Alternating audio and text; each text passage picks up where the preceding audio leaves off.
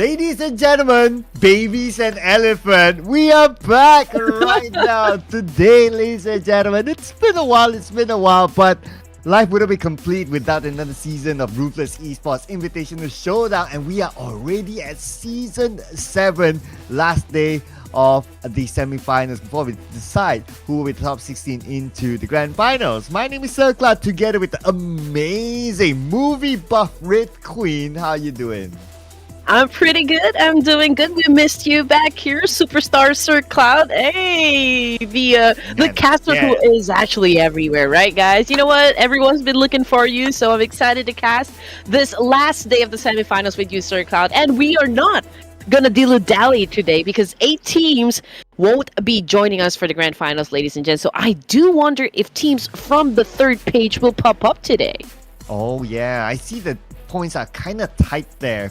Between like 17, 18, and of course these teams will want to go on to the next round. Leo Esports, Bigatron Red Aliens, with the new coach, by the way, who transferred from Boom Esports. Yep, Kent is now with Bigatron Red Aliens, and this is not the performance that he will be accepting. Okay, so I guess that is one information that we kind of needed, because everyone is just like scratching their heads. I mean, Bigatron Red Aliens, why are they not performing? You know, from day 1 to day number 5 of the semifinals. Now we know the reason why, ladies and gents. It has been confirmed by Sir Cloud that perhaps, you know, with their new coach, they've been trying some new rotation, new strats, and synergy within the team. So that explains everything. But here comes the point system. You already know this by heart, so all the teams need to do is land from 1st down to 8th, because if they land from 9th to 16th, well, they're gonna have donuts for that one. Oh yeah, same. And what is still the same as compared to the last season is the total prize pool, the moolah of $5,000 waiting for them. And this is the schedule, ladies and gentlemen. We are now on the 5th of August. So we are on our last day of the semi-finals. Tomorrow, for the next 3 days, we will be in our grand finals and the best 16 teams. So eye out for majority of the prize pool. So make sure you lock your calendar, same time, same channel, and don't forget to follow in case you forget. The notifications will remind you. And of course, the Winner Chicken Junior is still pretty much dominated by the teams coming from Southeast Asia. So let's check if it's going to be a different story for the last day of the semifinals. And again, as Sir Cloud mentioned, we are fighting for the total prize pool of $5,000. We also have an individual prize to be given away, which is the most valuable player. He will receive a total of $500. But the schedule and the map sequence and the groups that are going to play per match is already on your screen. Yeah, so money on the line here, ladies and gentlemen, as usual. And as for the format, we'll be playing 6 games per day. But today, because we're still in the semifinals, we'll rotate these groups, as you can see here on screen: Group A, Group B, and Group C. If you've been with us for multiple seasons, you would have known how the formatting works. So it will be on a round robin series. So if you don't see your favorite team playing in that particular round, they'll be back in the following round. Yeah, I mean, if I'm not mistaken, 3rd day of the semifinals was actually dominated by Vietnamese teams. And then the 4th and the 5th day of the semifinals were dominated by the Indonesian team. So again, coming into the last day of the semifinals, HORAA Esports as well as A1 is still on the 3rd page of the overall ranking. So hopefully they came prepared today, ready to conquer the war zone. But anyway, here comes the squad rosters for Group A. We've got Alter Ego Ares, Vampire Leo Esports, and HORAA Esports. Yeah, so some of these teams are looking for their slot into the grand finals. HORAA Esports especially, they were at number 19 as we ended yesterday. But the team that's doing really well, like what you said, the Vietnamese teams, Team Secret, is currently at number 1. Though it won't matter at this stage. Yeah. When we come to tomorrow, we'll reset the points, but if they can bring the momentum across, why not? And of course, we do have a D Xavier here also on page 1 as well. And Geek Fam, the team on page 3 at this moment. Team Pandem used to be known as Pygmy Esports. They are currently still okay within the overall charts. Hey, and of course, we've got one of the strong competitors here in the semifinals. That would be RRQ Ryu. We've got Asaf Fanatic, No Mercy Snape, and of course, Crispy, aka Nerpeco, the Real Soldiers Gaming, 52 Esports, who is actually putting up a good show as well. But Voin Donkey, did you know that they actually scored 2 winner chicken dinners yesterday?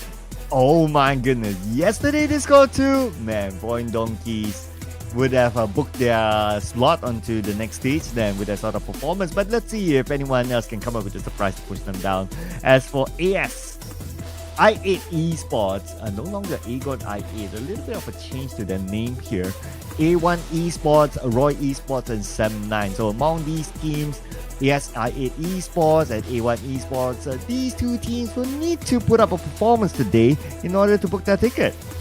Ooh, and also, by the way, Team Roy did step up their gameplay yesterday. You know, they've had a an explosive performance during the last match, if I'm not mistaken. They actually scored double-digit elimination points, so I do hope they can carry over that kind of energy back to the last day of the semifinals. And again, as mentioned a while ago, if you missed it, we have a new coach for the Bigatron Red Aliens, so let's see if they're going to be performing for us today. T2K Esports is also in the lineup. FaZe Clan and Morph Team, who is actually playing with some new names down there in the team.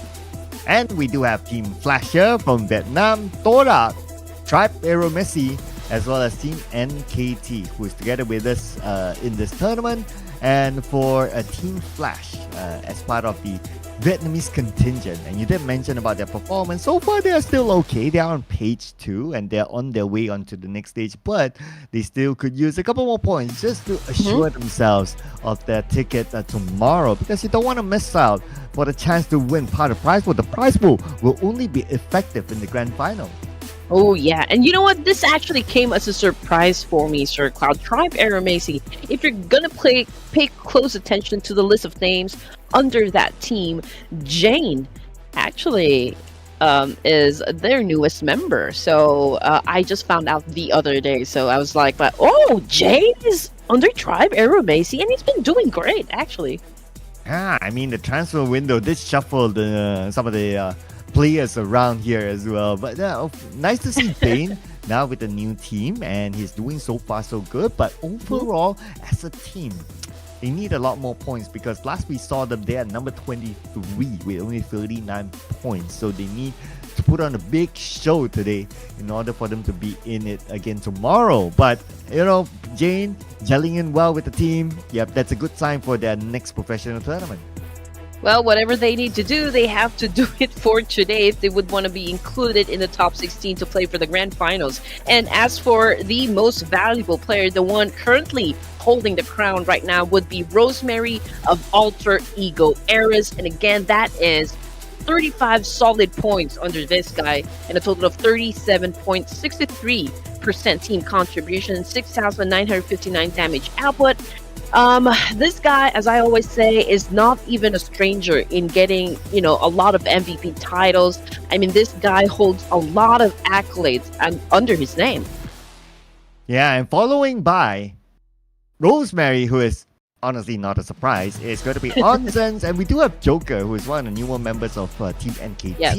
Crypto is in the running as well from 52 Esports, and Break from Team Secret is in the running. And if we look at like sort of tasks here, it looks like Rosemary is running away with it. He's the only one with more than 2 average eliminations. Everyone else is still within the 1 point something bracket. I know. I mean, it's a wide gap right there. But you know what? Just to give it a little bit of recognition to Joker of Team NKT. I mean, this guy's really popping off. You know, he's been doing a lot of gathering of points. You know, for the team. I can call him the Crime Prince, or the Prince of Crime. I don't know, because we've got Batman from Team Flash, and then we've got Joker from Team NKT. So a lot of DC characters here. I believe that's the Crown Prince of Crime. Prince of Crime. There you go. There you go. There you go. But if we were to zoom in onto fragging, right? So Rosemary's still on top. Look at his numbers, way ahead of everyone else. Drangzin, 28 finishers, and we have Schweppes here from Vampire Esports. We have Atul from Team Phantom. I really like that jersey though. It reminds me more of an F1 design-ish jersey. And we got Bows. Wow, this is the new guy that you've been talking about. That's why it's going to be an interesting six matches for this evening, Sir Cloud. Again, 8 teams will be leaving us today. Team Secret remains to be at the top, 154, but of course it is not a wide gap up against Alter Ego Eras, Stem9, The Savior, RQ Phase, Team Pandem, DRS Gaming. These are your top 8 teams. I mean, just look at the performance yesterday of the Real Soldiers. I mean, there were ups and downs, but they actually resurfaced, I think, mid-game yesterday, which allowed them to actually climb up 5 ranks. Yeah, so let's see if they can maintain their momentum.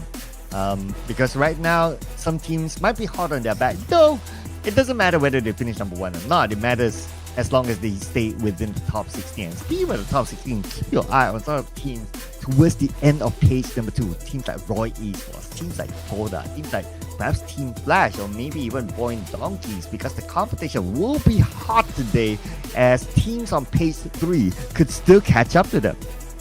Definitely. And Roy Esports, Todak, they're both on 79 points here. Again, they're not out of the woods. They will still have to exert a lot of effort, a lot of work just to make sure that they maintain their status. Because Leo Esports is already on 76 points, as well as Bigatron Red Aliens is on 71. So I think we will see a lot of resurgence happens once again. I mean, definitely there will be reshuffling in terms of like who gets to be in the top 16. Man, and HYPEREV is the only team with a chicken dinner on page number 3. So we need to work things out here. They cannot only ride on that one chicken dinner in order for them to get the slot onto the next round. 15 placement points, cool. Elimination points, 44, cool. But overall, they still need to work out things here. 15 points. If we look at the overall here on page 3, they're just in front of GeekFan by 1 point. So that could be the target. Survivability. Oh man, I mean, for Trav Eremacy and Morph team, that 20-point deduction actually took a toll on them. I mean, it was hard.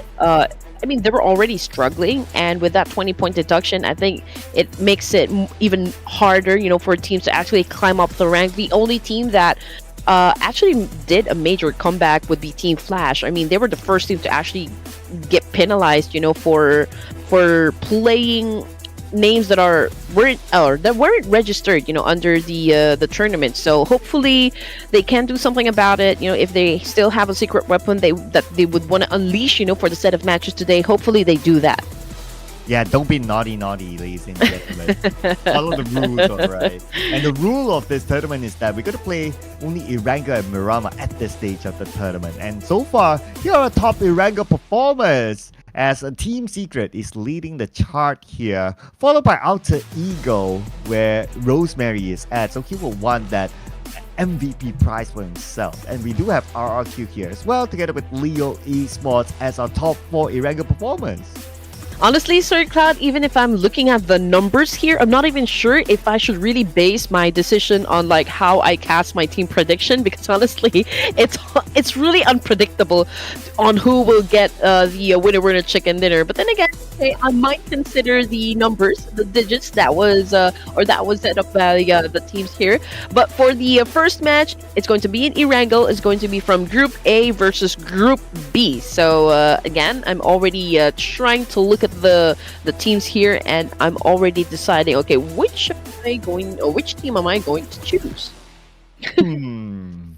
I know, right? It's always like sometimes when we pick that team, like based on the stats, based on the numbers, they look really, really good, but you know, it's very situational based, right? It's so hard to tell sometimes. And I wonder how much you have got predicted right so far. Man, I can't wait for the numbers to pop up here. Come on, production. No. I'm ready for it. I'm ready for it. Production is the one winning, to be honest. I haven't gotten any prediction right. They already have like 2 points if I'm not mistaken. See, I told you. I told you there is some conspiracy going on with the production and the teams. Nah, just kidding, guys. But casting our prediction again, ladies and gents. Hopefully, you can join us in this mini game that we play. But I guess, Sir Cloud, since you joined us today, do the honors of actually picking first. Yeah, it is my first day, so I'm probably going to start it big now based on the stats. Let's put in the boys from... Oh no! Oh no! Oh no! Let's go! First Honestly, game. First game. I'm already jealous at Sir Cloud, you know? I'm free to receive some jerseys here. I will be proud to wear them. I mean, it doesn't come free. I got to do some work for them. So, to be fair, fair. Yeah, just let me know what I can do for you. I do love some jerseys. But anyway, okay. It's really hard to pick right now. But again, I did say that I hope that there will be teams from the third page that will pop up for today's set of matches. So for this group, or for this match, it's going to be A versus B, right? So I'm looking at them. Okay, Big Red Aliens is not part of the group here. So again, I'm going to open up my game with HORAA Esports. And again, I don't want any of you talking about the caster's curse because it isn't real. You mean to say that your team is playing for chance? That they are winning because they are relying on chance, on luck? Are they not playing because they're good with their mechanical skills? That they're good with their game sense and IQ? So I believe in that, you know. I would put all my my money on that one. So locking in HORAA Esports, let's go Purple Hearts. Oh, Purple Hearts, let's go. I can imagine it going wild in the comment section. And our production is going to pick RRQ. Of course they will. It's their favorite team. They have been picking RRQ like the entire season? Oh man, all the time. Astro's been picking RRQ all the time. I mean, okay, so far they have scored the most chicken dinners, not gonna lie, right? 3 so far, and everyone else is like either 2, 1, or 0. So, I mean, objectively, I guess they're just going for stats. But I'm kind of surprised though. I thought our handsome, gorgeous, beautiful Astro would pick A1 Esports. No. Okay, he would have picked DRS though, if DRS was playing. Are you gonna pick for DRS, Astro? Yeah, DRS is playing. Come on, Astro, are you not gonna pick DRS? Okay, maybe in the next round then. Yeah, but RQ, yes, I believe they're the team with the most number of winner chicken dinners, but that's the tricky part, ladies and gents. I mean, they do have the most number of winner chicken dinners, but it is still Team Secret who is currently at the top of the charts there. So, do you think that getting the winner chicken dinners will actually get you the top spot, or is it still all about the killing spree? Ooh, I know, right? I mean, as a viewer, getting the elimination spree is pretty nice. At least we see action back to back, right? But objectively, as the teams, you will want to score the chicken dinner for yourselves. But is it all about getting the top spot? Maybe not. It's all about consistency, ladies and gentlemen. But speaking about consistency, let's head on to our game number 1 today to see who is consistent. Yes, let's go! Hooray for every team that is actually boarded inside the plane, because we are about to start the gunfights, everyone. So make some noise down in the comment section and just cheer for your favorite teams, because here we go. We can see that the flight path is actually southbound, ladies and gents. So there is a big chance that those teams who love dropping around the military base will definitely choose to drop in the military base still. But if we're going to be focusing our attention to the most number of eliminations, again, it is still Rosemary, ladies and gents. Knockouts, Lamborghinis there coming from D-Saver, and Sleepy of the Real Soldiers. And just want to bring this out here, Sir Cloud. Sleepy from the Real Soldiers actually put up a very good show yesterday, clutching a lot of numbers. Man, he put a lot of players to sleep then. Yes. Okay, hopefully we'll be able to see them. But unfortunately, one team is not in the lobby here. I wonder who's that team though. I my gut feeling says that it's probably Team Secret because when the graphic came up, I didn't notice them, but gotta get a second eye. Okay, Team Secret is playing, so we'll still be looking at which team is being naughty here. Naughty, naughty, naughty. Oh no, you're not gonna get anything if you guys are part of the naughty list. But anyway, checking out the teams now with their favorite drop-offs. Oh man, I did see like 3 teams down there in the military base. Okay, there you go. We also got Sem9 up there on the northern side, but the circle, man, with at least 20% of water here, so that means that we don't have that much space to work with for the number of teams here. Now, coming from the south of the main peninsula, there's DRS and Aegon I8, and they might be exchanging some bullets here with Geek Fam as well. So early fight here with AS I8 Esports. Here we go. Mika gets the first knock onto them, and he will finish up the job. That will be point number 1 for Geek Fam itself. But there's also another fight happening elsewhere. DRS. Oh wow! Just knifed Tony K. Man, the disrespect. Well, yeah, I mean, they're pointing their guns at you and actually shipping you back to the lobby. So let's see who will get the job done from these 2 teams. We've got Vampire versus DRS. This time, Newsy, I believe, is already on the ground here. We've got Chama and X together and trying to put down Ravenclaw, if I'm not mistaken. But Fluke opted to actually pick up his teammate here while... Okay, so this is Ravenclaw. He's trying to buy some time, though, for the team to recuperate. But DRS missed that opportunity to actually charge. Ravenclaw is playing in the absence of Stone. So they're trying to find the target. Okay, they know that he's definitely up there, but they don't really have easy access just yet.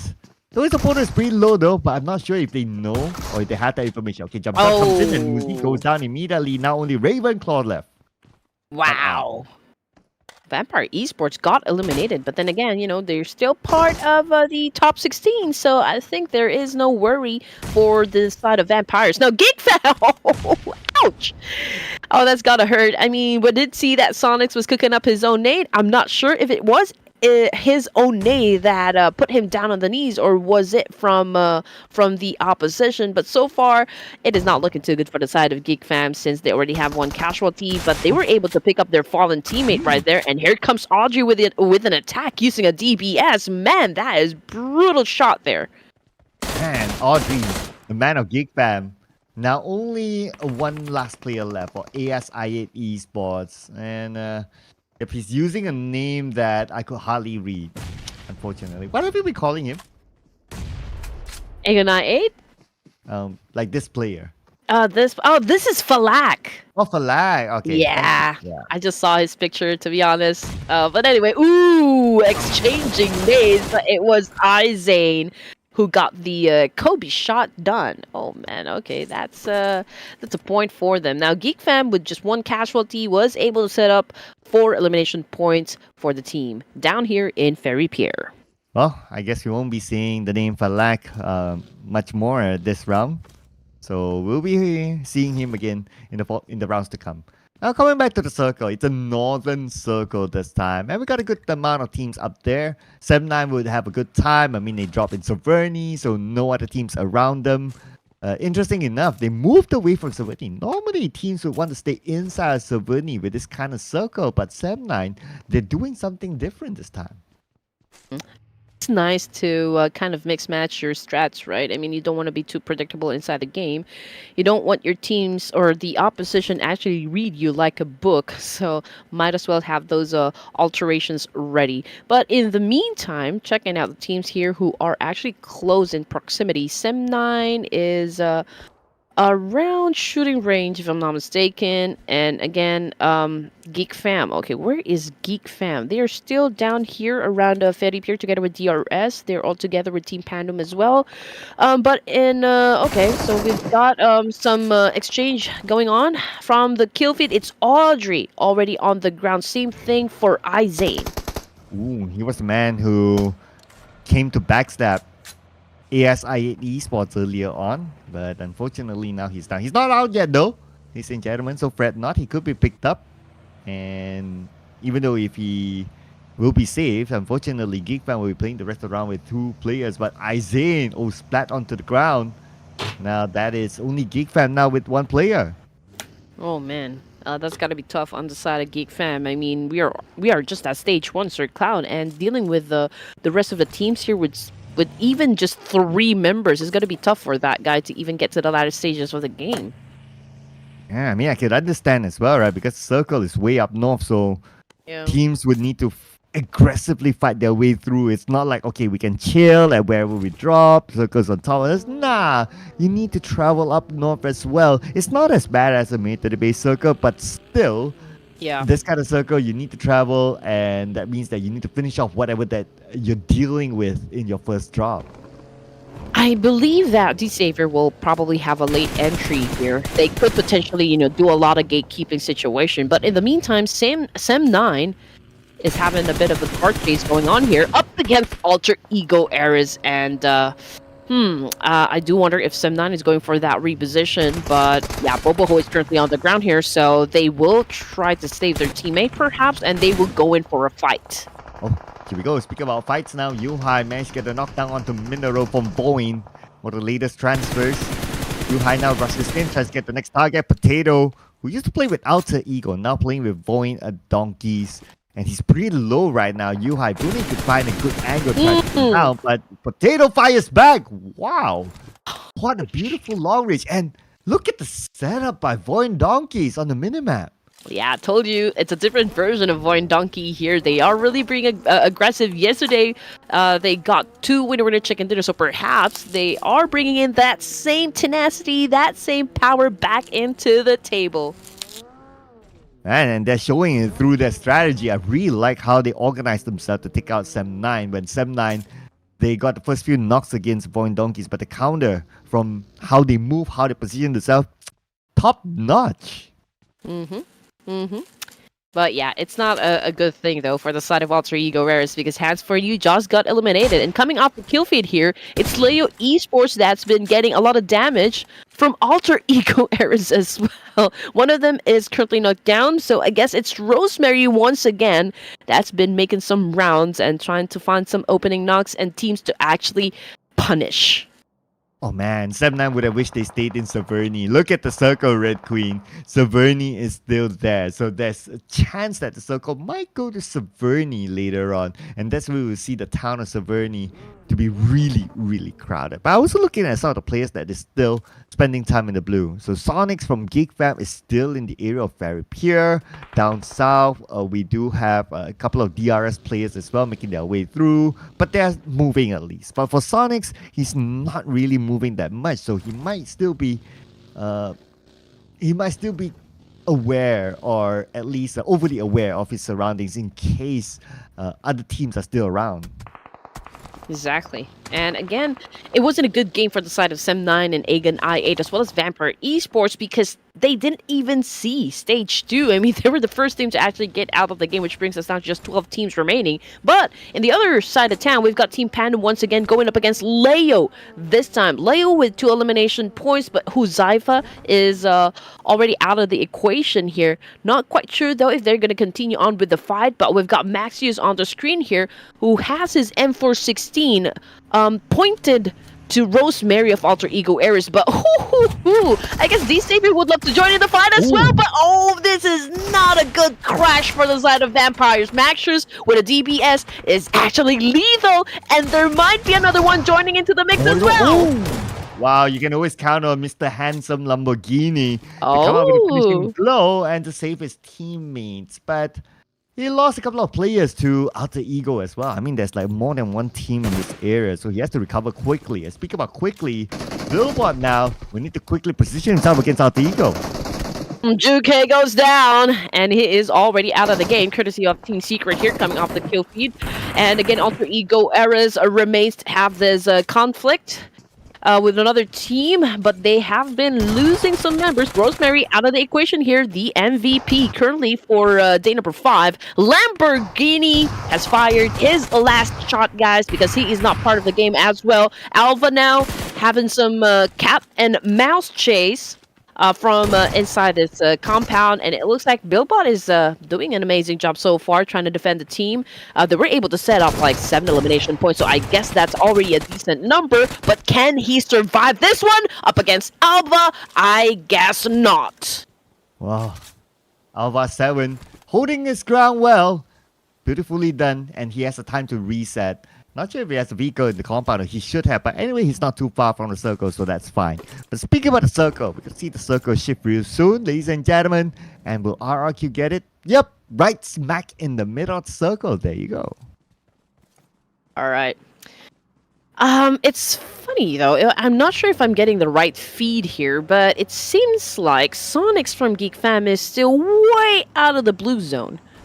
So I'm not sure if he will join us. For the remaining stages. But anyway, we've got DRS still outside of the zone as well. Right behind them is the last surviving member of Alter Ego Eras, which is Alva. So perhaps Alva can do a little backstabbing up against DRS, or perhaps he could get in the safe zone, find himself a good cozy spot, because, well, obviously he doesn't have the firepower anymore to even challenge up any of the remaining teams here. Yeah, it's all about survivability now for Alpha 7, as well as Sonics though. At least I noticed that Sonics, he was on his buggy, so he's on his way, and he has 2 first aid, so he should be able to survive this stage. But the bigger question is that where will he go the moment he arrives in the circle? So the hotspots might be taken by teams. So you want to consider those spots that are least popular, so to speak. But you know what? Severny is not occupied still. I mean, it remains to be empty, even though it is. It is now quite a prime real estate, I can say. I mean, it will provide protection if any of the teams here will try hide. DRS Gaming, Chama just went for the hit and run, and now DRS already has 5 elimination points. Sleepy, however, has taken a deep slumber back into the lobby. Yeah, unfortunately, he will not be putting others to sleep just like how he did yesterday. And look at some of the rotations. Oh, Alpha 7, wow. Big, long rotation. Went up north. That's like almost a 180-degree turn there to get into the circle. And wise move indeed, because nobody's there. And if you can get into the side of Severny, he'll be cool. Except for the possibility of DRS might want to come in. But DRS, not really that interested. Instead, they want to try to play the gatekeeping role against, well, nobody now. All right, here we go. English or Spanish? This is actually Killer YT. Okay, even though you guys love to change your IGNs, okay, we'll find a way to find out who you really guys are. But anyway, Team Secret, the top team so far in the overall rankings, might have a clash with the winner chicken dinner monsters here, RQ. We can see that Break is going in for the tap and fire, not connecting at all, but perhaps, this is more of like a challenge shot, right? Like, if you guys want to have the chicken dinner, of course, you have to get through us first.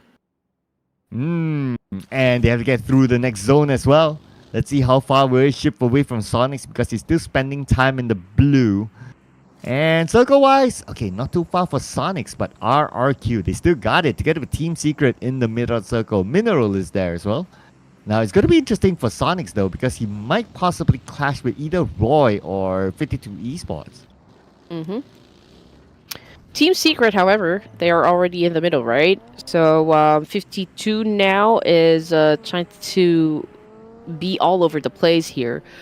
Alva 7, okay, the moment that he actually stepped inside Severny, it's no longer favored by the blue zone here, Sir Cloud, but he has time, he can take his sweet time here. He doesn't have to get inside the circle just yet. It will be a clean entry point though from the northern side, but there's still HORAA Esports as well as DRS, who is kind of still scouting the area and checking where would be the best main entry point for their team as well. Yeah, so everyone's very careful of the next move after looking at the amount of eliminations going through the feed. So what's running through their minds probably like, oh, everyone's really playing this aggressively this round. Even though some of the teams have secured their slot into the next round, but keeping their fingers sharp and also keeping their mindsets hard when it comes to taking fights. That's probably their next objective. It's also part of training, right? I mean, this is a amazing off-season tournament for them to keep their Definitely. gun skill sharp. Yeah, I mean, it's really a privilege to get included in the type of tournament because PMGC is actually just around the corner here, and their official formats coming from PUBG.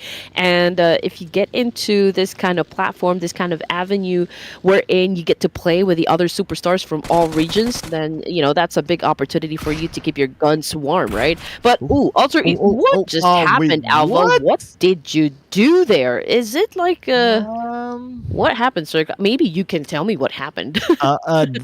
Whatever he did was unexplainable. I mean, he didn't really need to climb on that box. He could have either circle around, or even if he wanted to use the box, he could have just jump on it so that at least that climb animation won't happen. It's because of that then, well, when you climb, you have to holster your weapon, and that's where the opponent took advantage. I mean, I had a lot of questions there.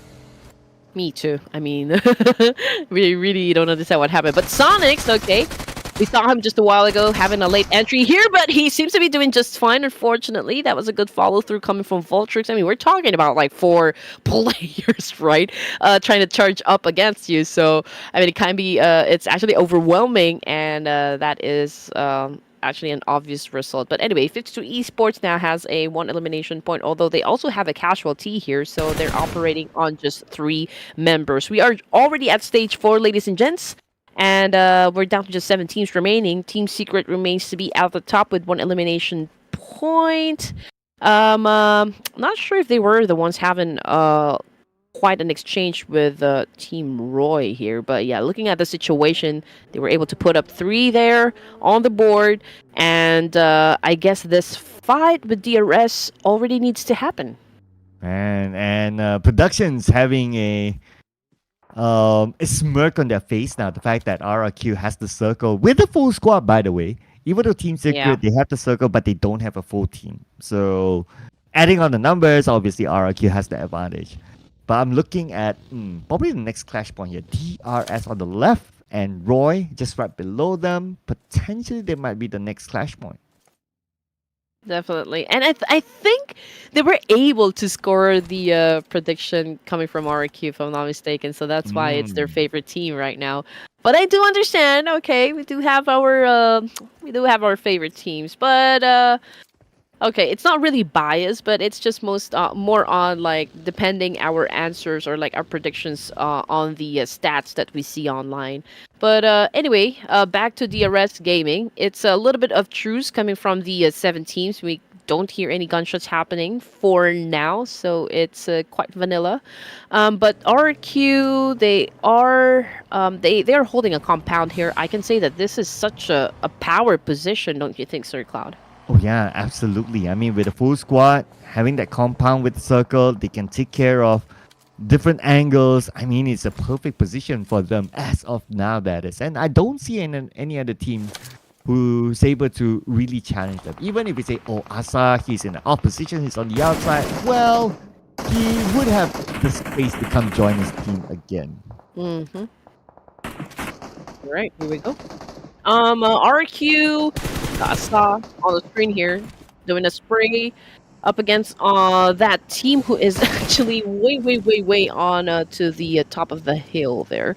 I guess that is still Roy, but Roy needs to be aware now of the fact that 52 Esports is also lurking within the area. They might get sandwiched in between, though they are already at the edge of the circle, but I guess it will be DRS that needs to be taken down first if they want to get inside the zone safe.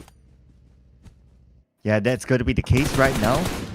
Let's see if DRS or Void, let's see who will cancel each other. Or maybe it will come from Roy, because Roy is not far away as well. But DRS is going to open up the knock, taking out Vexy from that distance.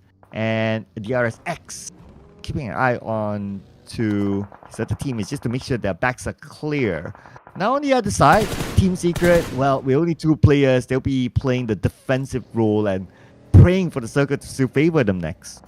Yeah, I mean, they're already in the middle here, and most of the fights are actually happening right at the edge of the circle. RQ remains to be quiet. They're not engaging. They're not leaving the compound, and we do understand why. Perhaps, they're letting all the teams here battle it out first, and then they will take care of the rest. Whoever will survive from stage 5, I guess, depending on where the circle will land. I think that's the time that RQ will be on the move to actually gather some elimination points. But in the meantime, we can see that Roy is already popping up those smokes, guys, to not reveal their position just yet up against DRS. DRS cooking up a nade there. We're not sure if they can be accurate with a shot, though. It is pretty close with one player from Roy, but, well, it did not connect. Fortunately, on the side of Roy Esports. Well, Circle moved away from those teams that you mentioned. But I'm also looking at up north there. RRQ taking an active approach now. They came out Circle. They probably want to get a couple of elimination points for themselves as well. For Shama, he does have the high ground advantage against avoid donkeys. But the elimination fee is starting to roll right now with HORAA Esports Malik getting a elimination point for himself. 52 for Alian already on the ground. HORAA Esports is also trying to resolve some conflicts on their own, but Mr. Borrow just got shut down by Break here. RQ is moving in. They are scouting the place if there will be any teams that will be headed towards their direction, but so far Crispy spotted some players from Voin Donkey.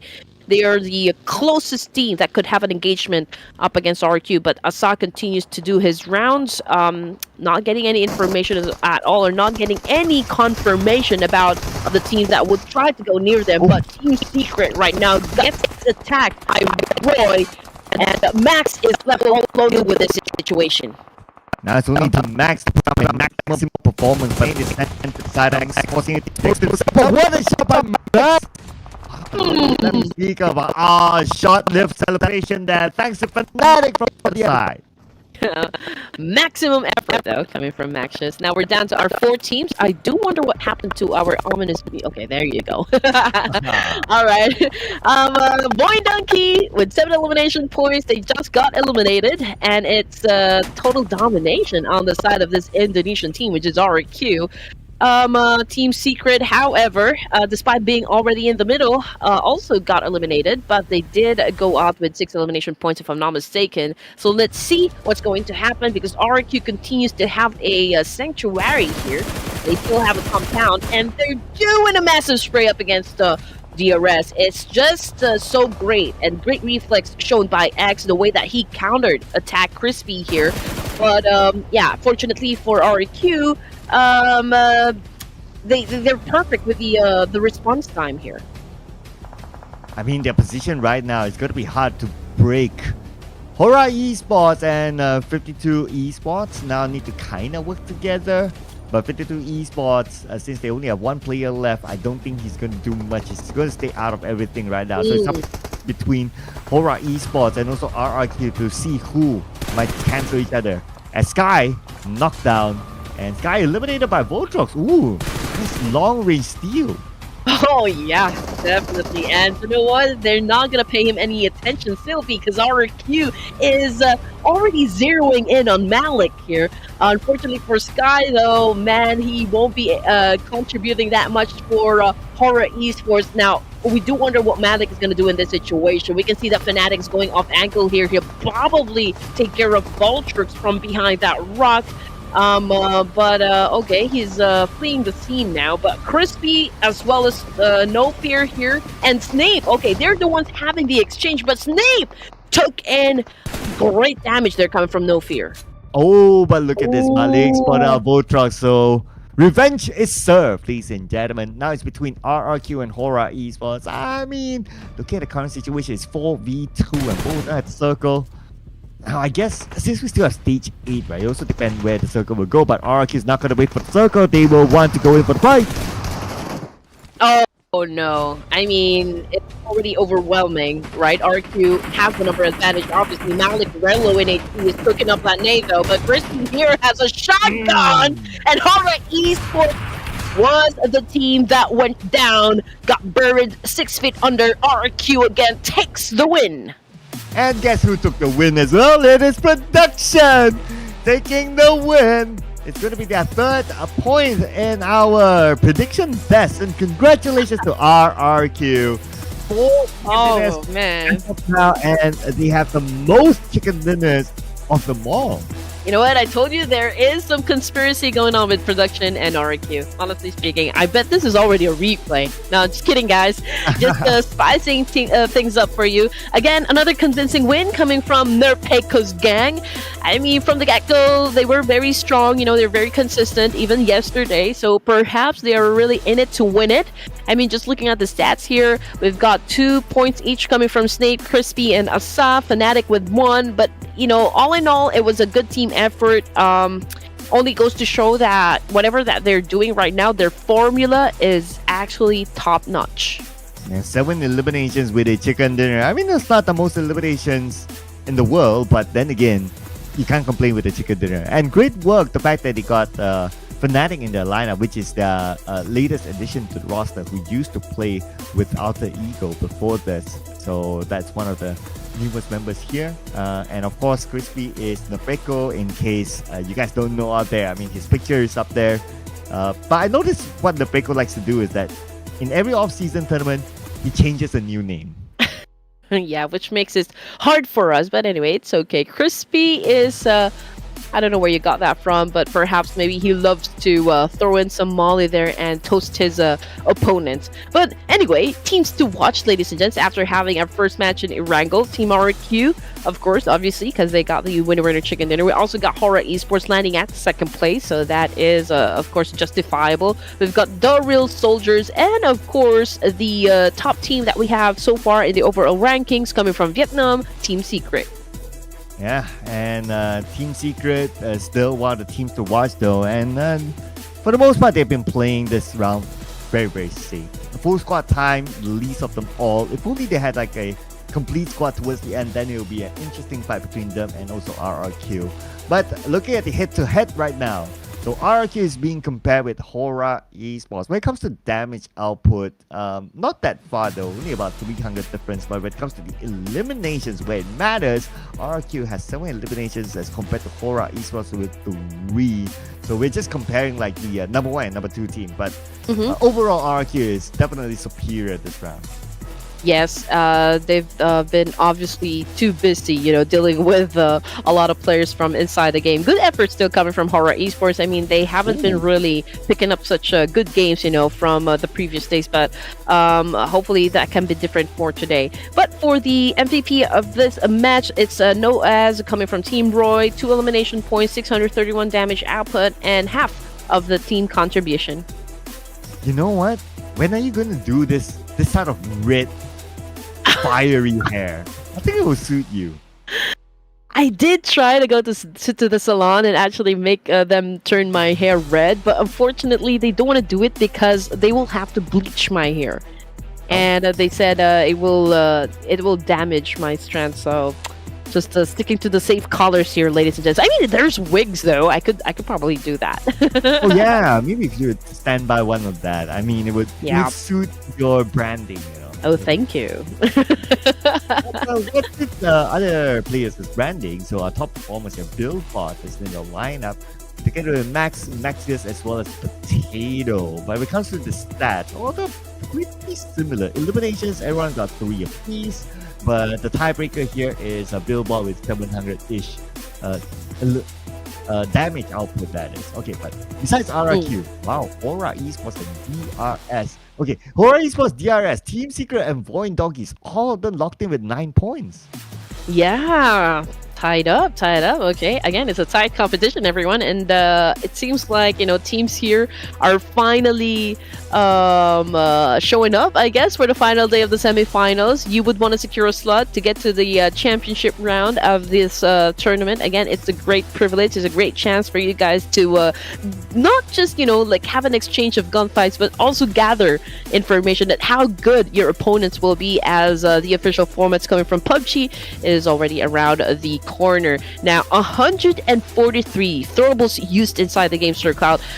This is what I was telling Contra, you know, the other day, that we are used to seeing throwables actually go as high as 300. Yeah, so 143, it's okay. Yeah, if it's 200, I'll be like, oh, okay, that's kind of nice. But it goes to 300, then it's like, okay, whoa, we are back on track, ladies and gentlemen. Who knows? Maybe you might see that in the bigger map later on. But when it comes to overall rankings, now mind you, some of the teams have played 17 games, some of them have played only 16 games, so the chart will still change as we go along the games. But with the chicken dinner, RRQ Ryu shot up to number three.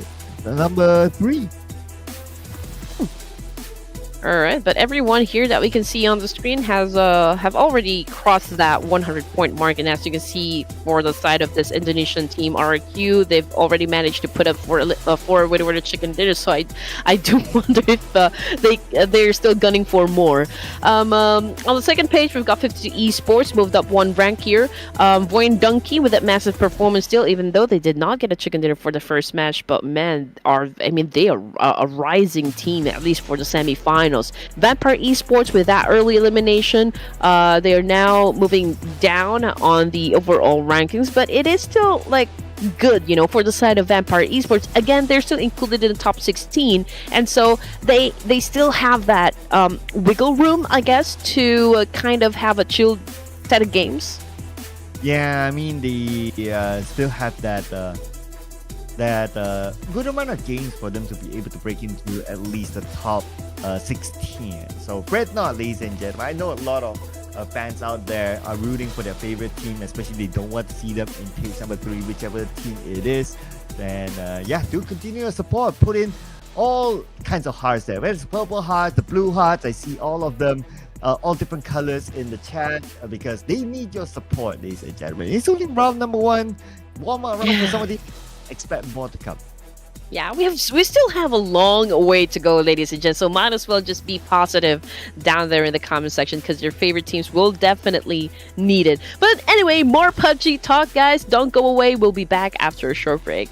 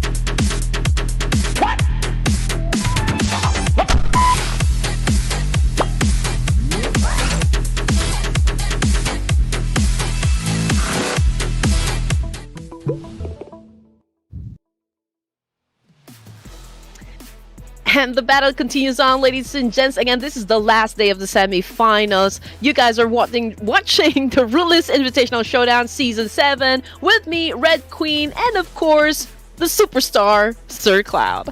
And the super red queen will need to wait a little bit longer to see her in red fiery hair. Wow, just wait for it. Just wait for it. Just wait for it. But I know some of you would want to see the next red team. So Big John Red Indians, they will be playing in the following round. Now, they are still on page number 3, and I'm sure a lot of fans will be expecting them to be in the grand finals. So, with the balance of each team will play 4 games. Yeah, 4 games. They have to put in the work.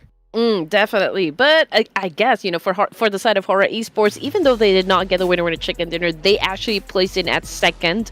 So I guess that is a good start to turn the tide, for HORAA Esports. And I know a lot of you down there in the comments section is just putting on a lot of purple hearts, which is good, to be honest. And I want to see other teams actually being cheered down there in the comments section because, hey, Team RQ already has 4 winner chicken dinners, so I do wonder if there will be other teams here, like Void, like RQ, could score a double chicken dinner for today.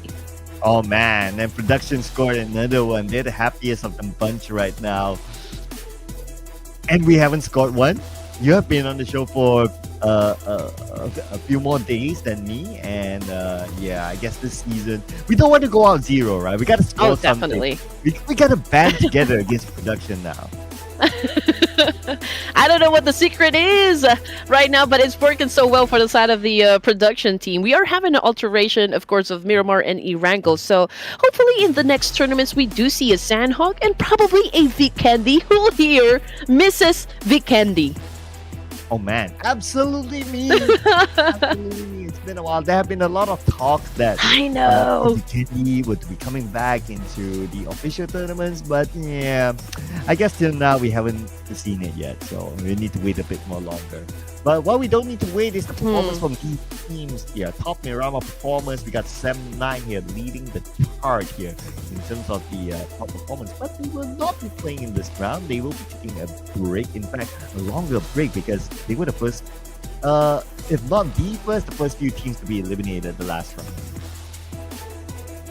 Okay, and again with the prediction, of course, actually looking at the teams right at this moment. But before we do our team predictions, Sir Cloud, if you, by the way, would want to level up your PUBGM experience, don't forget about GearUP Booster. You know what GearUP Booster does for you playing PUBG Mobile?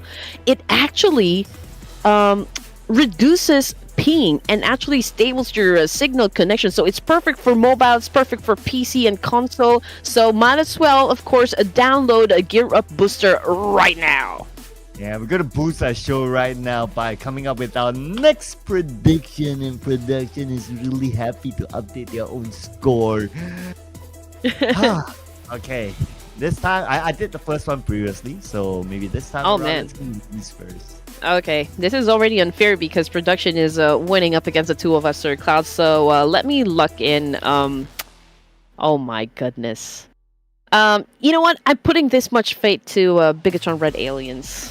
I mean, you did say, they have a new coach in the team, and they're probably checking out what else they can do inside the battlefield and probably testing out their dynamics as a team. So might as well go for this group. Okay. So I'm gonna go for this one. So it's okay. I'm gonna go for this, right? So it's A and C. Try not to pick the same teams, but I would like to go for Team NKT. My boy, Mr. Joe. My boy, Mr. Joe, who always come up with entertaining plays. Let's bring it on. Yeah, Mr. Joe calling Mr. Joe. Yes, here we go. Team NKT for Sir Cloud, Ultra Ego Airs for the production team, and of course, Red Queen chooses Bigatron Red Ales. They're like Pokemons, right? I mean, I choose you! Okay, here we go. But anyway, it's going to be an interesting fight in Miramar. We did see some teams really dominate this particular map right here. During ERANGEL, we do see a lot of drop clashes happen, but I mean, it's another story for Miramar. Everyone seems to be on a looting mood, you know, pillaging through towns during the first few zones here in Miramar. But again, this is already the final day, and some of the teams here will probably pull up a couple of tricks up their sleeves, you know, just to make sure that they get included in the top 16. And speaking about tricks, right? I noticed that you have a new mic. Oh, that's why I love you, Sir Cloud. You notice everything. Yes, I do have a new mic because I've been having trouble with my old mic. I couldn't seem to get the audio to work. I mean, the monitor is always low, so I couldn't hear myself talking. Right. So we gotta thank Ruthless Esports for also directly or indirectly contributing to the new mic, right? Just saying. Oh yes, definitely. So yeah, I love, you know, coming back for Ruthless Esports. These guys are making us rich, you know. I do hope that we can continue on planning or plotting about that LAN event, guys. I mean, it's been a long time coming, you know. We've done a lot of seasons already, so I know you guys have a lot of sponsors now, and then probably like huge chunk of budget there. So come on, let's make it happen. Oh yeah, and I'm sure you fans will want that to happen as well. If you want it to happen, put it in the comment section. Yeah. Put it in the comment section, and of course, don't forget to continue to support the show. With more support, I'm pretty sure that will happen at some point.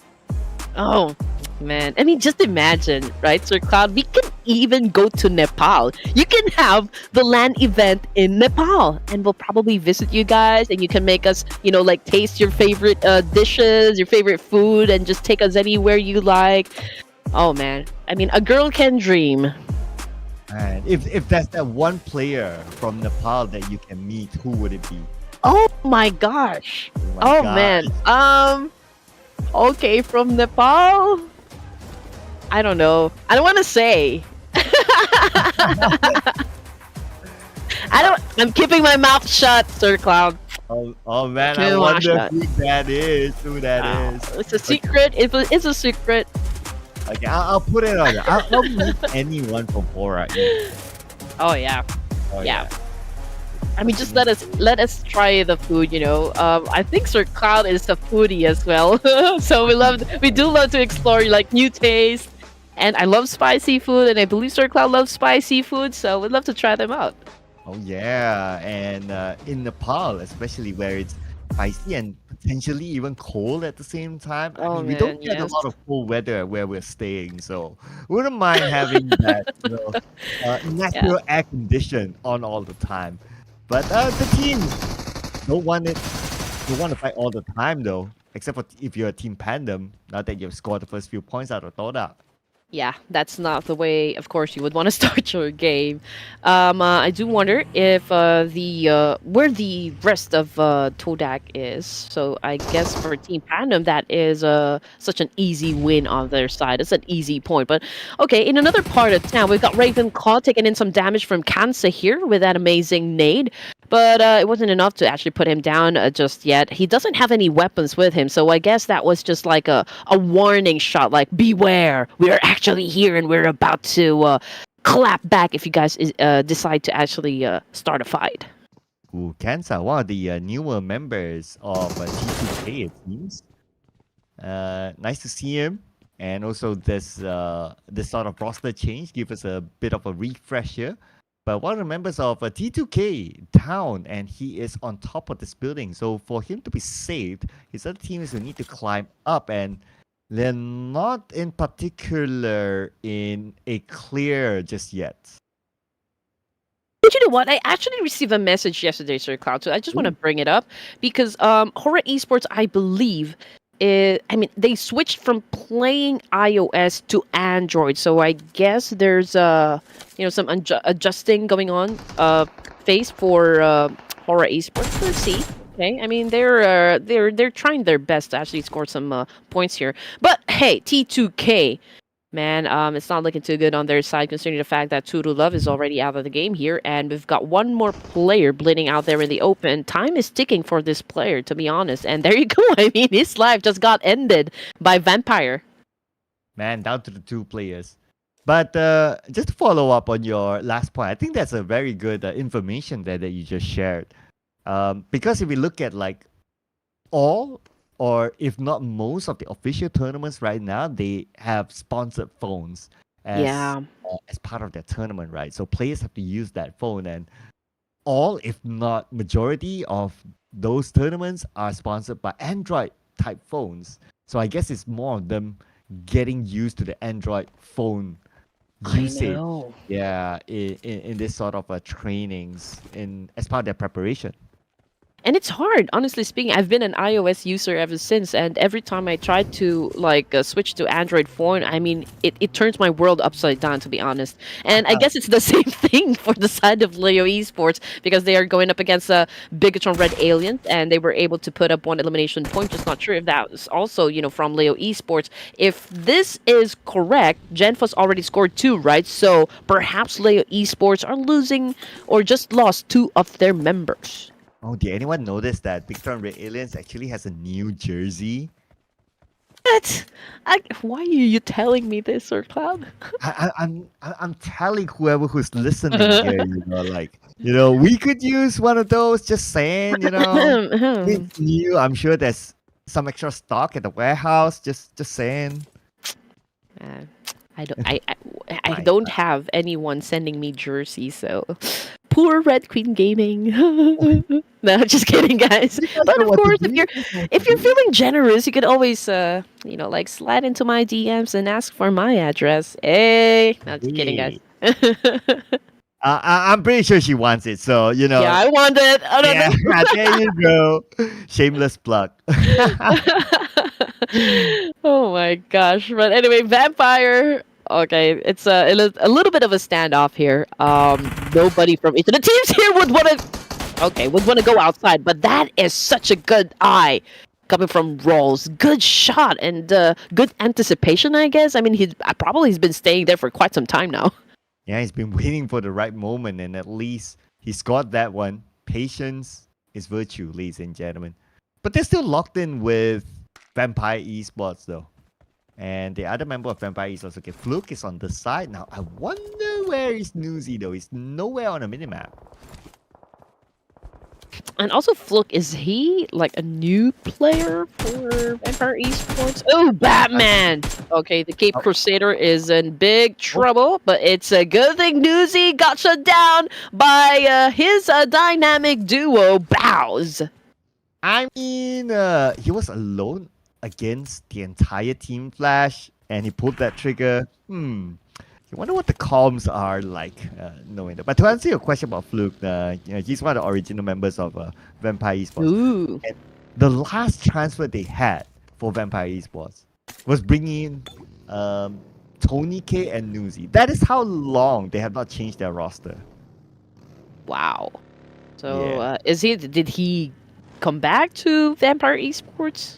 I guess he has been changing his IGNs. Like how they always like to do it. Yeah. All right. There you go. Got it. Anyway, okay, gunshots is being exchanged. Fluke still inside the house, and Team Flash has, of course, all the decision right here to flush out Fluke from Vampire Esports. We can see that Quan now cooking up that nade after throwing in that Molotov. Good evade there coming from Quan, but the fight is not over just yet. He pulls up his M416, and now we've got 2 players from Team Flash actually charged in and was able to get that job done. Yeah, Team Flash flushed out Fluke. I'm trying. But there you go. Vampire Esports becomes the first team to be eliminated, but in the overall, they should be fine. I mean, if you score more than 100 points, I would expect them to still be in the grand finals tomorrow. Oh, I got a rhyming thing for Luke. Ooh. Fluke, okay. Flute tried to duke, but it's all kaput.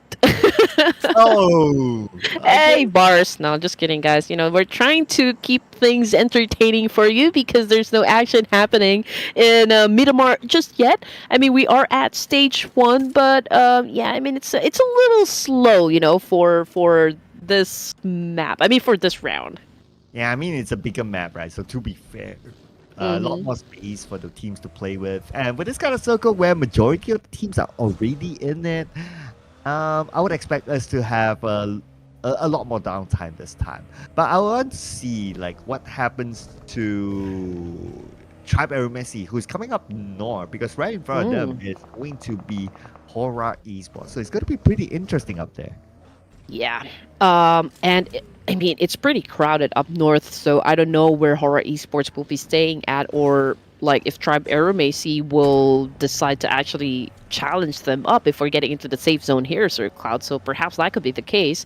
But yeah, El Azahar is a little populated, to be honest. Alter Ego is also there too. Todak is also just, you know, like within proximity, but Team Flash is right down there, smacked in the middle. Mm. They already won their earlier fight against, well, Nuzi from Vampire Esports. Not really a fight though. I mean, it was like a 4v1, so it's pretty easy pick up by them. And I guess from then on, it's more like a warm up round or start for them. And now they'll be being chilling for the next few stages, probably until stage 4, and we'll see a lot more action. Because if you're already in a circle, I mean, there's no real big reason for you to make big moves. Links. Okay, just assessing the situation here, just gathering information.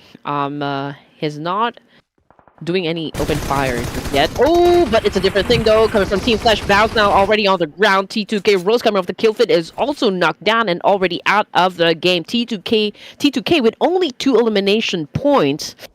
Oh man, they've been shifted back to the lobby, ladies and gents. We're down to 13 teams remaining. And then back on the screen here with Lynx, cooking up that nade, getting ready to throw it up against, a Babe Lock from Morph Team. Okay, was able to inflict a lot of damage, to be honest, but still not enough to put him down just yet. Wow, this babe has a lot of luck. Yeah. That's a cute name though, not gonna lie. Yeah. But let's see if any more pursuit might happen, because I'm looking at the mini map. Like a lot of teams are really close to each other. Okay, Todak playing a trio against Morph team, and Morph they have arrived across Lynx though. But because Lynx is all alone, I mean, if he pulls the trigger, then he would expose himself. But then again, Morph team, they seem to be kind of interested to try to take him out, or maybe not, or maybe yes, seem to be going for it. Morph Team. Okay. Man, there's a lot of callers now there. We've got Todak, Morph, we've got Tribe Aeromacy. They might join into the mix as well. D Savior is also just within, you know, like the proximity. HORAA Esports just came in from the side of okay, northeast, and they might go up against Alter Ego Iris. It's already popping off of the kill feed. Okay, here we go. You get that on screen real soon. But for Team Flash, they're surrounded by 2 other teams. But with this compound, as long as they stay inside of it, they play the defensive role, they check all their corners, they check all the sides, they should be fine as they still have the circle. And would expect safe to get a team as well. But as Mouse showed himself on the outside, no, don't go for it. Ooh, he went for the box, but he got shot down. Yeah, a little miscommunication there on the side of Bows, but it's okay. I mean, your team got to, but Lego Esports now already on the charge, doing an effective job so far. Unfortunately, though, one of them got knocked down, but this is still an ongoing exchange, so we don't know who's gonna win the fight. But so far, Bows is already out of the game as well. He's been taken out of the equation. 5 elimination points, that's the number coming from Team Flash. Bao's got bowed out of this round. Fight's not over yet. Tai Kwang as well. They're trying to sandwich their opponent. Haidami comes in to secure that elimination point out of Gosu. Looks like Team Flash. Haidami, what a nade that came from Aizain. It was a surprise nade. He totally didn't expect that. Zane you. Oh my goodness. But the fight is not over just yet because GigFam just inserted a coin, so they're the new challengers for this round. It's 3v2, I can see. Now, Batman here's just taking up the space here in the corner. Just waiting for the right opportunity to pick someone off of Geek Fam here, and there you go. There goes the attack with a DBS, and one player from Geek falls down on the ground. Audrey cooking up that nade, getting ready to throw up against Team Flash, but it did not connect. Oh man. But still, Geek Fam, they do have 3 active players though, up against 2 from Team Flash. Trying to land that nade by Audrey. Pops up the smoke, try to create the smoke bridge, probably is going to charge in after that smoke starts to pop out. Okay, man, this is already getting tight. We've got Mika here cooking up the nade. Same thing goes for Batman, but it seems like Geek, they don't know where exactly, the remaining players of Team Flash. But you know what? They need to settle the score as fast as they could because Todak is already deciding whether or not they're going to be joining into the mix here, Sir Cloud. Monitoring the situation. I guess they're waiting for the elimination feed as well. Once the chaos settles down, they will move in before anyone's able to lick their wounds. Let's see based on their timing what they can do. But Aizen now, what we're sure what he's doing, he's going to charge in together with Mika. Mika goes down. Looks like there will be a trade there. But oh no, wait a second. Audrey has to follow up. And Audrey came in just at the right time. Yeah, it's already a bloodbath, but Audrey here, oh man, doesn't have that much health, but it's a 1v1. Let's see what's going to happen. Who won now? Ooh, went for the reload. It almost cost him his life, but Audrey remains to stand. But yeah, that was a good follow-up. Did you see the timing there where he actually went up for a reload? I thought it was going to be shut down, but hey, it's a good decision for Team Flash. Hey, and it's a good decision by Todak as well. You did talk about them and their timing, and the moment the dust settled, they moved in to be the cleaning crew. And that is how they took out the final member of Team Flash. Team Flash out. But they got 9 eliminations. Wow. Yeah, and ooh, the Crown Prince of Crime, yeah, not looking too good for him as well. I mean, he is sticking to the edge of the zone here, and he is firing up against BTR as well as Team Secret. Are you kidding me? I mean, you're all alone, man. So I don't know why you didn't wait for at least a backup here to try and help you with shutting any players down. Yeah.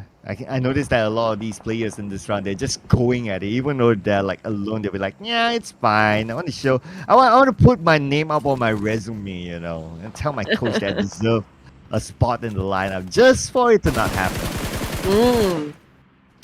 But an exchange happening between Bigot and Red Aliens and, of course, Team Secret. They are outside of the zone here, and Team NKT. Oh, man, they have an opportunity here to kind of just do the third party and get lucky with the shots. It's all happening down south. Up north, there's also HYPEREV versus Morph Team, but we'll check them out in just a while because, well, Team Secret, Soul As, has been knocked down. And, oh man, this is not, what the ideal situation would be for Team Secret because Biggest and Red Aliens obviously would want to take on that advantage. But, the tables have been turned. Into the face of Zaxi. Now Lapar together with 001 has to follow up. And 001 is Satar, I believe. Yeah.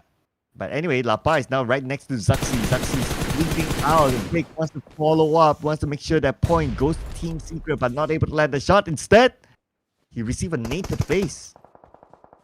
Yeah. And there you go. I mean, Team NKT, I just said that they have the opportunity, of course, to do some third party here, but unfortunately, Team Pandem probably have the same idea because they are now they're sandwiched in between a lot of teams, to be honest. Team Secret break. A little low in the HP here, but the fight is not over just yet. Up against the Red Aliens here. Jiki now, of course, for the backup. 001, aka Satar. Yes, I mean, he's so far from the rest of the team here, but GK, man, what a shot. And the zone was putting pressure onto Satar as well. So that was the best that Big Red Aliens could do. 4 points in this round, and they really need more team patience to at least. But Rosemary shows up, and this guy already has 3 eliminations in the same, but he falls to TK. Yeah, falls victim to GK. Man, this guy is unstoppable. But hey, I spoke too soon because Team Tandem says, what are you talking about, Red Queen? I'm just putting, I'm going to go ahead and put a bullet on him. And there you go, ladies and gents, down to 7 teams remaining. And we can see that the map here, D-Saver is up north, close with Tribe Aeromacy, so that's a possible clash right there, and now they're not favored by the zone, so Todak is near Junkyard, but I'm not sure if they're gonna leave that very spot. Team Pandem, they're on the south side here, gatekeeping Team NKT, probably Alter Ego Errors as well. Yeah, okay, right. Yeah, we probably might see Toda moving towards the middle of the circle. But on the outside of the circle, Alter Ego now against Team Pandem. On the other side, the name will be cooked up, also on the other side, but Alpha 7 will be knocked down by Acho. Alpha 7 did get a knock on the Dimsy though. Now it's down to these other teammates to try to follow up. Oh man, it's hard to be stuck in the middle of the road. Octa getting damaged here. Pretty low in HP. Okay, good thing he was able to be, to get on prone. Just taking the nick of time here. Maxius is keeping his eyes locked in up against Alter Ego Airs, but Billboard now with a charge. But oh man, what? You have no match up against DBS. Yeah, and the DBS needs to be back in the airdrop. The community has been talking about this for the longest time. I wonder if we'll ever see it. But on the other side now, oh really? Stage 5, but we have 5 teams left. There was a bit of a downtime between stage 1 and stage 2, but the moment we hit stage 3, it just went all the way. Yeah, it's such a heavy gun, right? I mean DBS, but I think the PUBG gods kind of decided, okay, we're not going to put that in a box, but we're just going to nerf it. So most of the players I can see here, Sir Cloud, are using S12K compared to DBS. Yeah, I noticed that as well. That's probably going to be the meta coming into the new season as these teams are trying it out. And the advantage of S12K is that it has more bullets, better continuous fire. I mean, there's a good reason why S12K is starting to rise up. Oh, definitely. I guess in terms of like if you're wearing a level 3 vest, before when you get shot by a DBS, automatically you're already on the floor, but it's not the same case right now compared to S12K. So I guess that's justifiable, I guess, for players who are opting to use an S12K compared to a DBS. But anyway, getting back into the engagement here, it's Todak right now on your screen. It's Iftar and Nine. Yeah, this 2 remaining players coming from the side of Malaysia, Team Pandem. Well, they still have a complete squad, which is, of course, a huge advantage. But I guess it's the same thing for D Savior and Tribe Aramasi.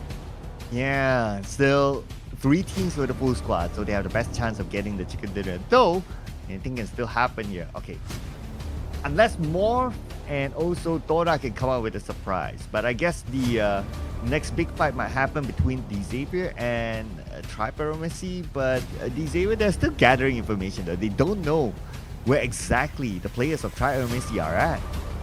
Yeah, and you don't want to go there blind, right? I mean, Paragene as well as Natty knows this best. But let's see, Triparomacy's popping up the smoke though.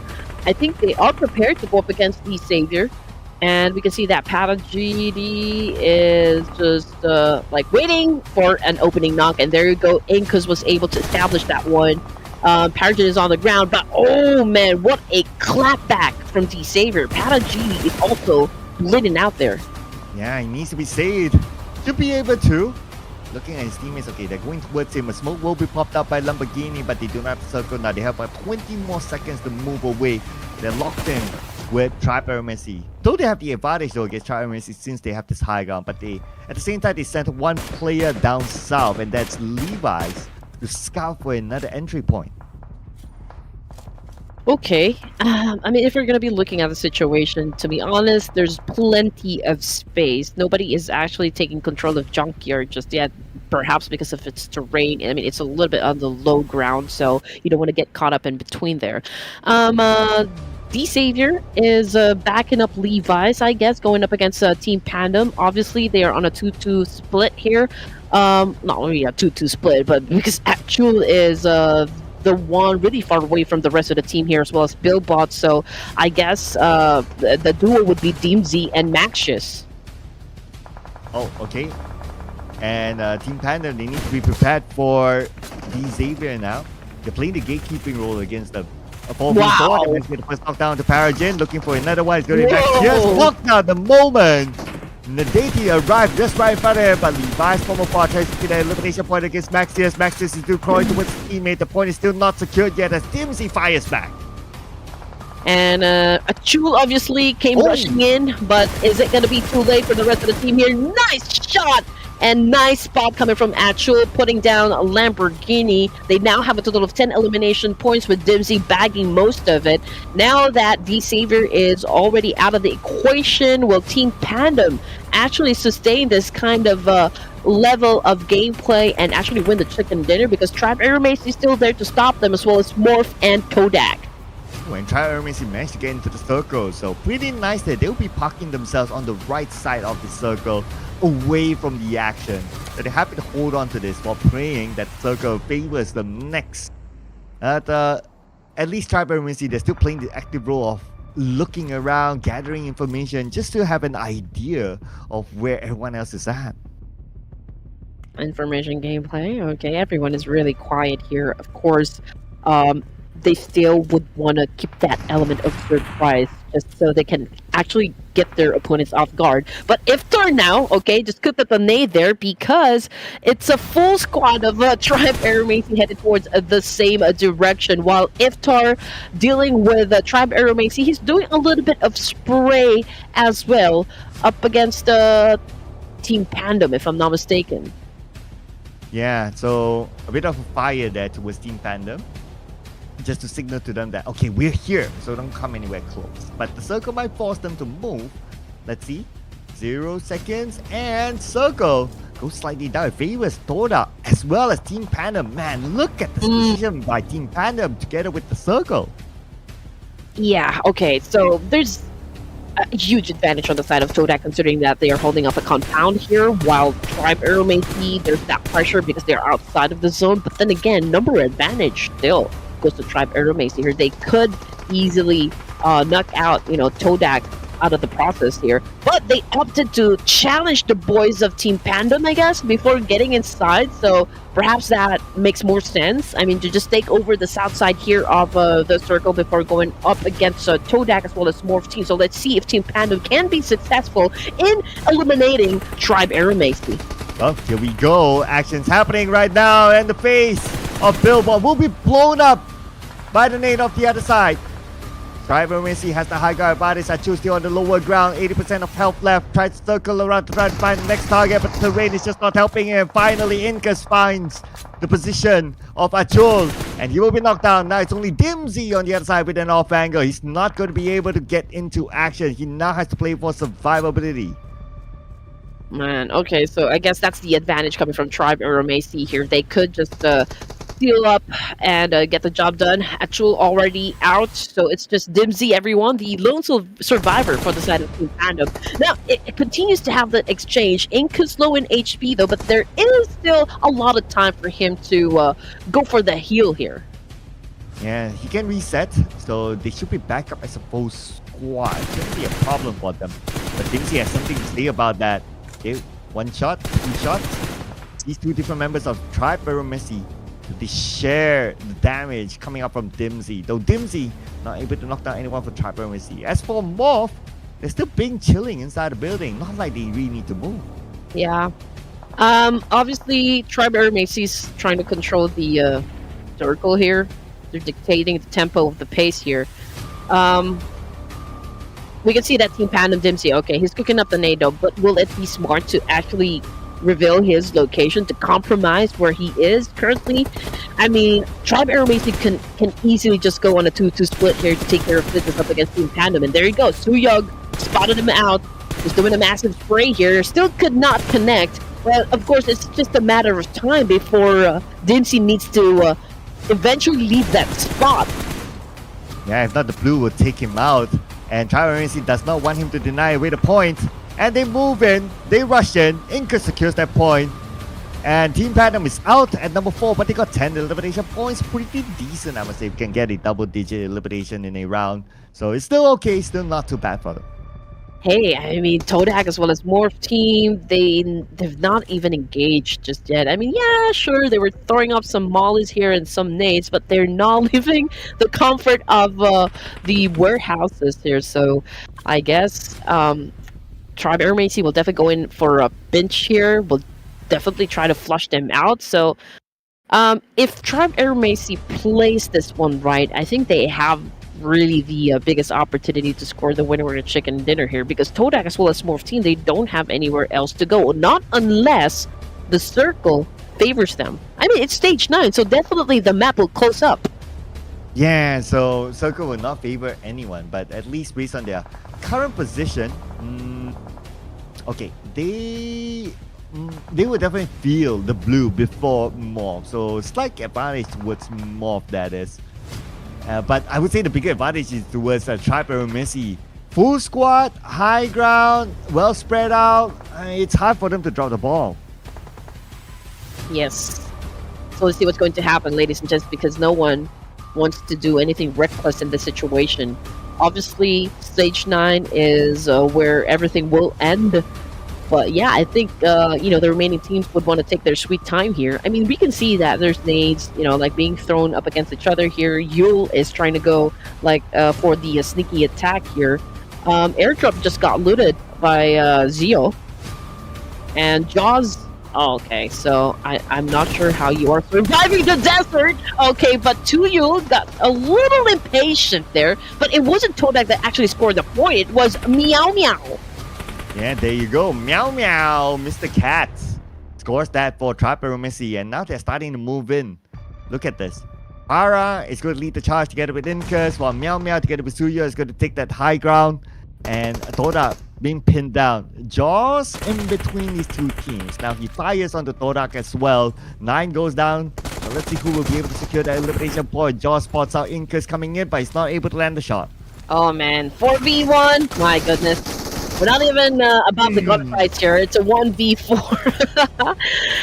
Okay, but that was a good try. I mean, he did his best, just to focus on longevity here. Obviously, it's not for the elimination points. I mean, if he can get lucky with the shots, then okay. But it's mostly for the placement points. I mean, you still get 6, if you finish at 2nd place. But there you go, ladies and gents. Stepping out for South Asia, we've got Tribe Air Macy. Yeah, it's Meow Meow and Co. I mean, this name, you can't forget about it. So great work there, Tribe Air Macy. Perfect round for them, not losing any members in the process. All 4 of them still intact, and I believe they got a good amount of eliminations, in which we will tabulate really, really soon, ladies and gentlemen. But Tribe Air Macy, they're not going to go down without a fight. 7 eliminations, that is this round. So it's 17 points for Tribe Air Macy. Again, I did say this to everyone that we only have 8 teams representing South Asia. So since Tribe Air Macy won another winner chicken dinner, come on guys, make it rain Nepal flag down there in the comment section, and let's just celebrate Tribe Air Macy's victory, of course. Yeah, great work here, Tribe Air Macy. Looking to climb back into top 2 at least. So let's see if they can actually do it with this amount of points now. But the last time we saw them, I mean, they were quite far. They were at number 23. Yeah. So they would need a lot more performances like this in order for them to have that ticket in the grand finals tomorrow. Absolutely agree with you, Sir Cloud. I mean, if they can continue with this kind of pace, man, if they can be consistent, I mean, it's not impossible at all. Perhaps they can actually hang on to that top 16. But then again, they have to go full aggro for all of the matches that they're going to participate in. But teams to watch. Miramar, Tribe Air Macy, obviously, because they just won Chicken Dinner. Pandem, we've got Alter Ego Eras, and of course, Team Flash of Vietnam. Yes, so these are top performing teams. Some of them are looking to get into the top 16, but some of them are already pretty secured, like Team Pandem, they're pretty secured, Team Flash pretty secure, and of course Alter Ego as well. So among these teams, Tribe Air Macy is the one that needs more points. But we're going to compare the head-to-head between Dimsy as well as Achu, the 2 teammates from Team Pandem. And when it comes to eliminations, they're pretty close. 4 against 3. Damage does favor Dimsy as well. 784 versus 506. Assists, both of them the same. But because of Dimsy having more eliminations than Achul, naturally his team contribution percentage would be a bit higher. And but yeah, I mean, checking out the stats here, obviously Dempsey is one level higher compared to the performance shown to us by a total of Team Pandem. But hey, check out the most valuable player. We've got Incas coming from Tribe RMAC with 5 elimination points and 71.43% total of team contribution. Now, I did see one of you guys type down there in the comment section that Incas is a player that came from Elementrix. Is that true? Ooh, he has been with Traveler Messi for quite a while, if I'm not mistaken. Yeah. Okay. So Big news then. I mean, maybe that could be true, but maybe that could be like way back, right? So Yeah. yeah. But other than that, other than Incas, of course, you gotta have Dimsy up here. I mean, he's being compared with his teammates, so he has to show up somewhere in the top performers list. Guang, as well as the Cape Crusader, that's not in his cape now. Batman shows up as well. So 2 representatives for Team Flash, and it still looks like teams from Vietnam, they are pretty consistent in this tournament. Yeah, I guess Team Flash is still, adjusting to a lot of changes, I guess, in the team. But have you seen or noticed with the way that they approach every situation, Sir Cloud? I mean, they're not, I could say reckless, because Team Flash, they're so aggressive in getting those elimination points without really having to assess the situation first, if it's going to be good or bad for them, or will it do more harm than good. But this time, I guess the way that they play games, it's more structured. I guess there's more coordination than before. So yeah, I guess it's doing them good so far. Yeah, and if you look at it, right, they were one of the earlier teams to go out, no rank points, but they got 9 eliminations. So at least they have a plan like, okay, in case we go out early, we still have the points, the elimination points to back it up. So pretty solid there. They got a 4th place finish in this round. Looking at the other match stats, okay, our throwables use rised up as what we kind of expected, being a bigger map, a lot more chance to loot. 209 this time, though it's not a 300 that we have seen before. But it's a major upgrade, from the previous round. I mean, it was just like 140 plus a while ago, but now we're looking at 209. So we do expect this number to go up still for the remaining matches for this evening. 295 longest elimination distance coming from Alva of Alter Ego Ares.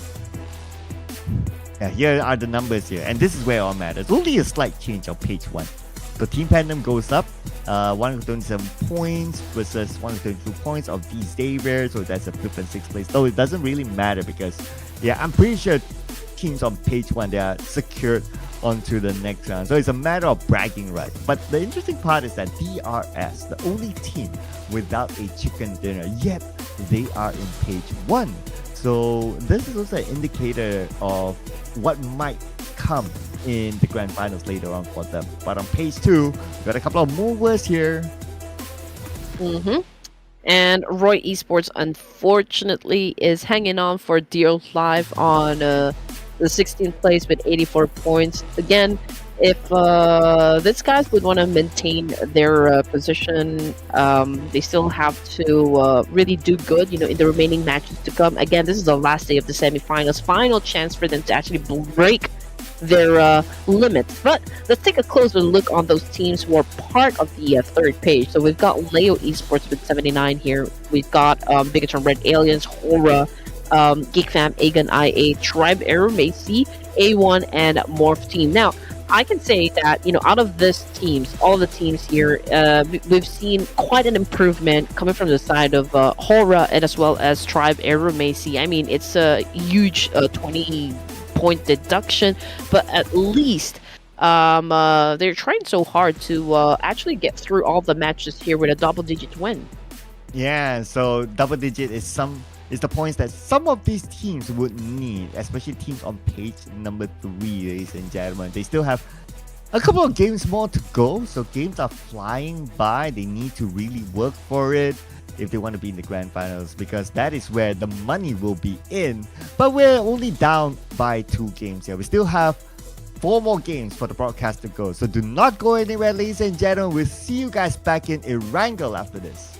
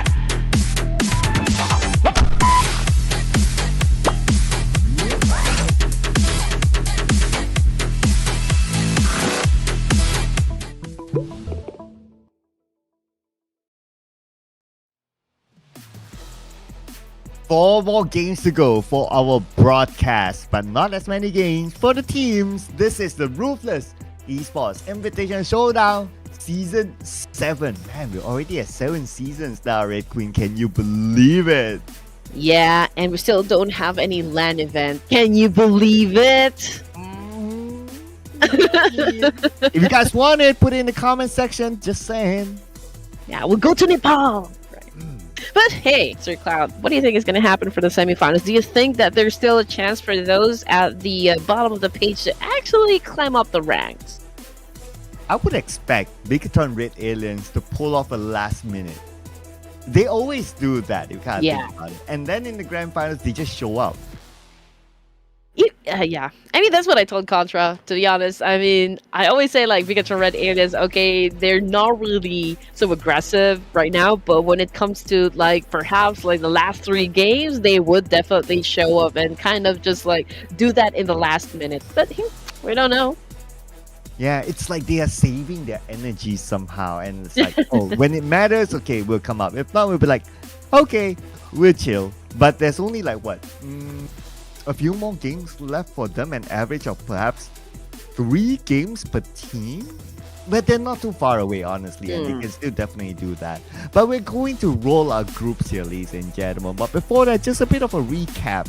RRQ scored the first chicken dinner, followed by Tribe Hermes in Miramar. So we're going to come back to ERANGEL, but with a different set of groups.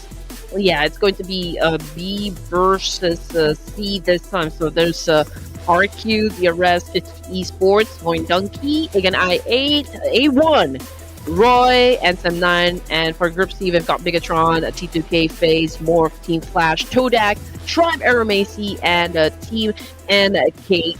Now, again, another chance for the side of A1 Esports to dominate. It's not a long way to the top, honestly, for A1 Esports. I mean, if they really want it, they could get it. It's just a matter if they still would want to be with us for the grand finals. I mean, we hope to see them right in the grand finals. So yeah, they have to do a lot of work to be there too, because the other teams are collecting points. But coming to the prediction, and yes, Astro, yes, DRS. I know his favorite team. He has a DRS jacket, by the way. So yep, good pick though. Good pick. They are doing well. Okay, since you picked the real soldiers, I think it's my time now to pick RQ. Oh man, I wanted RQ, but I want to try my hand on, like, how does it feel to have RQ in your prediction, right? So okay, gonna do a quick one here. I'm gonna go for. Okay, I'll go for my boys. Let's go 7-9. Let's go. It's time to wake up, boys. Wake up the tiger. The eye of the tiger. But hey, I mean, I'm not even sure. Perhaps, RQ charm only works with production. Let's see if it will work for me. But hey, RQ remains to be a tough competitor again inside the game. And as I mentioned yesterday, if you guys missed to watch, RQ, it's not impossible at all, for them to actually score 3 chicken dinners in a day. I know we haven't seen them in the global stage, but in the regional games, I think they are one of the formidable teams, like the heavy hitters, so to say. Yeah, no doubt, especially with Nepeko coming in as well. So no doubt they are one of the teams to watch here. So let's see if they can do it this time around. I mean, they've definitely secured their slot into the grand finals. It's a matter of whether they can continue on their momentum there, and that is where it all matters. But while we wait for our drops to happen, looking over at the most eliminations, Rosemary is already at 40 eliminations, leaving behind his closest competitor at what, 20-ish? Yeah, perhaps. Was it still Bows or like another player? Oh, okay. We'll get a second look at it, right? We'll get a second look at it. Yeah. But 7,768 damage? Okay, so it's not Bows, actually. It's coming from the Team Panda, which is a Chu, but it is like 10 points, 11 points on top of what Achul has already achieved. Yeah, I know, right? The numbers are huge for this guy. the day that Rosemary actually gets transferred to another team, it will be news. It will be headlines. I believe you, Sir Cloud. But anyway, getting back into the game here, I know we've got A1 Esports in the lineup, and they do love to drop around Yasnaya. Now, either Yasnaya or around school area, because they always start the game with a clash. You know, I don't see them really dropping into an area with no team to contest. But I did hear some gunshots already happen, and just by looking at the situation, it looks like your guy, Sir Cloud, going up against D2K. Oh yeah, early clash here in Severny, where the circle is still at. The Sem9 is still okay. That was damaged, but he's fine for now. But he's not healing up. I don't think he has any healing utilities. Rules becomes the first one to be eliminated by the new member of a Sem9. That is Bobo Hu. Did he transfer from another team? Yes. Yeah, he transferred from Morph. Morph! Oh yes, now I remember. That's why I said a while ago that Morph is actually playing with another roster. So I guess that's it. Boboho is actually one of them, and now he is playing under Sem9 banner. Now, Superboy, okay, I guess he's in full charge for today. He's pretty aggressive. He did a massive spray using that UMP up against Toodle Love, and Toodle Love remains to be elusive. Right, it was able to dodge that attack coming from Sem9, and now he was able to recuperate from those bullet wounds. Kansa remains to be silent there. I mean, he's not even moving at all. Igneous is on the rooftop. Okay, he is the one actually with a good vantage point, I guess. He's the one reporting back to the rest of the team here that, okay, this is Sem9's location. Yep, and they're still in the building. So a bit of a backstory to Bubu's transfer, right? So, but hang that thought for a second. Duru Love knocked down Superboy, who's actually also their manager / coach. Oh, Yeah, so he's playing in the absence of maybe one of the team members and burned down by Duru Boy. Nice follow up. yeah, it's been he got a kryptonite from Toodle Love. That is it. Superboy out of the game. Yeah, down to 3 members for the side of T2K as well, but this is a fair fight now. It's a 3v3. We can see that Bobo Ho just switched from throwing a nade back to his micro Uzi. True Love popping off the smoke here, just signaling his intention to actually charge. Yeah, but no big charging moves yet from either side though. 3v3, I guess, because it's like a 50-50, so you don't see big commitment yet. And plus, for Sem9, they still need to know exactly where the other members of T2K are. I mean, they probably only has that information of the movement of Duru Love, but that's about it. They don't really see the other T2K players. Yeah. But now Toodle Love slowly moving in. Oh, what a shot though. Okay. Was able to connect. Not enough though. But ooh, Yuhai! Hello! What a nice surprise coming from Yuhai there. Toodle Love has taken the bait and now he's out of the game. Yeah, if you run down the alleyway, that's the risk that you need to take, that someone's actually peeking. And now T2K, 2 left. Igneous as well as Kansa. Sem9, they do have the man advantage. Now this is their time to move forward. Oh, Kansa takes a lot of damage from the nade. That goes down. A little bit of a trade there with DBS. He gets 2 though. 1 more to go for the side of Sem9. He has to pull off a clutch here against Kansa. He's back pull off a clutch against the 2 members of T2K. And unfortunately, Sem9 went down. T2K stood victorious. Kansa again with the Kansa. Okay, 4 elimination points. Easy for T2K. Fortunately, in that process, they also lost 2 of their members. But hey, we're still looking at 13 teams remaining. Just a few minutes into the game, and we've seen a lot of fights already happen. Now, circle time. We can see that DRS, Agan Ayat still on the south side of the main peninsula here. And 52 Esports. Okay, they are actually manning up the south side, probably clash with Team NKT since they just crossed the bridge coming from Novorepnoy, if I'm not mistaken, and now they have to get inside the zone, but they have to deal with 52 and perhaps Todak as well. Oh man, I have to point out that it's another early elimination for Sem9. they went out fairly early as well in round number 1. So not the 2 rounds that they would have wanted. But nevertheless, well, 7-9, they're pretty comfortable in the overall charts. I don't expect them to not see the light of the grand final. So it's still not the end of the world for 7-9. Okay, again, it's a little quiet for ERANGEL. I don't know if it's because this is the last day of the semifinals, but from day 1 to day number 5, we've seen a lot of drop clash happen. So I guess this is the alteration that we were talking about. You know, some of the teams here are not engaging in any fights whatsoever. They're really focusing more on like putting a lot of stuff inside the backpack and just make sure that they have everything they need, you know, and the attachments are already complete before they get into a fight. Some of them are focusing on rotations, scouting the area, choosing which location is the best for them so far, but right down there in the middle, this is the part where all the teams are actually flocking all together. We can see that Biggest Red Alien as well as Team Flash. We've got Todak, RQ, Team Roy. Man, I mean, I guess that's where we need to keep our eyes on, considering that that's where the party will start. Oh, the party might start here at the bridge between Todak and Team Flash.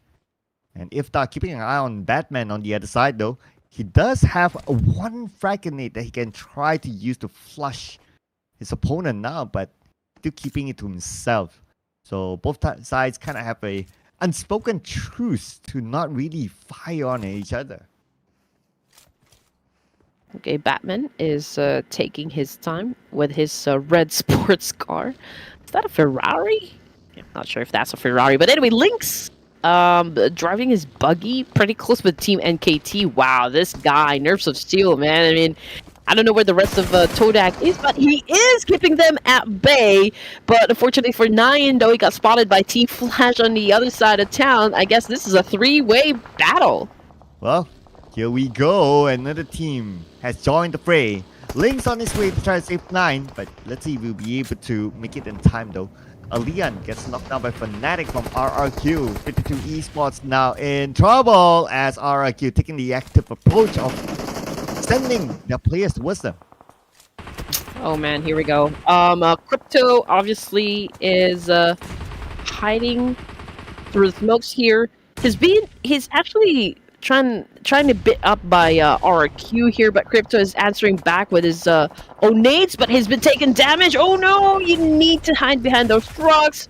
Really low in HP there, and he just sealed the deal, of course, getting that point under his belt. 52 Esports, I feel like they are pushing through with crashing that compound and taking it from RRQ.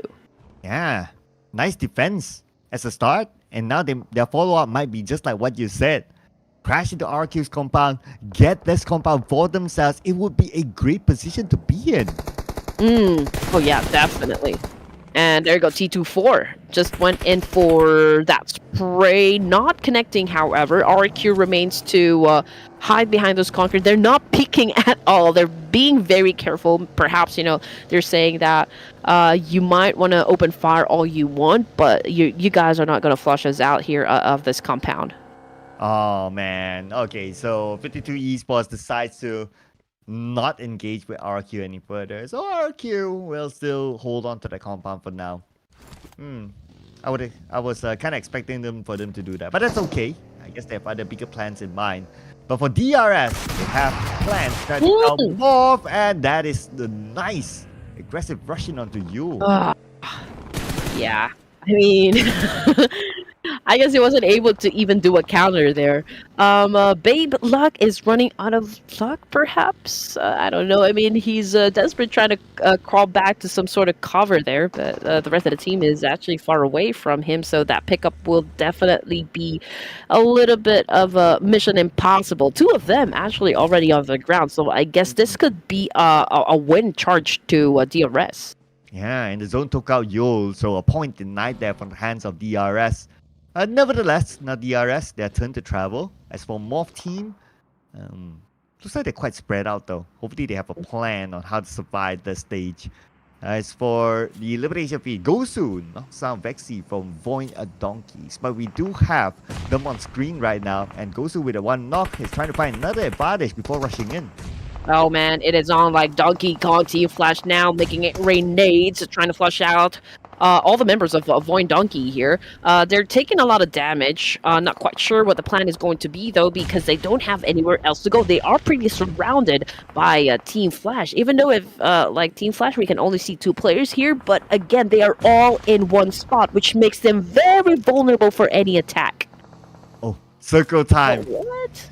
Okay. I'm interested to see where the circle will go, but it most likely go up north. Yep, towards the northern side. Only RRQ left on the main peninsula. Everyone else is up north now. Oh no. Probably RQ will do a late gameplay here. I mean, they can take their time. I mean, Razak is pretty empty. But I guess BTR will have to take in some fights coming from Aegon Iron and perhaps Void Donkey as well. There's a lot of smoke being covered up here. As for the other teams, NKT will be coming from the northeast side. I don't see any compounds where they can actually stay, so perhaps they will also get into the central location, but that is if they can put down some players coming from BTR, or perhaps they will go up onto the northern side and challenge up T2K. So there's a lot of ways this could actually go down. Let's see who will be the next team to go down. There are a lot of movement here that we can see on screen, especially from Roy. Circling around, but their position-wise, they should be fine up north there. Don't see any big engagements yet so far. In fact, they are just looking at each other. T2K playing the gatekeeping role up north as well. But again, pretty much on the clear. I mean, yep, we do see the movement here. Okay, 52 Esports. This will be interesting. Where will they go? T2K, the kings of the north. Alright, go. 52 Esports now. Already inside the circle, but they have to have that exchange with Borman. Alien now going for the charge with the DVS, and yes, he was able to put him down with a little help from Voltrux. Alien going in for a quick kill, but there is no saving grace for the side of Hazel. Now, you cannot really stay in that position because it's an open spot, so you guys can be easy targets up against, Team Roy. But Morph, we still got one more player left, and that would be Jaws. Ooh. Let's see if Roy can get something out of this. They're still looking for their first point though.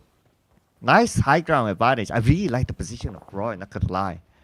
Look at their position, they can gather information all around them. But for 52 Esports now onto Jaws, and Jaws. There goes the movies.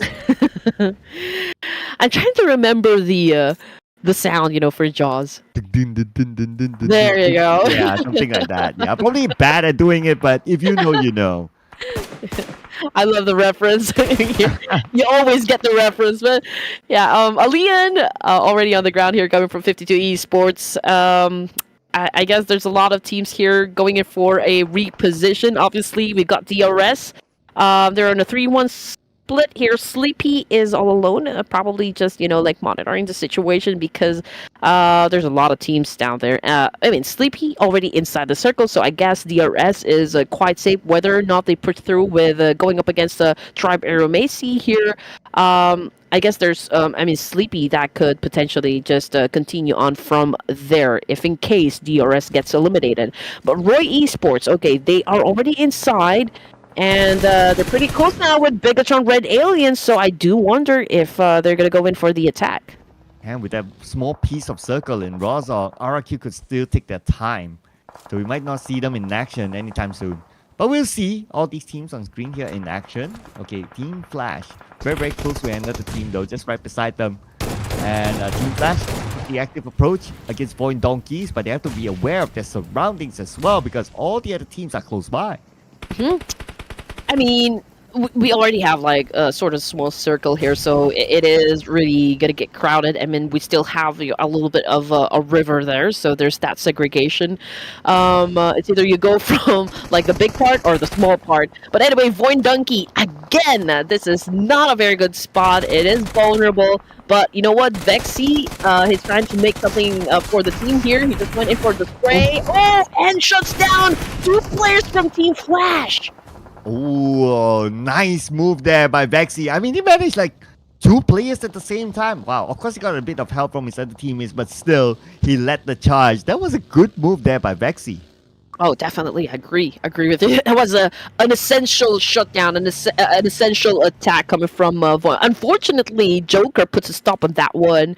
Vexy now already on the ground. But yeah, it's a bit far. So there's that distance there. There's time for pickup. We can see that one player coming from Void Donkey is actually just doing the rounds here, scouting the area. I'm checking out who it is exactly. I did not see the name, but Igneous coming off the kill feed here has been shut down, and they're now eliminated with 4 points. Ooh, just 1 point away from the 100-point mark for T2K. But I'm pretty sure they can gather that in the following round, so that's fine for T2K. For Team NKT, okay, still the full squad, and they're coming in from the northern side. At the same time, the elimination feed rolls as Kwang gets one for himself. So far, Team Flash still doing really well. Despite playing with a duo, yeah, still able to pick up points. Kwon is doing an amazing job so far. I mean, the other days it was really Batman and Bows, but now he's showing up, pedal to the metal here. Lapar, rooftop, danger. That's all I can say. Together with Zuxi, I mean, obviously they have a very good vantage point, but you don't want to overexpose yourself as well, being at that rooftop, because you can also be vulnerable to some teams that are surrounding you. It could be like an easy shot for them. Yeah, let's see. It will be an easy one here for Bows as he tosses nades up onto the high ground. He has been managing point donkeys for the longest time, kind of think about it. But still, they're not able to break them down. It's amazing, to be honest. I mean, if you're going to ask me, that part of ERANGEL, I do not want to be stuck in there because it's such a small space, right? And again, whichever team throws a molly, throws a nade, everyone could be wiped out. But it's a different story for Void Donkey. I mean, again, as you mentioned a while ago, we've been, mentioning them, we've been telling them that Void Donkey is actually getting attacked, but they are still alive and kicking. Yeah, and still, with the circle shift, it's not helping them. I mean, they don't have the circle, they have to rotate away, and all the other teams have locked out like the entry points, even on the right side of the circle. So their only chance is probably to fight through Void Donkeys, and they don't have much time. Yeah, and even with Team Flash just left with 2 players here, I mean, it's not stopping them to actually go up against any squads from inside the game. I mean, they have been lurking around that area and taunting, players coming from Void Donkey. I mean, that exchange has been going on for quite some time now. 52 Esports, I mean, they're also monitoring the situation, but Kwon finally took a nade coming from Vexy there, so Bows left all alone to deal with the situation, and Void Donkey just put a stop on it. Well, gotta give it to Team Flash though. I mean, they did hold on for the longest time. Even though they have like 2 players. So yeah, but anyway, they got like 4 eliminations and no pick-up points, but at least they got the 100-point mark. So surely we're going to see them again tomorrow, whatever happens to them today. But now we move on to the inner side circle where we have 3 teams next to each other. Oh yeah, and Roy is the burger patty right now between DRS and BTR. Okay, 2 strong teams, I can say, and both of the teams, I guess, has been throwing nades to try and flush him out. So I don't know what's going to happen with Team Roy, but it's such an amazing thing to see, because we can see them as well clapping back up against BTR and DRS. But you know what? Killer YT is not done just yet. I mean, he continues on with those nades. Of course, just waiting for them to get disoriented, or perhaps just waiting for an opening here and potentially shutting down at least 1 or 2 players from Roy Esports. Yeah, just waiting for the right moment, right? They do have the numbers, but they don't have the circle though. So if anyone were to force to move, it's going to be DRS first. So whether they clear off DRS or they go straight onto BTR, I guess DRS will be the better one. You don't want to go straight onto BTR just to be backstabbed by DRS later on. Oh shit, definitely. Okay, BTR, they have been in the center location, I guess, from at least stage 2, if I'm not mistaken. I mean, they're not moving at all. I mean, they're waiting for the other teams to actually get lured in their trap. But coming off the kill feed here, again, it's 52 versus Void Donkey out there somewhere. Potato now. just became a fertilizer for the ground there. But still, a domination coming from Voindunky. Will they perhaps score a chicken dinner for today? Every time you say potato, I'm reminded with potato chips. I don't know why. You're Maybe hungry. it's because it's a dinner type thing, you know. I know. Potato chips or mashed potato? It's no chips for mashed potato. Are they? No? Okay, just keep potato as potato chips. And not mashed potatoes. Okay. Oh man, Sir Cloud is hungry, ladies and I gents. know. Feed him the chicken dinner. Feed me, people. Feed me. Feed me with a chicken dinner. But Boy Donkey is not going to be the one to be feeding the chicken dinner. They will bow out at number 8. 5 elimination points after a long struggling fight with Team Flash. Okay, here we go. Down to 7 teams, stage 5. Again, the circle is becoming small here. It's shrinking, and the arrest, Roy, they will be coming outside of the zone here. RQ is not in the best position, if you're going to ask me. Now, finally, one of the boys from Roy has been knocked down. So, will this be the end of the line for Team Roy?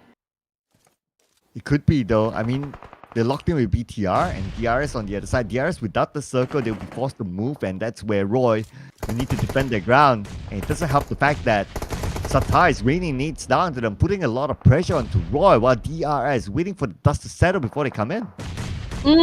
Oh man, just look at that. I do feel, like pity to Team Roy because they don't really have that much space to work with.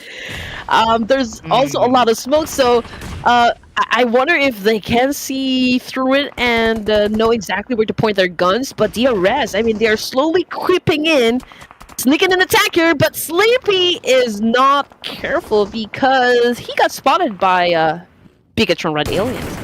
Yeah, he goes down though. So looks like DRS will still come in. I mean, they don't have a choice. They have to power their way through. Roy is still holding on to the ground while BTR is looking for their next elimination point. And I know it's still kind of early for us to tell, but then again, they did say that BTR can show up when they want to. Yeah. Just when I didn't pick them to be the winner chicken dinners for this round. But it's okay. I mean, the fight is not over just yet. I mean, we're still talking about like 7 teams, right? Agonite 8. Oh, man. Okay, so they've been losing some players. The courtesy of the Esports now. DRS Gaming having an exchange with Team Roy. They've got Fallout already on the ground. Same thing goes for X with DRS. And now he's been taken out of the equation. And the fight continues on. Roy remains to be alive, but not for long. But will DRS experience the same fate? Well, we'll get our answer real soon now. Oh, there you go. Got a bit of help there from somewhere else. And it actually came from Asar for RRQ to finish out Porsche. So DRS, thanks to some help from their non-buddies, BTR and also RRQ, now at least they have somewhat of an entry. Porsche's engine has been shut down, ladies and gents. Down to 6 teams remaining. DRS, despite not having the best situation here, they were able to put up 4 elimination points, but now, again, it's an open space, so it's a free kill for the side of RQ. Yeah, I mean, it would have been hard, right? Since they only have that one player left. So that was the best that they could do. But circle-wise, oh, BTR still has that circle. And they have a chance to lock out RRQ. RRQ, I mean, they're taking their time, right? I mean, I feel like they're not even, like, bothered by the ruckus going on, from inside the circle here. But let's see. Team NKT, obviously trying to flush out the boards of 52 Esports. Fnatic of RQ is just really on guard here. He knows that BTR is already moving closer and closer to them, so I guess the fight is already inevitable. It's gonna happen in just a few more minutes, perhaps, with Asa holding his Scarlight. At this point, I guess, Sir Cloud, it's best really to know about the fact of like where your opponents are. Yeah, you gotta have the information, right? Without information, you're pretty much blind. So, yep, it's a matter of who is willing to do that scouting work and put themselves in danger just to get that back to the team. And just like what NTT is doing right now, okay, send the guard out as close as possible to the building just to gather information, and now perhaps he saw that opportunity. He's like, okay, no one's looking at the window, guys. Okay, this is our entry point. Okay, so Team NKT continues to drop bombs up against 52 Esports here, but 52 remains strong. I mean, they're not even being damaged just yet, but Team NKT knows what is at risk here. I mean, they cannot really overexpose themselves or overextend their stay out there in the open because BTR is also just right up across them. But you know what? We've got one player from RRQ already knocked down. Zuxi making his moves, and RRQ has been eliminated. Oh, and BTR now doing really, really well this round. They're already dominating with 5 elimination points at least, and they're looking for more eliminations.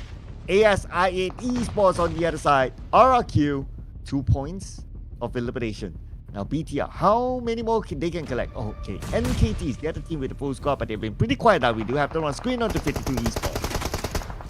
And no score again for Red Queen Gaming. Now the God pulls out his DBS. Okay, that was a nice shot right there, putting down Vultures, but it was Joker of Team NKT. Now back to Bigatron Red Aliens, and this is amazing because they're still a complete squad, and you know how hard it is to actually bring the whole team to the latter stages of the game. But Lapar goes down hard, but it was a good follow through coming from Zuxi. Their BTR remains alive. Yeah, that's the trade that they've been looking for, and it worked out for them.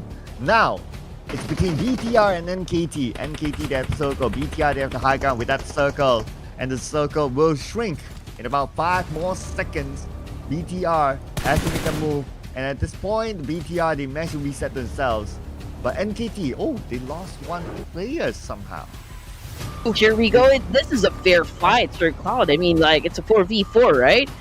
And it's going to be an exciting one because Team NKT, we haven't seen them really go at it. And this is such a great challenge considering the fact that these are the big boys, like the biggest of Red Aliens. Power goes down. So this is already at the disadvantage for the side of the Red Aliens.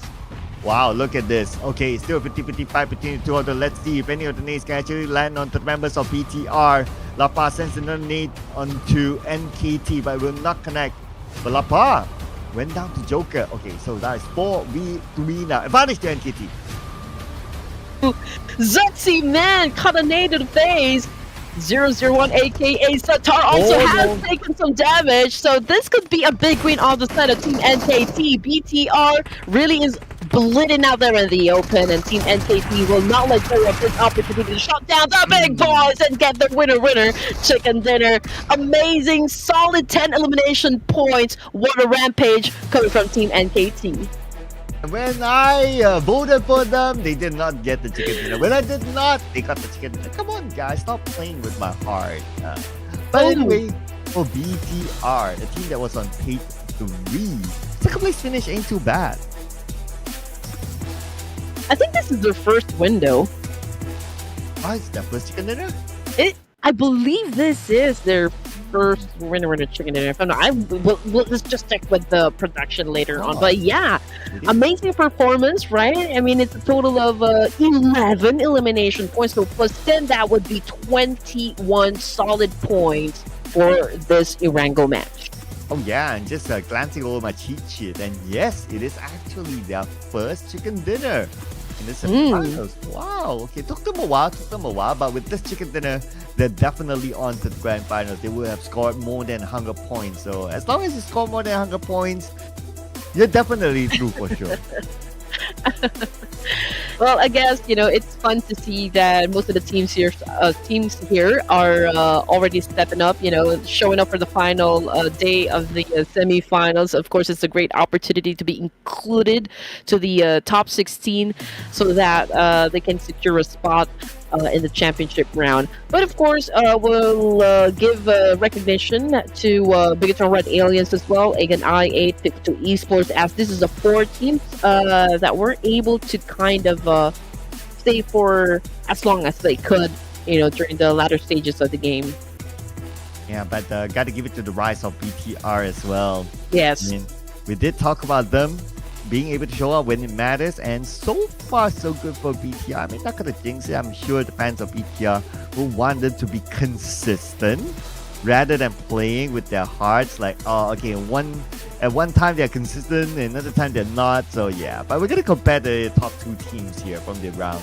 So a lot more damage on NKT, and that also comes with a few eliminations above BTR. That's 11 compared to 8. But when it comes to healing, BTR healed a little bit more. It just shows that they've been tanking more damage than NKT. You know what? We have to give it to the young bloods here, Sir Kabi. We were talking about them just a while ago. I mean, they're new in the scene, right? We would love to call them the dark horse, right? Ooh. And it's such a great challenge that they overcame, considering the fact that, you know, Bigatron Red Aliens is such a heavy hitter, you know, in any tournament, and I can say that it was like a great accomplishment for the side of Team NKT, even if this is just a pseudo stage, you know, a pseudo stage tournament. It's still a great win. Yeah, and the one that came out with a great win is their new player, Joker. And not only he has the most eliminations, but he came up with the highest damage as well. Other than that, it's a team with NKT, the God, with 1 grenade elimination, and Junos is longest elimination distance 382. Top travel is going to be DRSX. Can't really read this EEEI though, but on screen it was shown as X. Kind of looks like Gomez Adams. Like, I don't know if you guys know Gomez Adams. Okay, I will not talk anymore. But yeah, I mean, it's also interesting. I'm already curious because why, I mean, out of all the names, did he choose Joker? Is he a fan of Joker, or is he like the guy who loves to joke around? Yeah, get into that. But if you know the story, come on. I mean, you're free to tell us down there in the comment section. 21 points for Team NKT, ladies and gents, followed by BTR with 14 and Agan I8 with 10. As for the teams that did do good, it's Stodak, Morph Team, and Tribe Air Macy. Tribe Air Macy, they've had a strong round just a while ago, but not for this ERANGEL match 27. Yeah, 3 teams with zeros. But let's see. Oh, headshot elimination. So we got the God here. 2 eliminations with a headshot. Joker. He's got the teammates up here as well. And IQ. Nice to see him up here. So it's been a while. They comes out in the stats. Same goes for Zuxi. Both of them with 1 headshot elimination too. So hoping to see more of it, because if you're able to land headshots, man, you're a sharp shooter. Yeah. The major head popper, NKT the GOAT. No, I do wonder if he just forgot to put an A. Maybe perhaps he's going for the GOAT. But yeah, the GOAT. Okay, it's just a little awkward to mention. But anyway, I mean, it's your name. I don't have any business of renaming you. But yeah, Team Secret still at the top, ladies and gents, with 168, followed by Alter Ego Eris. We have at least 3 Indonesian teams dominating the first 8 teams here in the overall rankings. I wonder, does the God actually means anything in Tagalog? No? The GOAT. Nah. God or God? No? God. That's why I'm asking you. He just forgot to put in the A, or perhaps the T should be D. I don't know. Okay, just checking. But you know what else is checking? It's BTR. They just checked in to page number 2. Now at number 15 with 89 points. And as of now, the cutoff is Roy Esports with 88 points. I'm pretty sure the next page, when it's shown to us, the points are really, really tight, that with the last remaining few games, it could still change. And here we go. Oh, Dora, 85. Very close. Well, at least for the side of the Bigatron Red Aliens, they're already stepping into the gas here. I mean, slowly but surely, with this massive performance, they were able to move up, from the 3rd page to the 2nd page. 3 ranks in total. Again, I am waiting for, the rest of the teams here that are part of the 3rd page, especially HORAA Esports. I'm looking at you guys. What is happening? Oh man, HORAA Esports. In order for them to get through, they have to come out big. And HORAA Esports, always a staple name in our tournament. Hopefully, they'll be able to come out big, because we really want to see them in the following round. And I'm pretty sure all you purple hearts out there will want to see them as well. So put in your support in the comment section, because they really need it at this point. Yeah, I think I'm going to be heartbroken if we don't get to see, HORAA Esports perform for the grand final. So please don't make me sad, HORAA. Let's go. Let's get those chicken dinners. Okay. But anyway, we're gonna continue on talking about the teams and which of the teams here we think would win the moment we come back. So don't go away. We're just having a short break.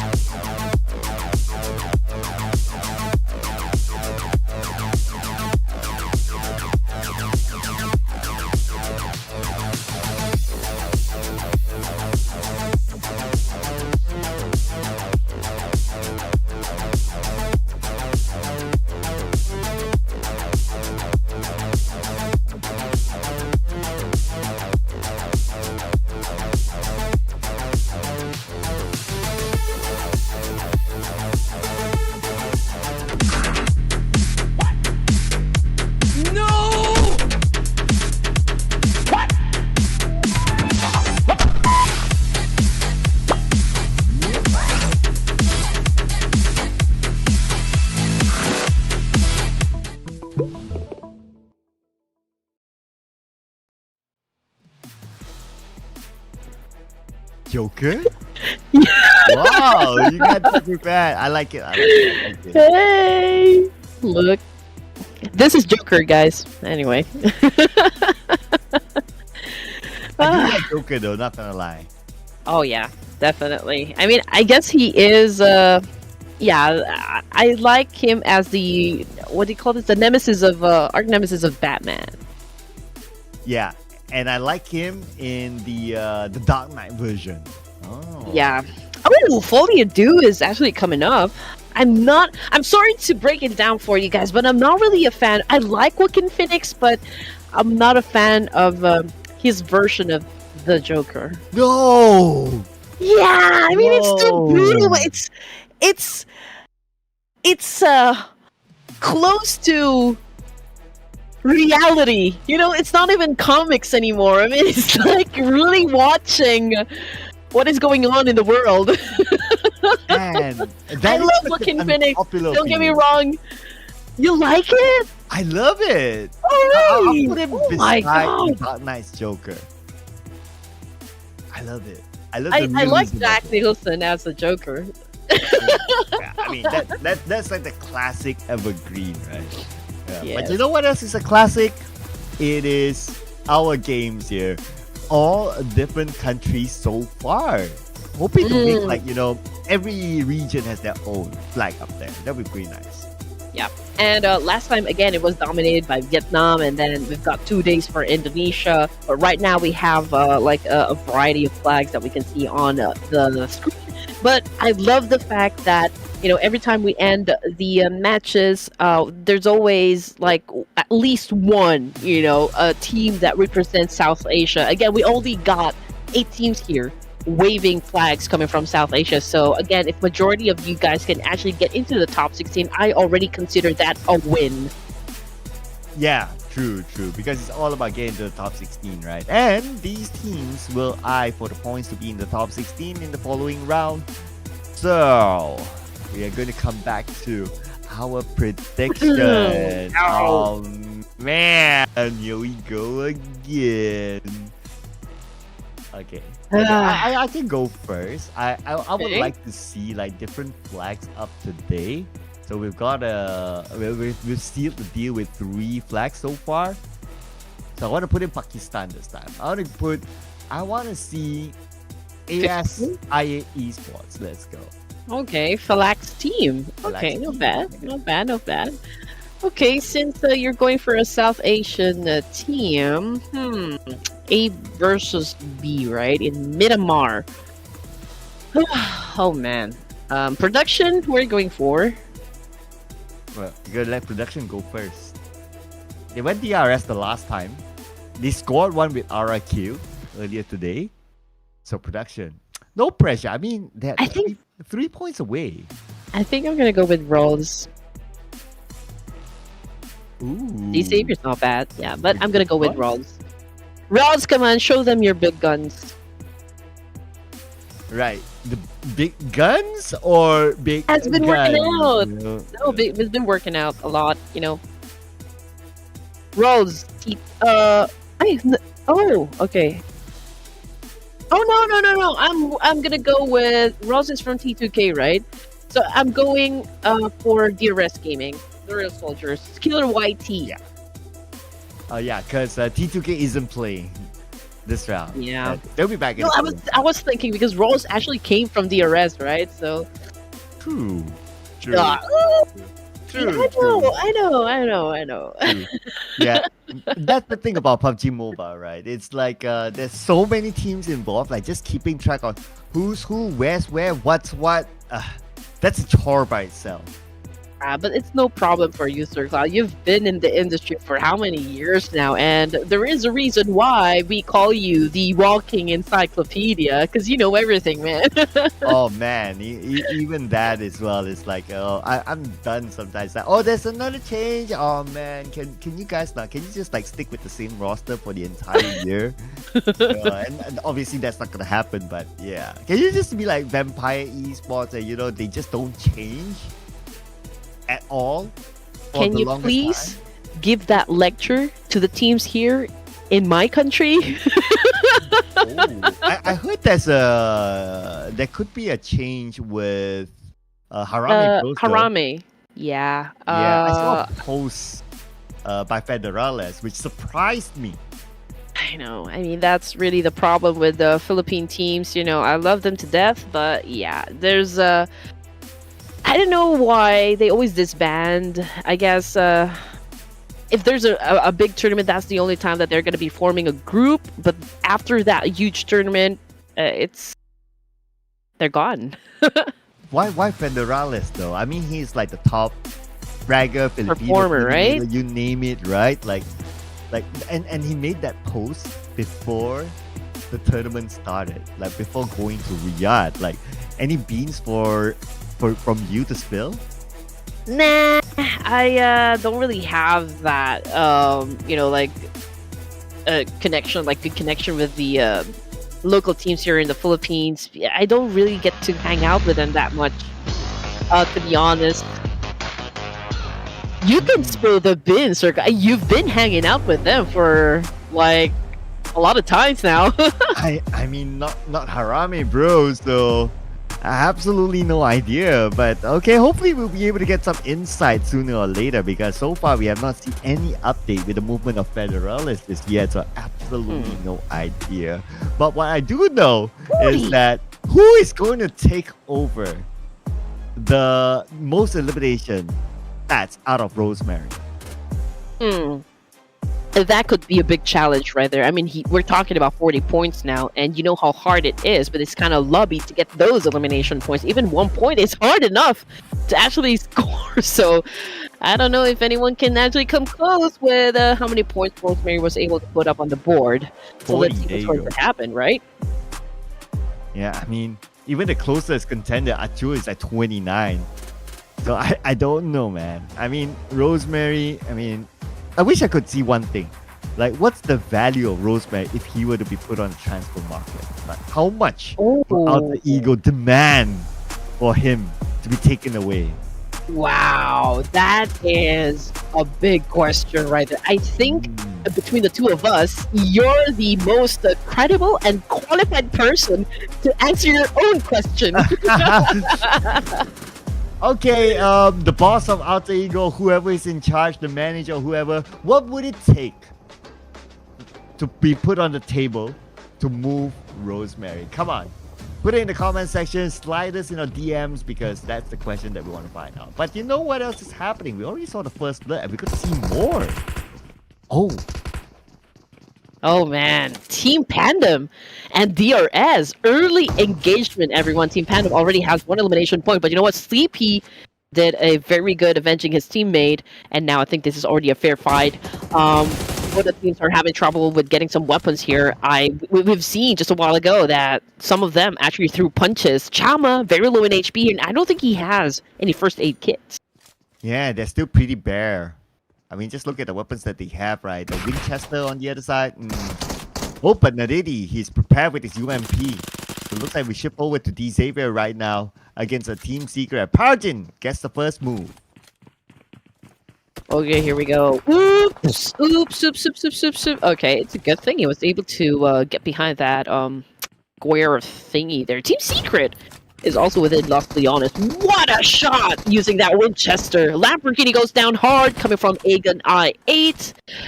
Noob is inside that room, so Pathogen flushed him out with a molly, but it's going to be hard for him to actually get a very good angle of shutting down Aegon I8 with a micro Uzi nonetheless, and 21 bullets, I might add. Yeah, 21 bullets for micro Uzi is not that much, but Levi's goes down. Okay, Xavier now. Oh, falling apart. Now it's only Lamborghini again. Lamborghini has to do the business. Man, this guy needs a shoulder massage, but oh... Well, he has the time to go for a massage now. Oh man, okay. Not a good start for the side of the Vietnamese team, of course, but hey, they did go out with 2 elimination points, so I guess that's an okay game for D Savior. But there's still teams that are inside. Los Leones, Aegon I8, and Team Secret here. Obviously, Aegon I8 is taking ownership of this building right here, while the rest of Team Secret is surrounding this particular spot. But I'm not quite sure, though, if they are going in for the charge, considering that both of the teams here, they don't have that much resources just yet. But DRS not stopping with the fight here. But, oh man, Sleepy went in for the reload. Oh, perfect timing. What an adrenaline clutch coming from Sleepy. Wow, we didn't get to see the whole action, but he got 4 eliminations. Man, this guy is on fire. He's definitely not sleeping on the job. Oh, wish we would have seen, we would have a replay on how he got all 4 of those elimination points. But that's okay, as long as he got it on the board. I mean, that is something that he would have been happy for. But 2 players left, so they have to deal with that sort of situation for the entire round. Okay, here we go. A little bit of truce happening between Aegon I8 and Team Secret here. Now, checking their position. Okay, so there's no rush. Both of the teams here can pretty much go quiet for a while, considering that Los Leones is inside the circle. But not unless, of course, RQ will continue to head towards that direction and probably take a compound as well inside Los Leones area. That's a potential clash. We also got Void Donkey still outside of the zone. They will be coming from the west side as well. Leo is around Picado area, as well as 52 and Sem9. So we've got 3 teams coming from that direction. And as you all know, HORAA Esports dropped around north side of El Pozo. So I do believe it will be like a late entry gameplay coming from the side of HORAA. And a bit of a fun fact. So normally Team Secret drops in St. Martin, but I guess because of the flight path They switched their drop spot to Lost Learners, and of course, with the absence of Euro Alliance, who's not with us this season. So yeah, a bit more space to play with inside of Lost Learners itself.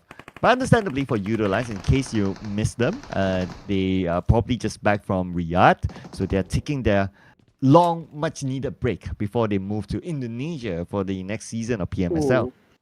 Oh, that's cool information right there, coming from the walking encyclopedia once again, ladies and gents. Noob already out of the game. Again, I8 now losing some members. Definitely at a disadvantage here. Team Secret, of course, just waiting for more openings, I guess, before they really charge in and move in for the fight. But so far, they're taking their time.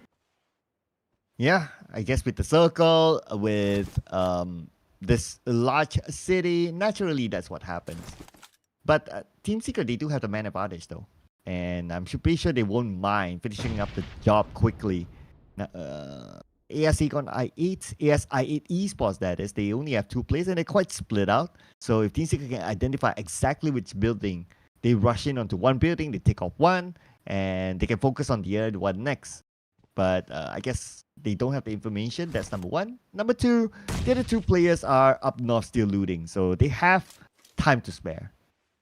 Yeah, and compared to the 2 teams here, I guess Team Secret, they are playing with no pressure whatsoever, considering that they are at the top of the charts here. I mean, it's a different story for the side of Agan I8, since I believe they are at number 19. So there's a lot of stake on the side of Agan I8 compared to Team Secrets, so they know that they couldn't afford to lose any more fights. But considering their situation with 2 casualties, it's going to be hard. It's not impossible, but it's really going to be difficult. Yeah, so with that being said, we might need to wait for the next stage, depending on how far the circle goes or if they still have the circle, and they'll be forced to move. I mean, this a natural occurrence if it's like a urban warfare. Things might slow down, and yeah, so far it is as it is. But we'll see the next circle in about 10 more seconds, ladies and gentlemen. A few other teams are taking the blue for now. Senpai, DRS, Boy Donkeys, Leo, as well as HORAA. Oh, nice shot there. It did connect though, but I think Nochi might be healing up. Yeah, I mean, Max obviously caught him slipping. It's a good thing he was able to evade just in the nick of time. You know, he was able to dodge that attack. But if you get kept getting hit, okay, I guess the integrity of your vest, your helmets, or armors, of course, will deplete. So you also need to be careful, because one good shot could. All right, here we go. They're really being careful. Right? Oh man. I think I spoke too soon. They're not being careful at all, but it's a good follow through. Nachi already on the ground here. Jiki buying some time to pick up his teammates here. Good shot on the Molly there. But if Agan I8 can find a way to go up without taking the stairs, okay, Falak has been denied entry. GK doing an amazing job, really making it happen for the rest of the team here. And there you go, another Molly coming from GK here that would prevent, Agan I to come up the stairs there. Here comes another Molly. Wow, this guy, he knows what he is doing. Yeah, setting up just to buy time so that he can heal up his teammates. And as long as they're back as at least a duo, I mean, it should be an easy win here. Okay, but they're going up against EVS, so anything can happen. But still, Team Secret will not lose this fight. A single trade there, but then again, they won it at the end of the day. That was nice execution, convincing win, for the side of Team Secret. That was an essential pickup right there, coming from Team Secret. So again, job well done. But coming off the kill feed here, it's Sonics from Geek, having an occupation of his art. 52 Esports, a Leon opening fire up against Leo. We've got one of them currently knocked down. That would be Justin. Leon needs to heal up, obviously. He's very low in HP. 52 Esports just lost Crypto, though. They're trying to defend this compound, obviously up against Leo Esports. We can see that Voltrix holding on to his UMP, while T24 has an M416. Haidami is driving his car, probably going in for a crash here or not. But yeah, I mean, they are really plotting out on how to take this compound out of 52 Esports' hands. Well, here comes a new challenger, Sam9, as a Yuhai being fired upon. Superboy on the high ground. Circle shifted, and none of these teams are in the circle. Okay, it's going to be go time for them. Sam9 tries to secure elimination points for themselves. They have not got a single point just yet. Looking to open up their account with the names of Leo Esports on it. Okay, circle time. Roy Esports. I guess taking control of Impala here, and I guess Vampire Esports. They have the same idea to get rid of Void Donkey. I mean, all three teams are headed towards that direction, but in the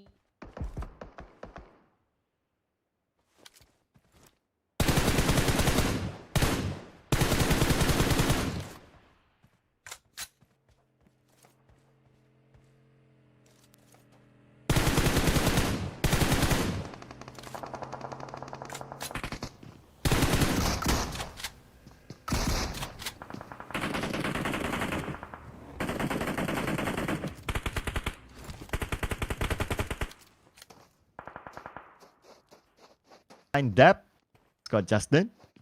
And this 3v war might end real soon. T24 taking his time now to heal up his teammate. Picked up, and now they continue on his side. It's going to be the one on the outside, and he'll be knocked down the moment he shows himself. Great spot coming from Yuhai there. Although he used his teammate as a bait. Let's see if Esports can still do a comeback. Unfortunately, that answers my question, but the fight is not over just yet because Sam9 is already here to, just get the points. They're like vultures from that situation. And looks like Sam9 came in at the right timing. 4 elimination points while they still maintain all their players. And it's going to be an easy entry for them. I don't see any other team close by. Should be an okay one for them. But that's the recovery that they need, considering that their first 2 games they were pretty underwhelming, so to speak. Yes. And Team Secret, they continue to tank in the blue zone, but Alter Ego errors now. We've got Rosemary on top of this mountain here and just firing down a lot of bullets up against Sleepy. Sleepy being one of, I guess, the strong fraggers coming from DRS, has just been knocked down here. Not quite sure from which team, but yeah, Alter Ego errors. Rosemary is not stopping to drop nades on top of him and probably do a steal kill. We're not sure, but I believe it was one from Roy Esports that actually took down Sleepy. Yeah, Juke actually was the one to steal away the point after the work done by Rosemary. So, yep, he's not going to add that to his tally for now. But Roy Esports, that's going to be the first elimination point this time. Now, stage 4. And where will it go? Okay, Roy Esports, they still have the circle, so they'll be pretty okay in the area of Impala. So, it looks like the circle is a little bit more centered towards the Impala city. Superboy once again. Oh man, this guy's not having a good time. But Chama from DRS has been knocked down. I guess M9 continues to live on, of course. They'll have a chance to score that chicken dinner. M9 seems to be dominating the fight. Same thing goes for... DRS has been eliminated. And again, that is a point not taken for Red Queen Gaming. Oh well, I guess we need to wait for the next game. For Roy Esports, they're not going to wait for the next game to secure more points. They saw Gig Fam moving across. Okay, Rosemary as well. Okay, so 2 teams have information of where Gig Fam is at. But at least they're in this area where there are buildings surrounding them. So they should be okay. I don't expect a big rush in there by Alter Ego, especially since they are in a pretty nice spot. Yeah, stage 4, and we only have 9 teams remaining, guys. Just to go do a quick run through, that would be Team Secret, Alter Ego, Errors, RQ, Sim9, Vampire, BD, or Void Donkey, Roy, HORAA, and of course Geek Fam. And we're looking at Alter Ego Errors just a while ago, jumping into Geek now versus Roy down here in Impala. And just checking out the number of players we have from each of the team here. Geek only has 3 players remaining. As for the side of Roy, oh man, they still have a complete squad though, although Tusk, it will be difficult for the rest of the team to actually pick him up considering where he is located. Yeah, I mean, if he wants to drop down, he will still be eliminated by the drop. So yeah, they have to come up with him, and it's not gonna be an easy feat. We might see him bleed out then. Let's see what happens later on, because now we're gonna put our focus into the Impala City. But okay, we're gonna shift our focus back up north. HORAA Esports and Sem9. Here we go.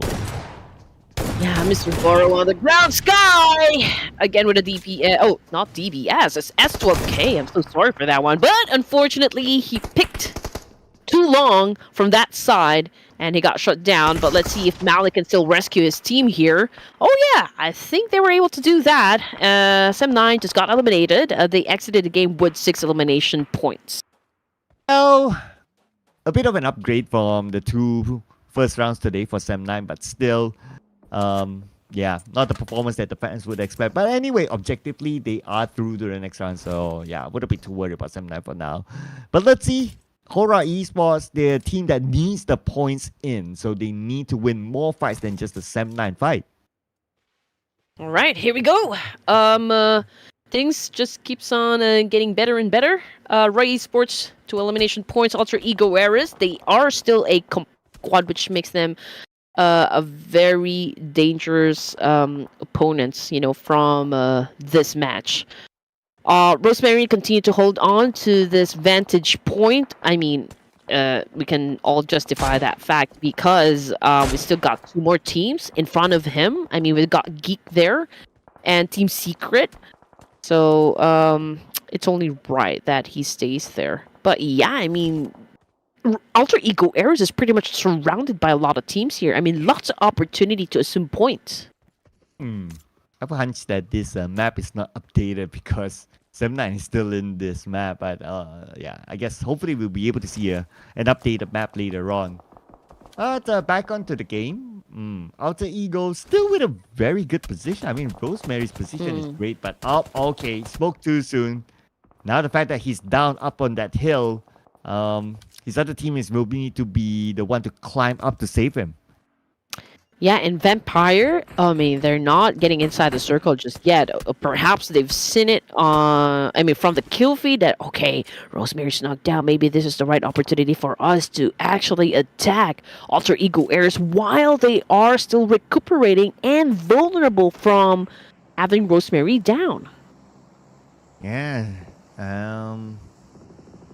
Yeah, they have to let Rosemary go. There you go. Well, the top fragger, but it's okay. I mean, Alter Ego, another team that not too worried about the points. But maybe Rosemary, though, he might want to add to his count. Oh, wait a second. He's still up. Okay, I thought he went down. But anyway. It was Hands for You, I think. Hands for You that got eliminated. All right. Okay. So it was Hands for You. So at least they still maintain Rosemary, the top fragger, the most valuable player for Alter Ego. Yeah, and Vampire Esports has taken the compound out of Alter Ego Eras. But you know what? Rosemary, I believe, will be joining the rest of the team here. And we'll definitely do the backup, right? Up against Vampires. But Tony K, ooh, pretty close with Rosemary here. Coming from the map. And there you go. You do not mess with Rosemary. Oh, yeah. And that's why Alter Ego needs to keep him well and healthy and happy at the same time. He can deliver the points to do. And for Asa from RRQ, knocked down by Novia from HORAA Esports elsewhere. Team Secret and Roy. So it looks like Team Secret in again another stalemate, but this time with Roy. But Roy is the one taking the active approach. They created a smoke bridge and now they're in the same building. And again, there's really not much pressure on the side of Team Secret, even if they lose the fight, Sir Cloud. I mean, they are the ones sitting on the throne at the moment. So, again, I mean, at this point, I feel like they're just playing for fun, right? Which is good. I mean, rare occasions, you know, for the teams here to just play for fun with no pressure whatsoever. I mean, they still need to enjoy the game, right? As for Break, he is the remaining player.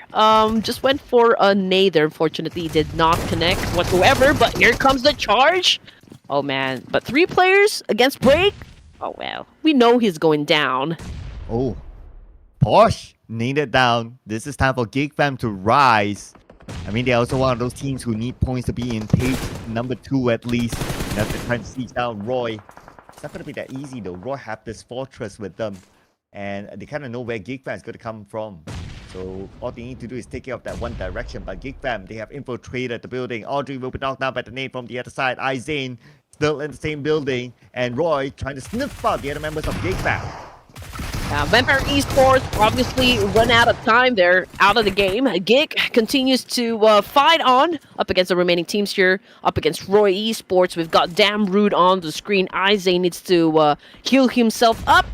Needs to back away just a little. Damn Rude needs to find a way, of course, to flush Team Roy and just gain the advantage here. Izane, again, with another nade attack, did not connect whatsoever.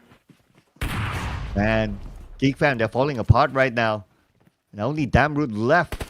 And Roy still with 3 players. Okay, Izane's on the other side though. I guess it's just a matter of time right now. But time is not on either one of their side because they don't have the circle. It's time for them to go. Geek Fam trying to find that space. But from the back, Izane flips back and he gets knocked down. Only Damn Rude left. The captain of Geek Fam. Ooh, that's a lot of damage now. Goes up to the second floor. And hate to say it, but it's just a matter of time now for Damn Rude. Yeah. Team Roy is showing teeth here. Yeah, Team Roy is pretty aggressive, and they are doing such a great job, to be honest. I mean, the momentum actually started yesterday, so I guess they're bringing on the same kind of energy, which we all love, of course. We also got a lot of fans for Team Roy, so again, just make some noise in the comment section and just make sure that your favorite teams actually feel your support. But anyway, getting back into the game, HORAA Esports with 5 elimination points, although Sky is no longer in the game, but they can pretty much still clutch this one out if they play their cards right. The Boing Donkey, check it out, man. They are at the top of the charts here. They have the biggest chance of scoring that winner chicken dinner. They are holding on to a compound wherein they could potentially clash with Team Roy. And there you go, as we see. Yeah, in the middle circle, the numbers do help them. But they have not scored anything yet. But they can score the chicken dinner, they'll naturally collect elimination points in the process. So not to worry for Boing Donkeys as long as they have this good spot and they can hold on to it. Their closest competitor to Roy Esports have a road to separate these 2 teams. So it's not easy for Roy to just rush in to try to take this place or spot away from Boing Donkeys. Alright, here we go. Juke already on the ground here. Let's see what's going to be the next step from the side of Boing Donkey. Okay, there's a little bit of pressure for the side of Team Roy, considering the fact that they're trying to pick up their teammate here while dealing with an enemy from the other side of the road. Now, here comes Alter Ego Errors dipping into the fight. So this makes the engagement a little bit harder for the side of Team Roy. Oh yeah, I know, right? I mean, the moment they step out of the building, there could be other guns pointing at them. Okay, but they could be forced to though. Let's see where stage 7 would go. We are running the music right now. Okay, circle time. And oh, look at the advantage that Boing Donkey has. Just by the edge of the circle, they can play the gatekeeper role against not only Boy, but potentially Alter Ego. Yeah, I mean, they are holding on to a compound here, so they don't even have to worry about like bullets coming in from any direction, just because of the fact that they have a warehouse to work with. Now, coming from the side of Alter Ego Errors, this is not looking too good because Alba already on the ground, so it's just Boy still left to defend the team. And HORAA Esports remains to be super competitive, at least for this round. Stage 7 here in Miramar, they were able to put up 6 elimination points, and I guess they are already on momentum here. If they play their cards right, I did play this a while ago, they could potentially get that winner chicken dinner. It's been a long time coming. Well, who knows? With a free entry point from the northern side, HORAA Esports will come up with a chicken dinner. And they definitely need the points. As compared to Boing Donkeys, they would need the points a bit more. But let's see what will happen here with Boing Donkeys. Now they need to defend the ground. And on the other side, Roy is still having a hard time cutting across. They did manage to send 1 member across though, but the other player is still waiting for the right moment. You know what? The greatest threat is still alive though, Sir Cloud, because RQ is there. I mean, they're just picking their moment here, but UK is actually coming close to RRQ. It could be a trade that could happen between Snape and UK because they're pretty close with one another. But from the kill feed, it's Tusk that has been taken out of the equation by none other than Potato of Void Donkey. But Boys Hill, man, there is no stopping this guy right here. It doesn't even matter if he's all alone, left to deal with the rest of Void Donkey here, but he is going in for the fight. And here we go, Boychill. You can pull off a big clutch here. This will go down the history books. Okay, he gets one. Super duper low. The follow-up came in at the right timing. And honestly, it was a tall order, but still good effort. Yeah, down to 3 teams remaining. HORAA Esports back in the game. Man, they still have 3 players left, so I guess they can pretty much do this one. I mean, they're onto the northern side. We've got no teams there that could contest them just yet. I mean, RQ as well as Void Donkey, they need to get inside the circle, and this is what makes Miramar very exciting rather, because of the fact that it's such an open space. And just look at in the middle, Sir Cloud. We don't have any covers whatsoever. There's no rocks. It's an open land. It would take courage for the teams to move into that position. Okay. But I guess RRQ, they want to take their time. They do have that one small compound to work with in front. And RRQ, okay, making their rotation. HORAA Esports found a compound to work with as well, but they're out in the open. The compound is not big enough to hold all of them. And one by one, dropping out like flies. I mean, okay, so Malik is still alive though. He was the only one that was able to get inside the shack, and Potato knows this one. He is ready to take up the fight here. He is circling around Malik like a predator. And of course, he's waiting for that right opportune moment to actually take him down. But Potato inside this bug, I mean, just look at what he's doing at this moment. He's just going round and round and round. But you know what? Zeta is taking some damage here, so Zeta might need help, from Potato. Yeah, Potato gave that psychological damage, but oh, Malik got him! And Malik will make mashed potatoes out of Potato. Oh. Look at that. RRQ, just as when they had a perfect run, all 4 their players intact, but this time it's 3 players left against the other 3 members from his opponent, as well as HORAA Esports with that one last player, Malik. Yes, it's a 3v3v1. So I guess the best option for Malik here is to just let Void Donkey go up against Team RRQ. Because RRQ, it's a fair fight, it's a fair chance for RRQ to score the winner in their upper Void Donkey. Oh man, with that Avara Kedavra! Master of the Dark Arts here was able to shut one player down coming from the side of Void Donkey, and he continues to do so. Still, I mean, pretty aggressive player right now, I can say. Oh, what a time to whip out the magic. And this will be a more important time because we're at stage number 9, ladies and gentlemen. Look at the circle, it's closing entirely. Malik has nowhere to go. He's stuck in the shack. Vexy has him on his crosshair. So the moment Malik steps out, he'll be shot down. Like he has to step out, if not he will deny away the point. But Malik fires back on the Vexy! Oh man, Void Donkey. They had a fair chance of actually scoring that chicken dinner. Unfortunately, a lot of players have been tagged already. So this might be an RRQ win once again, ladies and gentlemen. Just look at that. I mean, the way that they're charging in. Zeta has nowhere to go behind that special crate.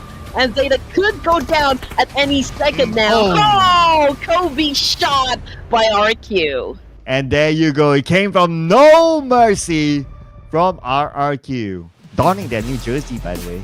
It's looking pretty nice.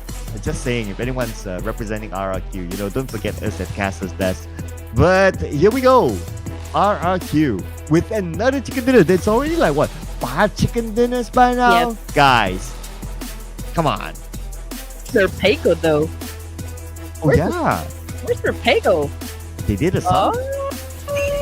Okay. But anyway, RQ, they have actually transformed themselves up into the fearsome beast here. I mean, they have been scoring a lot of chicken dinners for the semi-finals.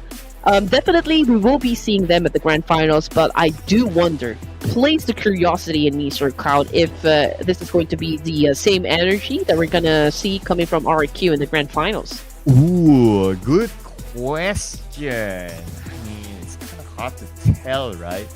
But what we could tell for sure is that even though they swap players, and the Pico takes a break, No Mercy comes in, yet they are still able to perform. So that's actually a good sign for RRQ. If anyone's not feeling their day, if they're feeling under the weather for whatever reason, they have solid backup here. So based on that itself, I would say they're looking good for the grand finals. They are definitely shiny cool here.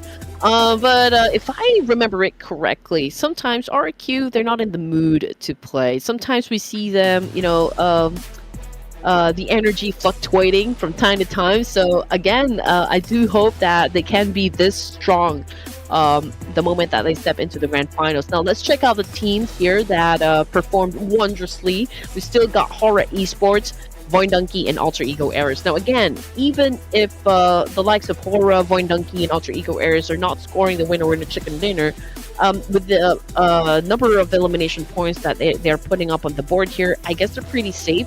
As for HORAA Esports, they know they still have a long way to go, but again, they just have to make sure that they continue playing at this kind of pace. And if there's a chance for them to really go and get that chicken dinner to help them boost up their overall status, I guess they should just really go all out.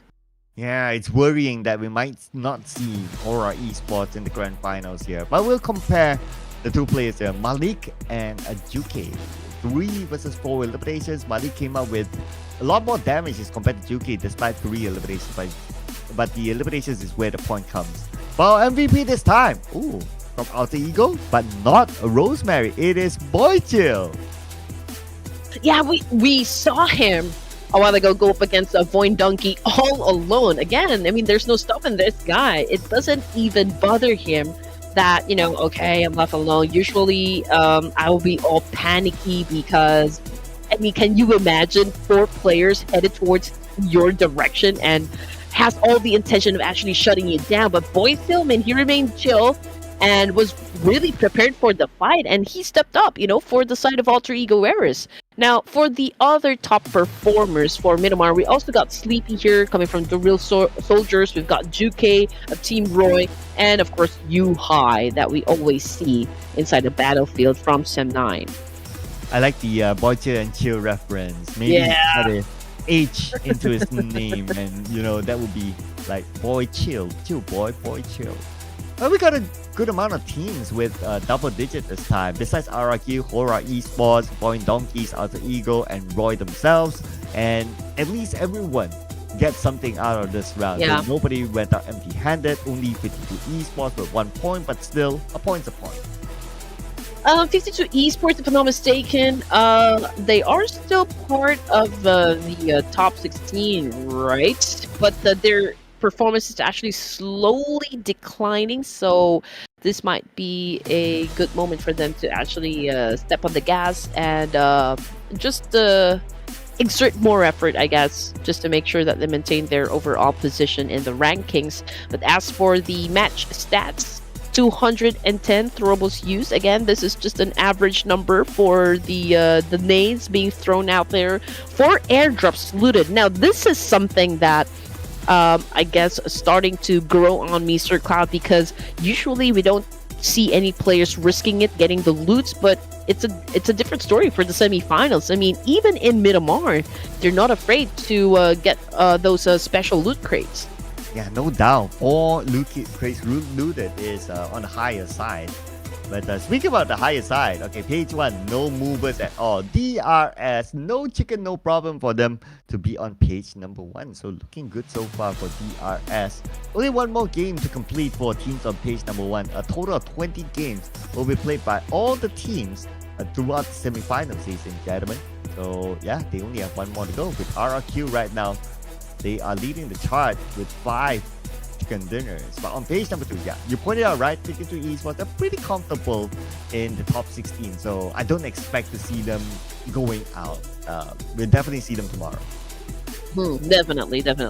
Right, Esports, again, it was a long wait for this team, actually. They came from the bottom, and now they are at 15th with 98 points. But of course, their name is not etched on stone just yet. There's a lot of things that can happen. We're already halfway through the last day of the semi-finals, but we still got 3 more matches. So they still got to put in the work, and again, just continue on getting those points that they need. They have to find the golden ratio, though, which is, of course, always a challenge to find. But for the third page, HORAA Esports moving up 1 spot. Not the same for Aegon I8, but then again, most of the teams here are a non-mover. Yeah, and HORAA Esports, they still have a small chance, but they have to come up big in their final game for the semi-finals. And I mean big with the chicken dinner, with a lot of eliminations in order for them to have a chance to be in the grand finals. And I'm pretty sure all you Purple Heart fans out there will be looking forward to that sort of performance. So spam the Purple Hearts in the comment section because they need your energy for their last round. Honestly, if we can have all 24 teams compete in the grand finals, then that would be lovely. But of course, the nature of competition is you've got to eliminate your opponents and remain at the top of the charts. So, ladies and gents, we'll be back for more PUBG action. Don't go away. We'll be back after a short break.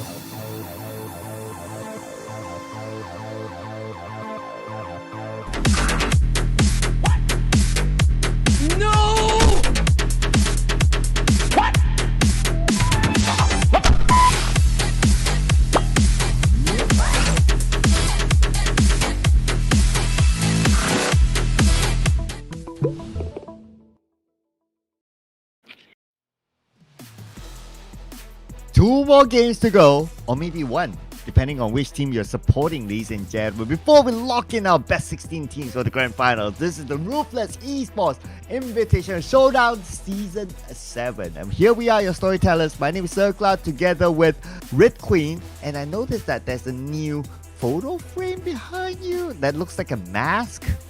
Oh, that's V from Vendetta. Oh, okay. Tell Yeah. us about it. What does it mean to you?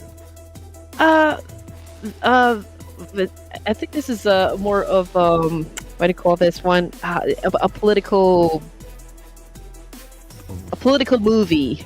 V for Vendetta. Is there a What's message it? that you're trying to send? Oh no, not really. I just I love the film. That is it. You know, kind of a revolution where he actually almost was able to eliminate half of the Congress, if I'm not mistaken. So you better watch it, Circle. I'm pretty sure you're gonna love it. But getting back into the game, yeah, we're already getting a clearer picture here of the teams that would join us for the championship bout. HORAA is obviously putting in a lot of work to secure a slot, but we all know it's going to be quite a challenge considering the lobby that we have. So yeah, you're looking at the teams that actually has gotten a winner chicken dinner, 2 for RRQ once again. So it feels like a deja vu moment for me, honestly. Oh, why is that? Oh, because RRQ scored 2 winner chicken dinners the other day. Ah, okay, and they're not stopping yet. Even though they swap lineups, they are still bringing in the chicken dinners. But we will not be seeing RRQ in the following round. We'll be rolling Group A and C, and RRQ is in Group B. So, looking at Group A, they do have HORAA Esports here, and this is going to be the final round for HORAA Esports. In order, again, for them to have a chance to be in the grand finals, they have to score big this round. Oh man, I did not. Okay, that is quite a slap on the face. So this is the last game for HORAA Esports. Oh man, okay, we're gonna keep a close eye on the performance of HORAA Esports. Ouch! I know, right? There's still a chance. So don't give up hope yet, fans of HORAA Esports. Okay. And with that, I am going to put in my purple hearts. Let's go HORAA Esports. Bang, boom, bang. You know what? I'm gonna go with you, Sir Cloud. I'm gonna lock in HORAA Esports. I think we need all the positive energy just to make sure that HORAA Esports steps into the grand finals with us. There you go. Yeah. Production is agreeing with us well. So There make you it rain go. purple hearts, ladies and gents. Make it rain. Yeah, make it rain. This is the time, HORAA Esports. You know, so much support, even in the comments, even at the prediction desk, HORAA Esports. This is your chance, okay? You score big, make it like what, 20 eliminations, chicken dinner. Probably we will see them in the next round. Yeah, sky's the limit. Literally sky in HORAA Esports. Yeah, okay. Guys, I'm telling you, it's pretty stressful, to be honest, to play like 6 matches in a day. And sometimes, you know, this players does not even play just 6 matches in a day. Sometimes they play 2 tournaments at the same time. So it can get physically and mentally exhausting, you know, for our players. So might as well just, you know, like, be kind. Do not be toxic down there in the comment section. You know, your players are doing their best. I mean, it's off season, right? They are supposed to be resting, but then again, they are participating in the Invitational Showdown to give you guys a good show.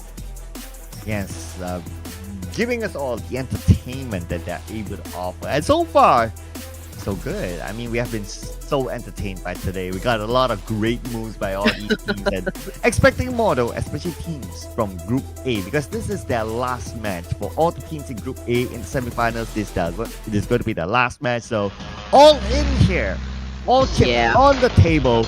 The final ERANGEL match for Group A. Now I'm kind of anxious, Sir Cloud. This is what it feels like when you have your when you have all chips checked into one team. But yeah, okay, here we go. I mean, this is what we crave for. This is what I came for, right? All the action happening inside ERANGEL and Miramar coming from our favorite teams.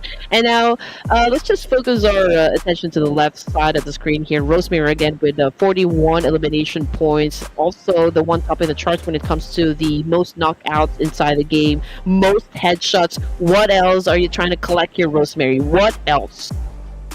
Well, you mentioned what he's tallying from the first round. I mean, look at the damage as well. He's leaving the closest competition by what? More than 2,000 damage? Yeah. This guy. What can he not do when it comes to PUBG Mobile, Sir Cloud? Man, I was about to say, what can he not do? Maybe cook, maybe dance, but since you say PUBG Mobile, I don't know what else he could not do. Oh man, this, I mean, only goes to show how talented this guy is, you know, when it comes to play PUBG Mobile. I mean, Rosemary is definitely one of the GOATs out there. I mean, there's a lot of course, stats about, what they call this, top being the GOAT, greatest of all time. But we're going to go back to that discussion later on because we can see that the kill feed is actually lighting up. We've got Team Flash over here versus HORAA Esports. What an early clash! Aura is not looking too good, ladies and gents. It is not looking too good. Team Flash is unleashing havoc here up against HORAA Esports. Now Malik, only player surviving. No Fear is currently on the ground. Will he have time to pick up No Fear? Oh man, this is tough to watch right now. I mean, Malik 3v1. Okay, he's going to go for the pickup though, but not sure if he has enough time. Even though if he does, okay, that's your answer. Thank you so much for playing HORAA Esports. Hopefully we'll be able to see them again next season. Oh man, okay. Riga Team Flash, they are flexing. Oh yeah, but yeah, we have them clapping their hands. You know, it was a great fight right there. It's again nature of the competition, ladies and gents. There could be only like one winner for a clash. Look at that guy flexing his muscle. Okay, one more. Come on, give us another flex. Give us another flex. Flexing the gun. He's done. Okay, he has to get back to business. If not, the coach will be like, okay, that's enough, all right. You know, if not, he'll get time out from the team. Oh well, I guess for HORAA Esports, yep. That is it, ladies and gents. They won't be joining us for the grand finals. Triple prediction curse. Oh no. Ouch! Oh, that's gotta hurt. Oh man. Oh, but I did see coming from the kill feed. I think the Savior, the one who got picked up. Not sure if it was because of Dan Rude here at Geek Fan, but he is flat his core there. So I guess he was the one that picked up one of the players from the Savior. Okay, so good opening there for Geek Fam. I believe earlier today they didn't really have a good round, and also to point out, Geek Fam is actually on page 3 as well. Yeah, they're on page 3, but they are on Group A, so this is also their last round. I mean, the points are just too far away for Geek Fam. I don't think they'll be able to do much to gain their slot into the grand finals. Yeah, at least they were able to play up against, you know, some of the superstars here again, come from all the region. It's just so unfortunate, of course, for those teams that will not be joining us for the grand finals. But then again, we don't know. Like, maybe they just really wanted to participate in the semifinals and just gather enough information so that they can apply that one in the next tournament, adjust whatever needs adjusting, because they play differently when they are, you know, in an official tournament. But again, we don't know the objectives are, you know, coming from these teams. But yeah, for the side of the Savior, we've got one of them already out of the equation here, but they also managed to put up one score under their belt. Not sure where that point came from exactly, but Team NKT, they are still a complete squad here, and they're not done, I guess, with the lootings and of course pillaging through towns and just making sure that they have full resources before they get into an engagement. Yeah. So, but I noticed here as well, GigFan, they lost one of the key players, Audrey, who normally turns up for the team. Not the player that they want to lose as well. But at least they are somewhere in the circle. I mean, they're around Milta, middle of the circle. They would have the time to like kind of chill to and just wait for the other teams to come towards them. As for Morph team, full squad, chill circle for them as well. I guess because the circle is kind of nice here. That's why we don't see more than one big fight. Yeah, perhaps. I mean, that could be the case. I mean, this is already the last chance for them to put up some points, so I guess everyone's just really being cautious on how they approach this one, especially those teams that are not safe just yet, to be reckless in any situation inside of the game. But if we're gonna be talking about like the teams and where they are currently, just gonna give you guys an update here. Ooh, Alter Ego Ares, just like a scene out of a movie here. Car flying from up to down, and Rosemary now in a bit of a car chase here up against Iftar of Todak. But can he shut him down? Oh no, okay, damaged. But yeah, Iftar is panicking. Pressure setting in, but yeah, Alter Ego Ares will claim that kill. Yeah, puncture vehicle, but Iftar is actually still okay. But he does not have a working vehicle now. Oh, there you go. Hands for you, went in for it. I mean, that was kind of expected by Alter Ego, right? They don't have much to play for, so they can just go all in. Definitely, but yeah, that was an aggressive attack coming from Alter Ego Ares. But if an opportunity actually opens up for you, they will definitely go for it. That's all I can say. Yeah. Just a few seconds in the game, and again, the first team to actually go out would be HORAA Esports. Unfortunately, so sad for the Purple Hearts there. We won't be able to see them perform for the grand finals. But then again, if you guys are curious and if you tuned in late, okay, just wait a minute. We're gonna go back to that discussion in just a while. Vampire Esports also getting picked up by Alter Ego Ares here. So I guess Alter Ego is managing two teams here. Oh yeah, including Vampire Esports. And Toda falling apart. Lynx is out as well. Rosemary adds one more to his tally by taking out Nuzi for Vampire Esports. Toda now with only 2 players left. And if you gotta think about it, Toda actually started the day in page 2, like towards the end of page 2, but because of today's underwhelming performance, they have slipped down to page 3. But Shrubs now, the moment he lands himself at this building, NKT, they're ready for him. Yeah. But Vampire, we'll see them in the grand finals, definitely. I mean, they're currently at number 14. Or not! Yeah, they're currently at number 14, Sir Cloud. So, pretty okay. Okay. That puts them in a danger zone, I guess. I guess there's 14 because they are out. So the 14 is the placement in this round. But the fact that they got like 106 points, they'll be okay. They should be they'll be okay. All right. I thought they were at number 4. Okay, I was looking at wrong information here. But yeah, getting back to what I was saying just a while ago, if you tune in late, HORAA Esports, if you're a fan, okay, I guess there was some information actually being sent out that HORAA is actually adjusting their gameplay using an Android coming from an iOS phone. So that might be the case, while HORAA Esports is a little bit lacking on the monstrosity and tenacity inside a Battlefield. But it is okay. I mean, we'll see them in other tournaments. Probably in Clash of Giants, right?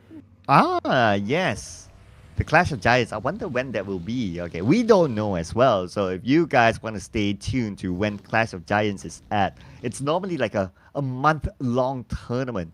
So do follow the socials of Ruthless Esports because all the updates will be there. And when it happens, I'm pretty sure it'll be big. I'm pretty sure we'll gather the best teams around. But looking at the calendar of PUBG Mobile Esports, I think the best time for them to do it will be after this PMSL period, in between this and also the PNGC period. That should be about, say, maybe September-ish onwards, like mid to end of September onwards. Yeah, perhaps, I guess. We're gonna check it out later on, ladies and gents. But Alter Ego Era is okay. They already have 3 elimination points, and it looks like Morph team is getting closer and closer with Alter Ego Era, so might clash with them in just a while. But so far, Bigatron, Red Aliens, they haven't put up any score just yet, but potentially they could assume some score here from Kodak. That is, if Kodak, of course, succumbs to the fight up against BTR. Yeah, and Toda, they're number 17 the overalls right now. This is they actually have 2 games in hand, including this one. So whatever happens, we'll see them in the next round. But they still need to put in the work now. With only 2 players and only 1 point gain so far, they need more points in order for them to secure that slot. If not, potentially even teams behind them might catch up. Yeah, honestly, I agree with you there, Sir Cloud. But Todak, Lynx, and Iftar out of the game. Oh yeah, man, they're in big trouble there. Babe Luck seems to be in a pickle here up against Tribe Arrow Macy. He's currently on the floor there, bleeding out from his torso. Let's see if his team can actually patch him up in just a bit, because Tribe Arrow Macy now trying to flush him out from this building. Here comes the attack with the DBS, and another one bites the dust, and another one. Let's see if the last one will definitely bite as well, but oh man, it's going to be hard to defend being the last surviving member, and there you go, an easy win for the side of Tribe Arrow Macy. Another one bites the dust. Another one bites the dust. And yeah, got the reference there. But for Tribe Arrow Macy, unfortunately their points are just too far. So even if they can put on a big show in this round, it's still not going to be. Hang on, are they on? Oh, they're on Group C. So okay, they still have a chance, but they need to have like 2 big performances back to back. T2K, they're pros. They know how to defend themselves, but we're talking about Bigatron Red Aliens here. Alter Ego Eras. Oh man, they are unstoppable in the semifinals, man. They continue to rack points. But Boysil, however, is on the floor. It's going to be hard here to pick him up, considering that Todak is pretty close to where Boysil is. Team Secret is also just within the corner there. So this is a 4-way fight happening in this era. Yasnaya.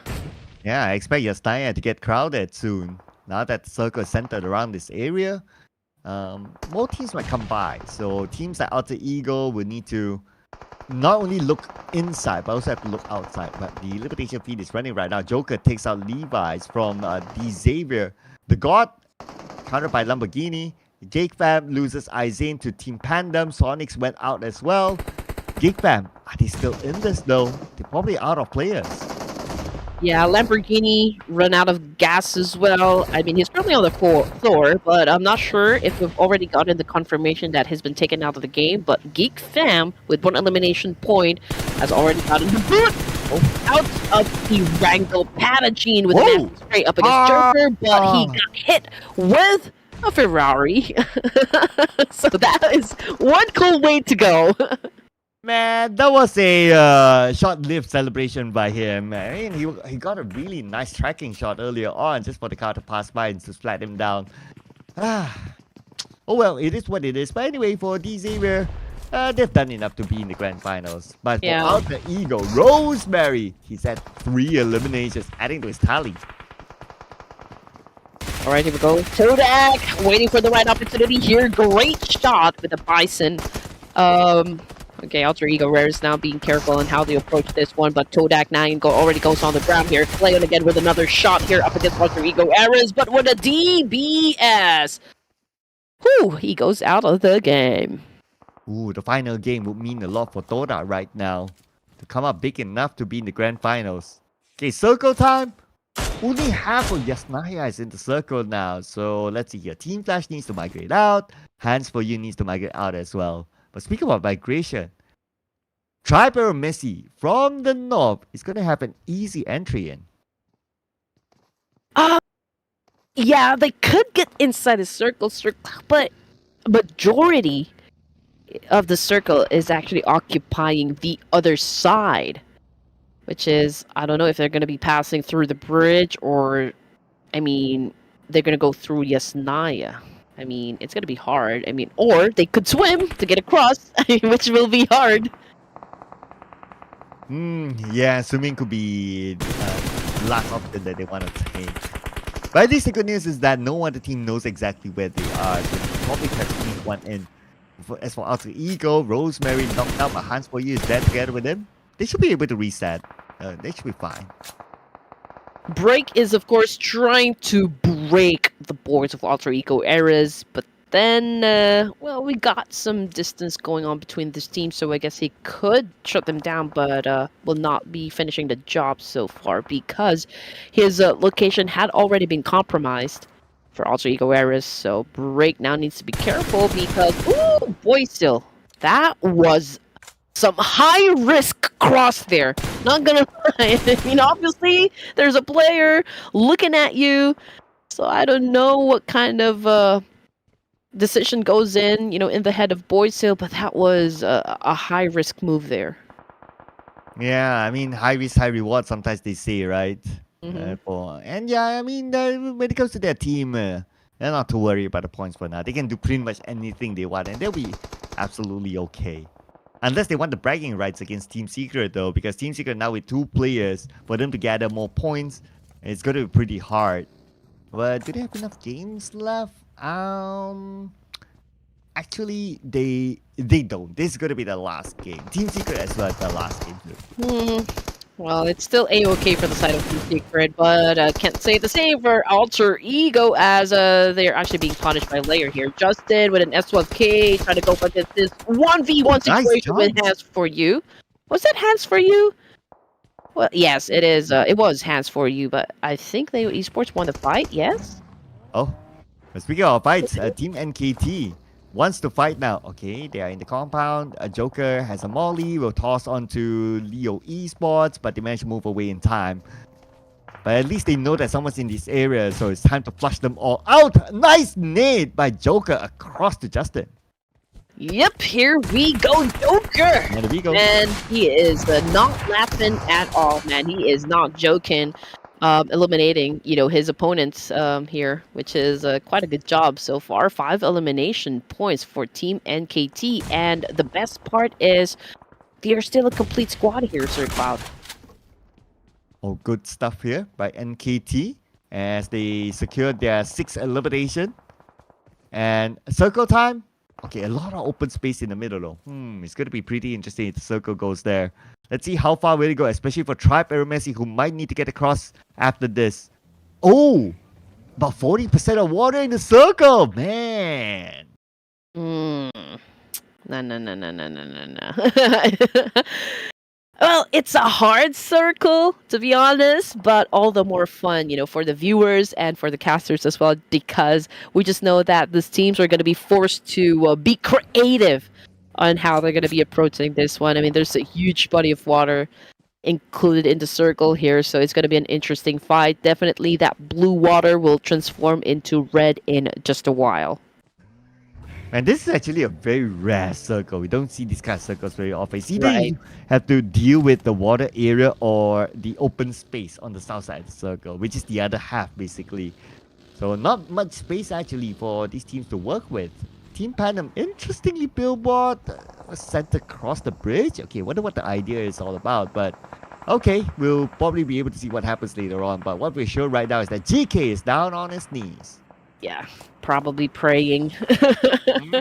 Yeah, because he just he was taken out of the equation. Thank you to Bigatron Red Aliens.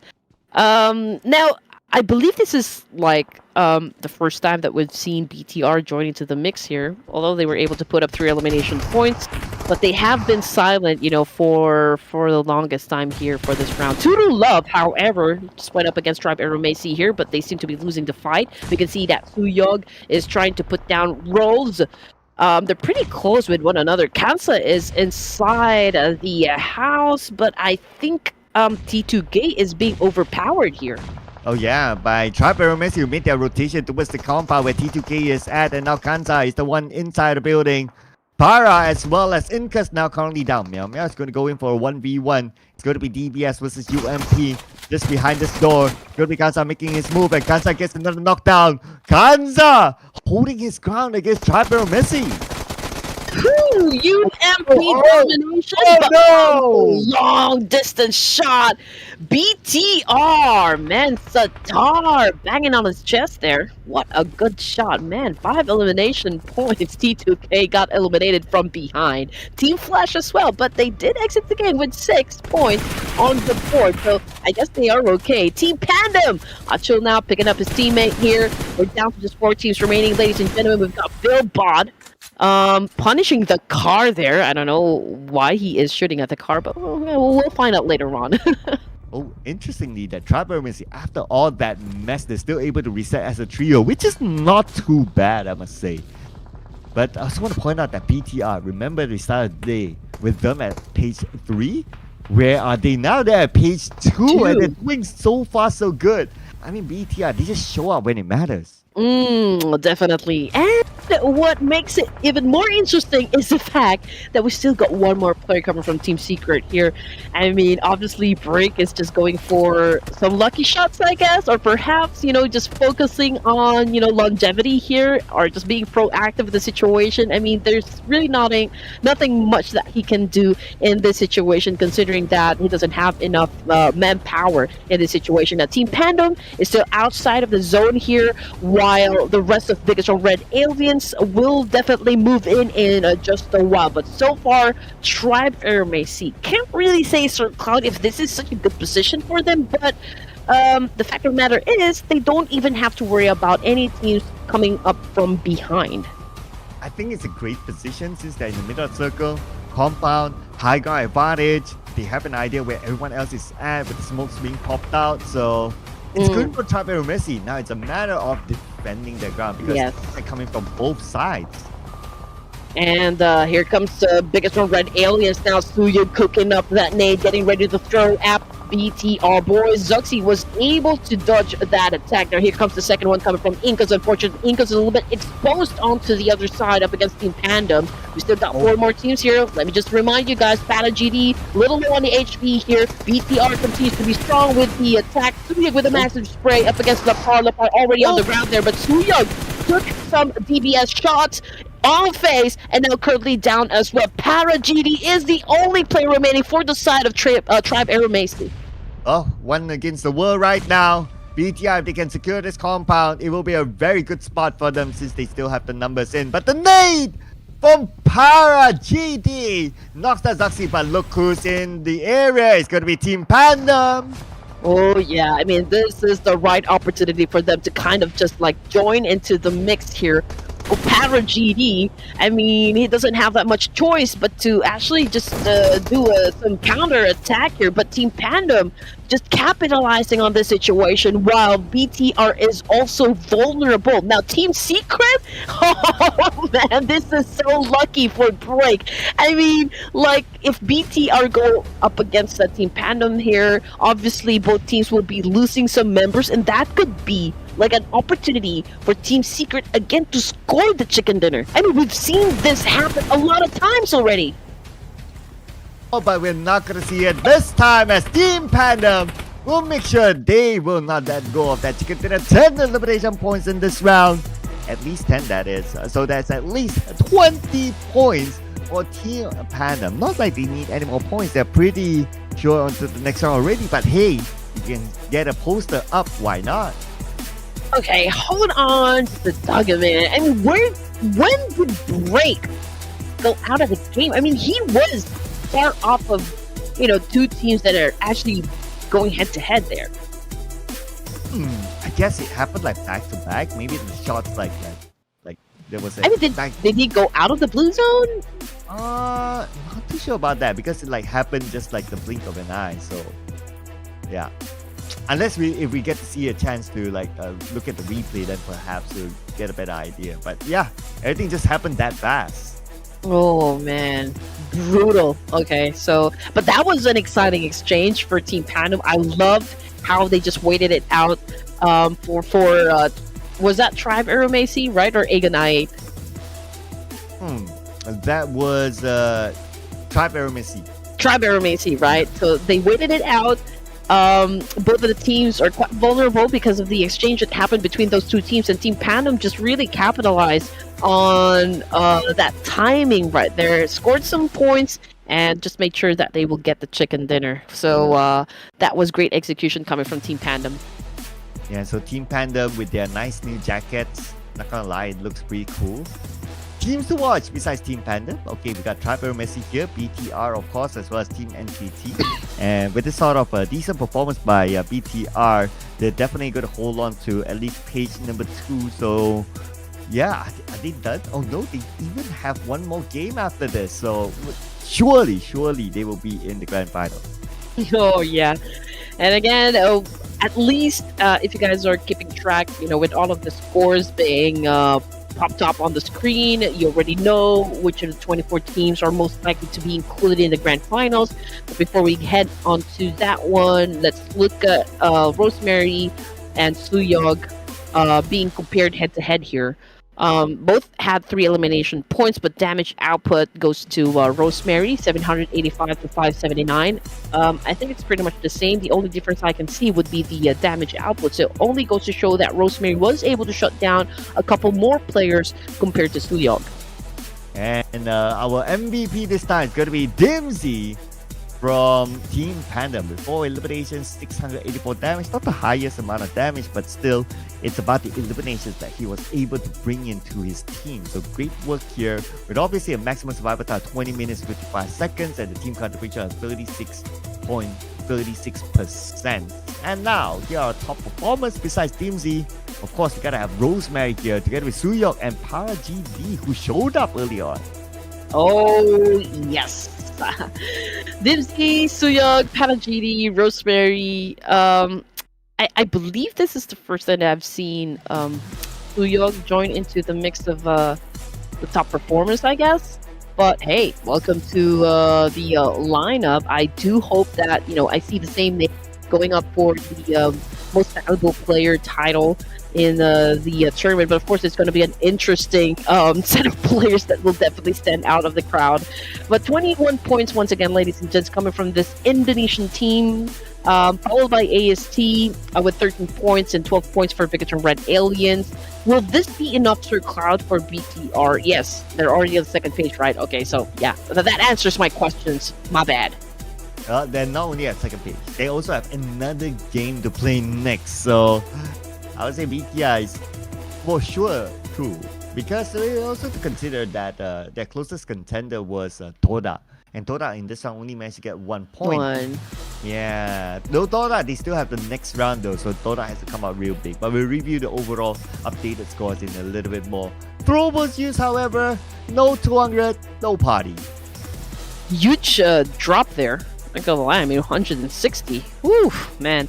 350 longest elimination distance goes to Dimsy here of Team Pandem. 13 total headshots. I guess this is a pretty average stats for the match. Let's just wait, because we are about to jump into the final Miramar and final game, of course, for the semifinals. But checking out the overall ranking, we can see a lot of movements there. Team Panda moving up 1 rank, Sim9 goes down, Team NKT moved up to number 6. We also got the Savior here and DRS Gaming. So these are your top 8, ladies and gentlemen. And Team Secret, Alter Ego, they're locked in, 20 games played. RRQ, if they want to just try to flip over Team Secret just for flex, it's like 26 points, so yeah, it's fine for them. But on the other end, okay, Bigatron Red Aliens, 101 points already. Roy Esports, 98 points. Now remember these golden numbers, because on page 3 we will flip over soon to see how close the points are. I'm not even prepared. I feel like I don't want to look at the third page, but yeah, Roy Esports, the only team here from the second page that only has like a double-digit score, 98, right? So this is going to be interesting. Todak with 86. Okay, same thing goes for Leo Esports. Yeah. Okay, so is Todak still going to play for the next round? Yes, they are. Leo Esports, are they still going to play for the next round? No, those 20 matches are done. So it's 29. Dota and then Okay. it's CSIA Esports. But looking at the point gap, I would say only Dota is potentially in contention to slide into phase 2. Oh yes. Okay. I mean that sets it, guys. I know some of you are a little bit heartbroken with the result, especially for the Purple Hearts there. But then again, you know, guys, they are adjusting from iOS to Android, so we can be a little bit forgiving, right? It's okay. But continue on, of course, making a lot of noise down there in the comment section. We are about to find out after just one match who among the 24 teams will step into the grand final. So don't go away. Red Queen and Sir Cloud will be right back after this.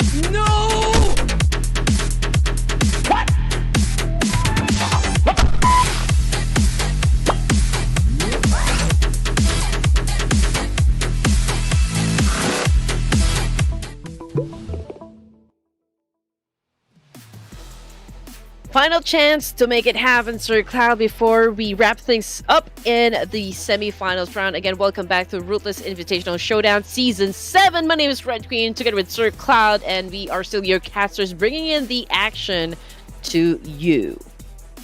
Yes, and the last game does matter for Toda. They are just by the edge of that number 16 spot, but they have to put in a performance because their competition is still playing in this round, namely BTR, that, you know, you gotta put some trust in them. They always show up where it matters.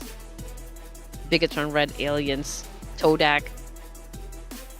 Okay. I mean, to be fair, we know that Bigatron Red Aliens are doing some adjusting as well. As Sir Cloud mentioned a while ago, they are actually operating with a new coach joining the team. So perhaps we are seeing a little bit of a mixed match in terms of like who gets to be in the roster, who gets to sit down you know, for the games, or who gets to be in the lineup, this and that, which is will always be complicated, as it is hard to actually go through some matches without knowing what kind of dynamics you are about to put inside the battlegrounds. Yeah, and this is the thing, right, about like off-season tournaments. This is where they experiment, and sometimes you won't know what sort of performance they might come up with, but most importantly, they come up with a point. So Group B and Group C, ladies and gentlemen, will be playing in the final round, and Group A, they are done for the day. Those of them who have completed their matches and will move on to the next round, great, we'll see them. But those of them who will not have enough matches anymore, hopefully we'll be able to see them next round. But we're going to put our focus on the Group B and C. Todak and BTR happen to be in the same group, by the way. Yeah, but of course, this is the tricky part for the casters and production. Well, not so much for production, because they've been getting, you know, their predictions right. So I guess it's just us, Sir Cloud. But yeah, I am way off my game here, ladies and gentlemen. I have been not getting any any teams right for my prediction. But okay, it is hard again. Why don't you go first, Sir Cloud? Oh man, it still has to be done. It still has to be done. Oh, I don't know about this one. Oh man. Okay, it potentially would be the last game for Toda this season. So I might as well, right? Might as well. Let's put Toda in. Let's go. FaZe Clan. Ooh. Okay, FaZe. All right, I get it. I get FaZe it. Clan today though. Have we No, they haven't No. won any chicken dinners.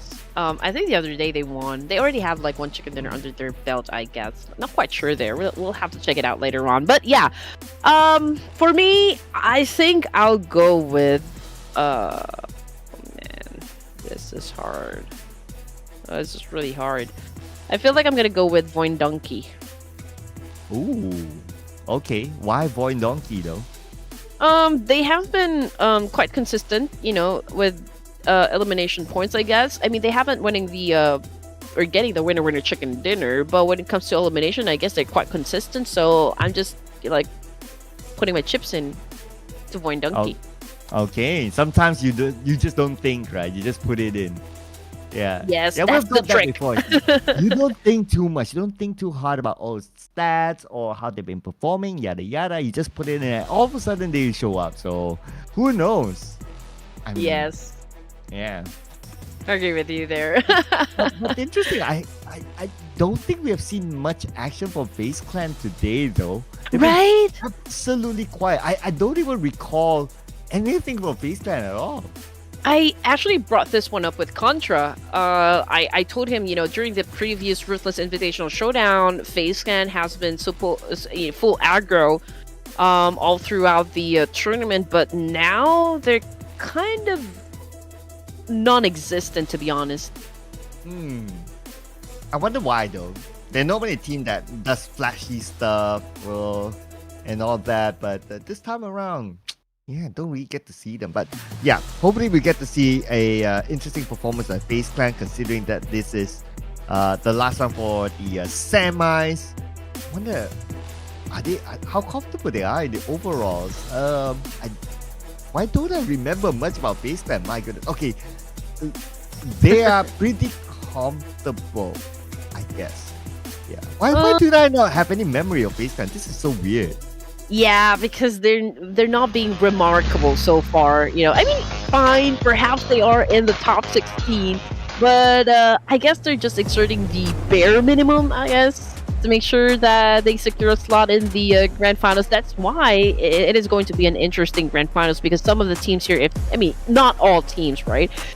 Not really showing us their cards just yet. Sometimes they're letting other teams win, just like Vampire Esports. I mean, during day number 1 and day number 2, they have been really consistent in putting up the numbers, but right now we've seen the decline when it comes to their performance. But it doesn't even matter, because they are already confident enough that they will get a slot in the grand finals. Okay, I mean, if that's the case, then cool. If they've already booked their slot onto grand finals, then that's absolutely fine then. So let's see here. Some of the other teams now. BTR would say they have done enough though. I don't see them dropping though, unless a huge disaster happens, but nah, I don't see it. I think the one that they could potentially change is maybe Roy Esports and Toda, because it's only one team to go up and go down, right? So it's a matter of these two teams pushing each other down if it happens. Yeah, and for now, there will be teams here that would probably test out their courage in going up against some of the big dogs here in the yard. And some would probably just cause nuisance, or some will probably try out their new rotations. We don't exactly know what the intention will be coming from these teams, but yeah, we already know which teams to look out for if they're going to be included in the grand finals. But checking out the circle, I guess this is the thing that you love, Sir Cloud, when it comes to Miramar. Might be an Impala finish. Ooh, I wouldn't mind that. It's almost like a circle that we've seen before, but this time more towards the right side. So we have about 50% of water. Now, if you do get an Impala circle, not gonna lie, I'm gonna be happy. But if you do get that island outside of Impala, those two islands, that will be the best. The Los Eagles thing? What islands? The one outside of the the unnamed one. The unnamed one. Oh yeah, that could be bloody right there. That could be chaotic, catastrophic even. For most of the teams here. We can see that we only have 14 teams that joined the lobby here. So I guess we've got 2 teams that wasn't even interested to join into the game. But DRS Sleepy versus Morph's team. Oh, Morph's team showing up, even though they have 2 players currently knocked down. But I guess this is probably one of their last fights, I guess, inside the game. If they can pull off a win up against DRS, then good. We might see them later on to the next stages of the game here. But both of the teams, as you can see, are doing a major reset. We can see that Killer YT already back on his feet here. Same thing goes for Morph's team. Sleepy, however, since he is the one pretty close with Morph's team, it will be a little bit difficult for Chama and Killer Whitey to pick up his teammate. But let's see what kind of strategy DRS will be pulling up their sleeves here. We can see the Chama going in for off angle. Jaws keeping a close eye on his target. But Morph team, okay, they got inside the vehicles. Are they going for the reposition? Yes, sir. I think they are going to. Yes, they are. And, okay. Jaws came in. Oh, no. They are well surrounded by DRS. Look at the setup by DRS here. Lots of off angles. And even Jama at the forefront. And with a shotgun. Perfect weapon in this sort of situation. Oh, no. Well, put it down to Jaws now. Let's see who will bite back.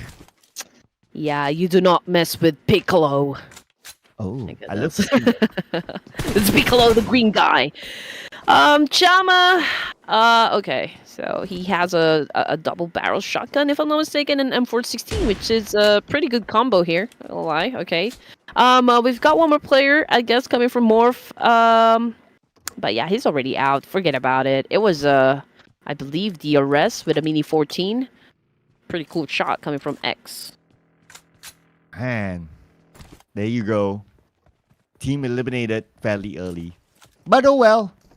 We might or might not see them in the next round. We need to review back who are top 16. But here we go. Bigatron, Red Aliens against a Roy. So, okay. So Roy needs the points though to stay away from Toda. Cannot lose this fight with BTI. So however, BTI is actually above them in the overall charts. Yeah, yes, they are. Yes, you are. Okay, Lapar. Oh man, this guy is very dangerous in the battlefield. Now let's just check out the roster. So it's Lapar, Genfoz, Zuxi, and Satar.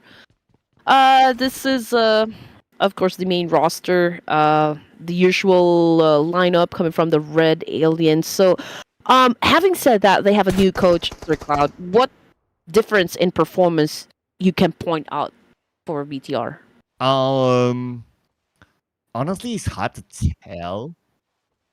Yeah. Oh yeah. Production. Okay. For the benefit of everyone, production changed their prediction to DRS, their favorite team. So to note, because FaZe Clan isn't playing. So I was wondering that we didn't get to FaZe Clan today. But anyway, the change.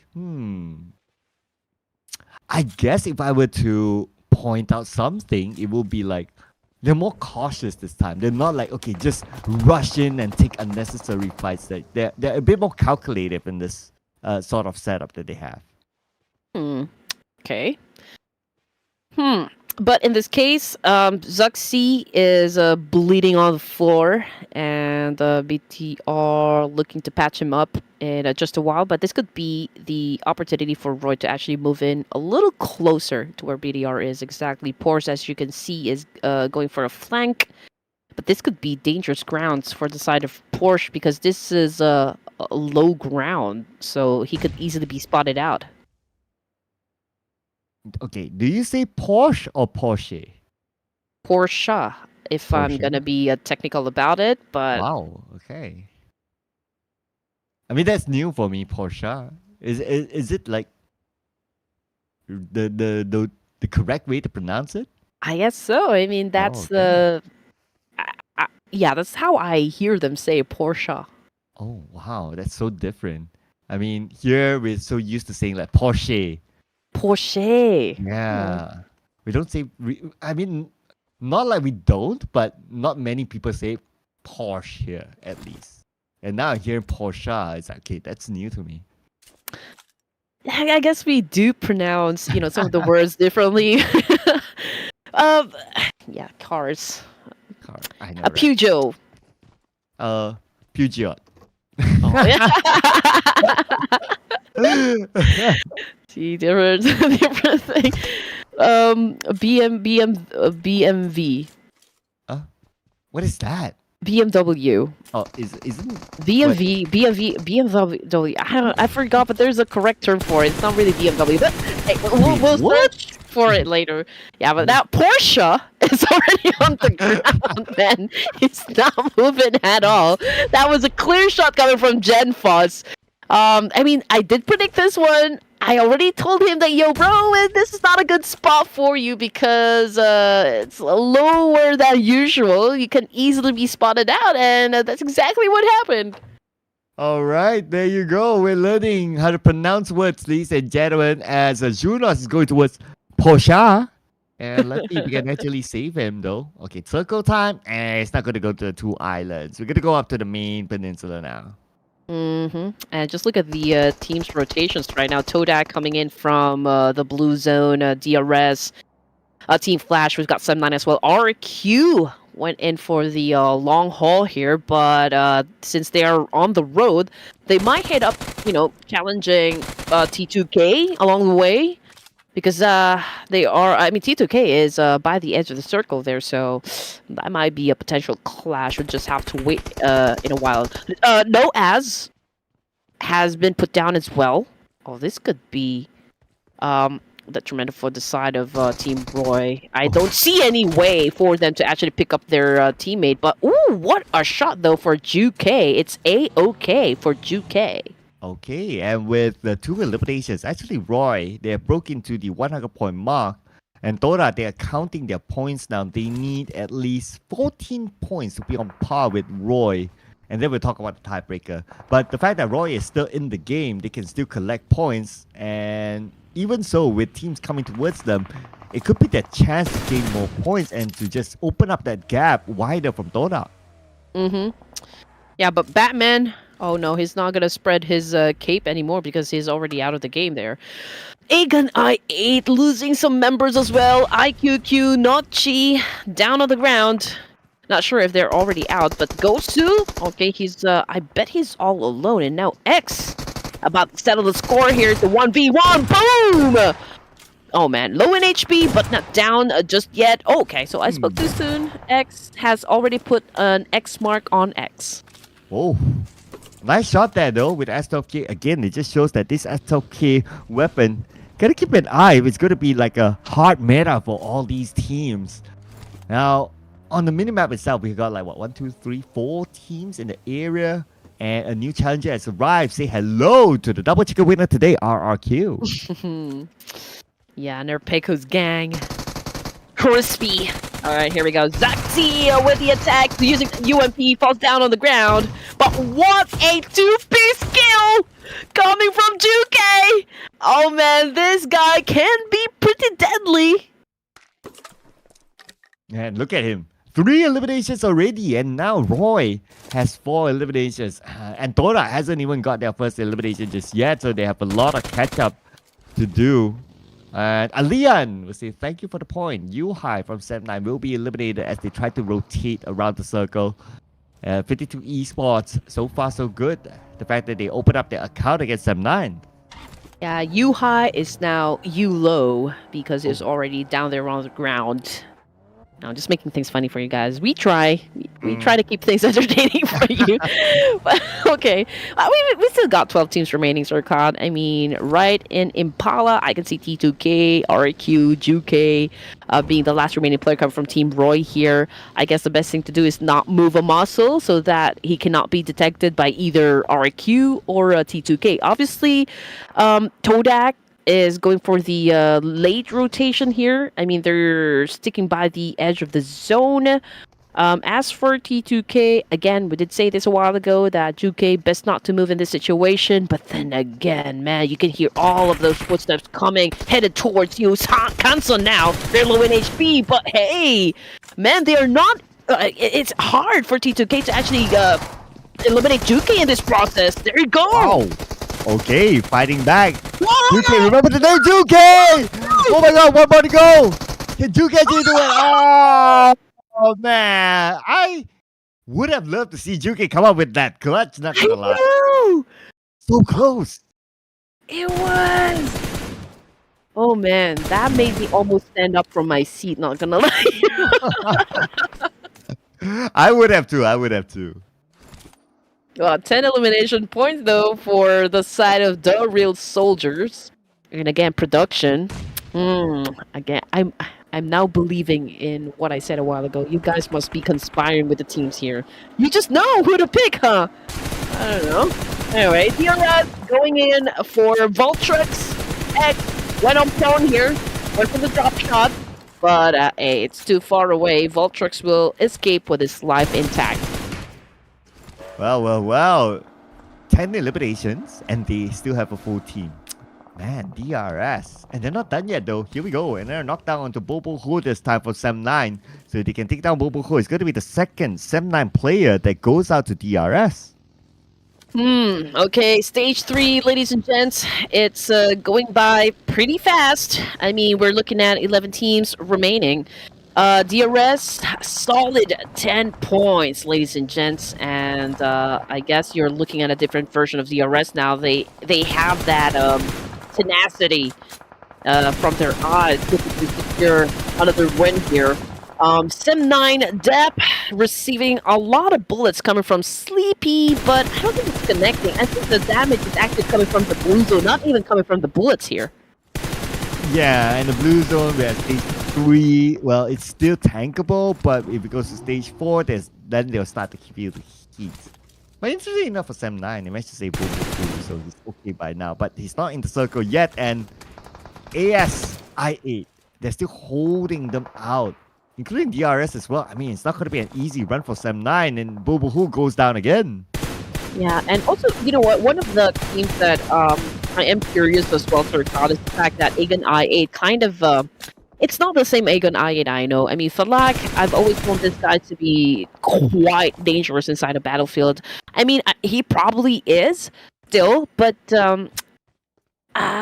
this is not the same gameplay that that I was expecting at least from Aegon I8. What say you?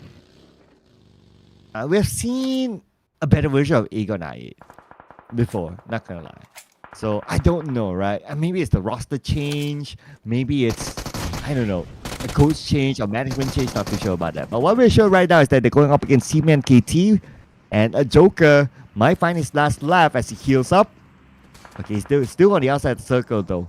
So or Tribe Aeromissy right now, they will be feeling the pressure of the blue. Yeah, and this could not look good for the side of the Incas. Oh man, okay, so there you go. There's that exchange. Suyog already went out, and there goes the attack coming from Joker.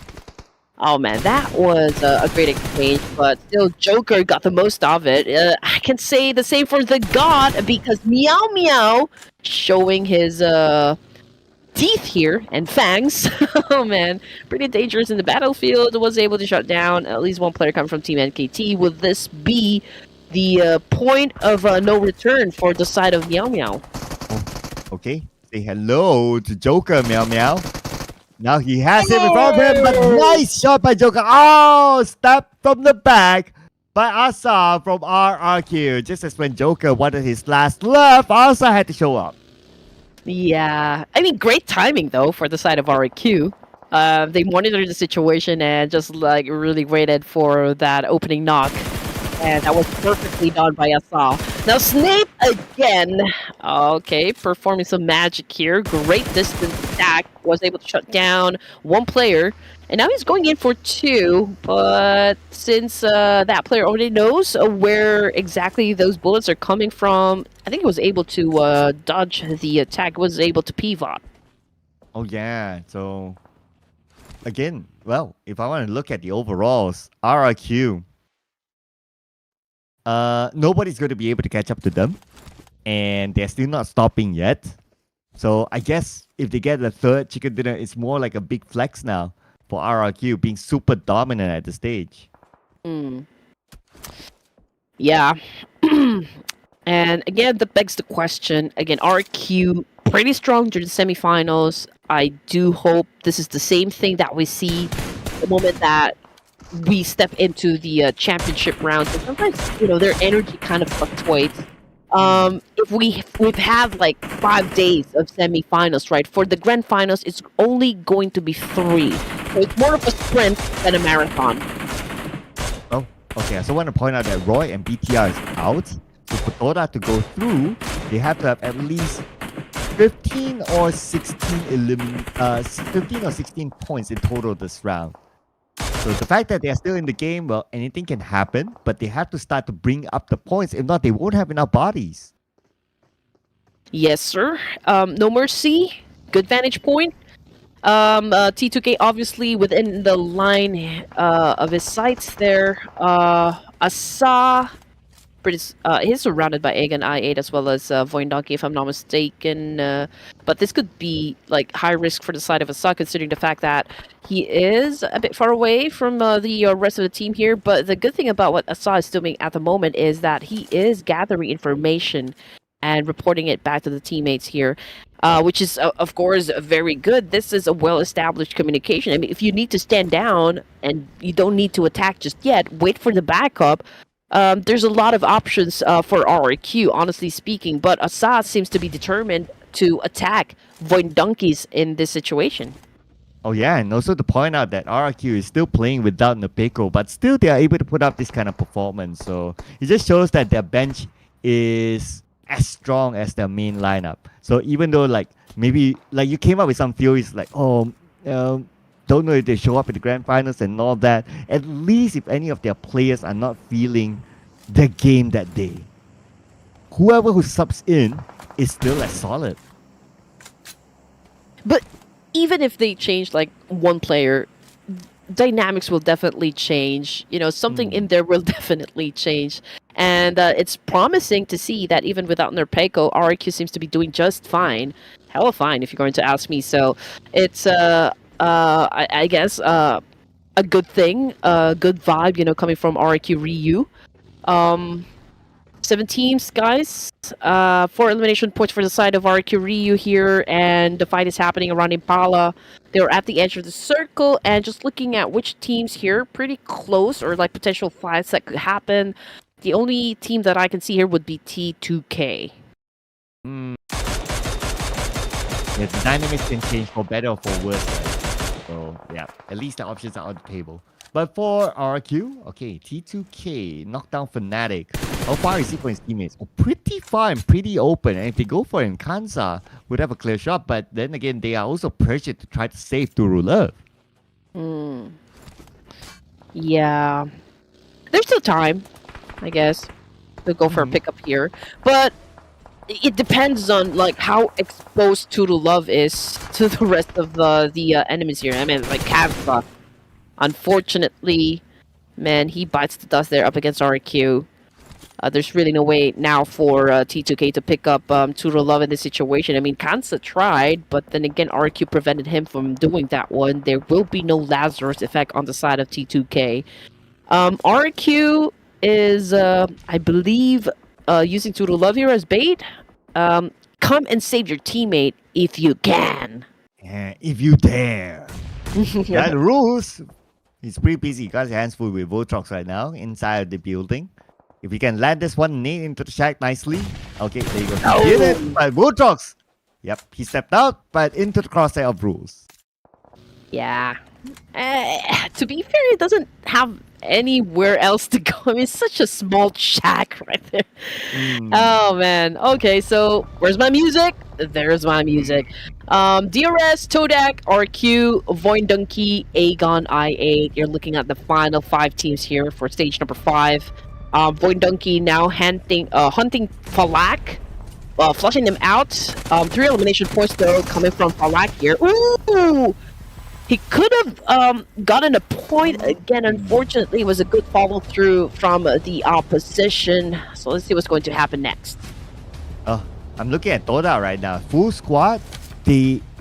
Mathematically, they still have enough bodies for them to collect the points. Okay, they need at least 6 eliminations with a chicken dinner. That's like the bare minimum for them. And the fact that we still have 11 bodies for them, they could still probably make the big escape. Okay, here we go. RQ making the move. They are actually driving their vehicles here, but we've got one of them not moving at all. I believe that was Snape, if I'm not mistaken, or maybe Fnatic. We just don't know. Lynx from Todak is on foot. To be honest here, he's on prone. This is quite risky for the side of Todak. Although they will be coming from the northern side. Is okay, I don't think my map is updated here. Okay, I'm just gonna pay close attention to what is happening on the screen here, but No Mercy doing a spray here up against Lynx of Todak. Lynx very low on HP here. I don't see a bright future for this player, but he was able to heal himself up, but then again, he is out there in the open space. And Ifta just went out, so Toda down to 3 players. Lynx position compromised. RQ not able to get a good clear shot because of the smoke and also because of how the terrain is. But Lynx is taking damage. Okay, he healed up, so he's fine. He's back at 80%, and he can actually get back to his teammate. The smoke bridge created, so now he has joined up with his team and is out from that ditch. Okay, here we go. Best not to waste your resources there, RQ, because Todak is actually holding off onto that compound. Is this going to be hard for RQ to actually kind of crash this compound? But we do have a safety net for RQ. I mean, we've got one more guy there. He's not actually joining in the attack. Is that No Mercy? Yeah. With the up angle? Yeah, there you go. Yeah, No Mercy here. Nice off angle. But are they on a rush to try to take down this compound? Not really. Yeah. They can still wait for the next stage just to see where the circle will go and whether this compound will still be valuable for them. We'll know that in about 3 more seconds. So here we go. Circle-wise, oh yes, it will still. Dora gets the circle, but they still need to bring in the points. Yeah. But I guess it's a good thing that they were able to get into stage 6. I mean, we still got plenty more players. They have the potential to assume 10 points. If they can do that, then it's all goods, for the side of Voindunkey. But RQ remains to be lethal. They still are a complete squad here, and it will be hard, to shut them down considering the momentum that they've already established. I mean, basically, they're already juggernauts in this situation. Voindunkey playing with just 3 members of the team here.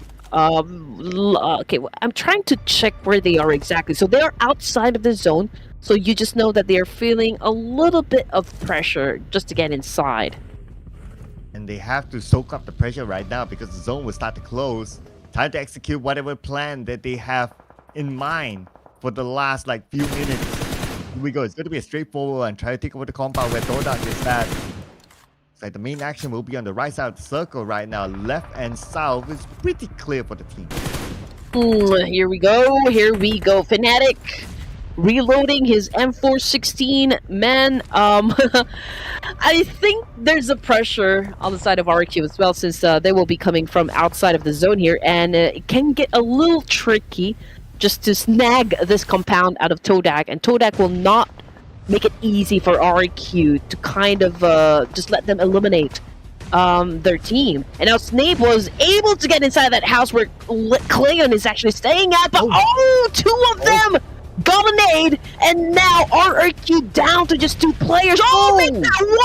Make that one, Sir Cloud. Here we go. Toda goes in. They want to secure the elimination points. They'll take down Snape. They will take down Fnatic.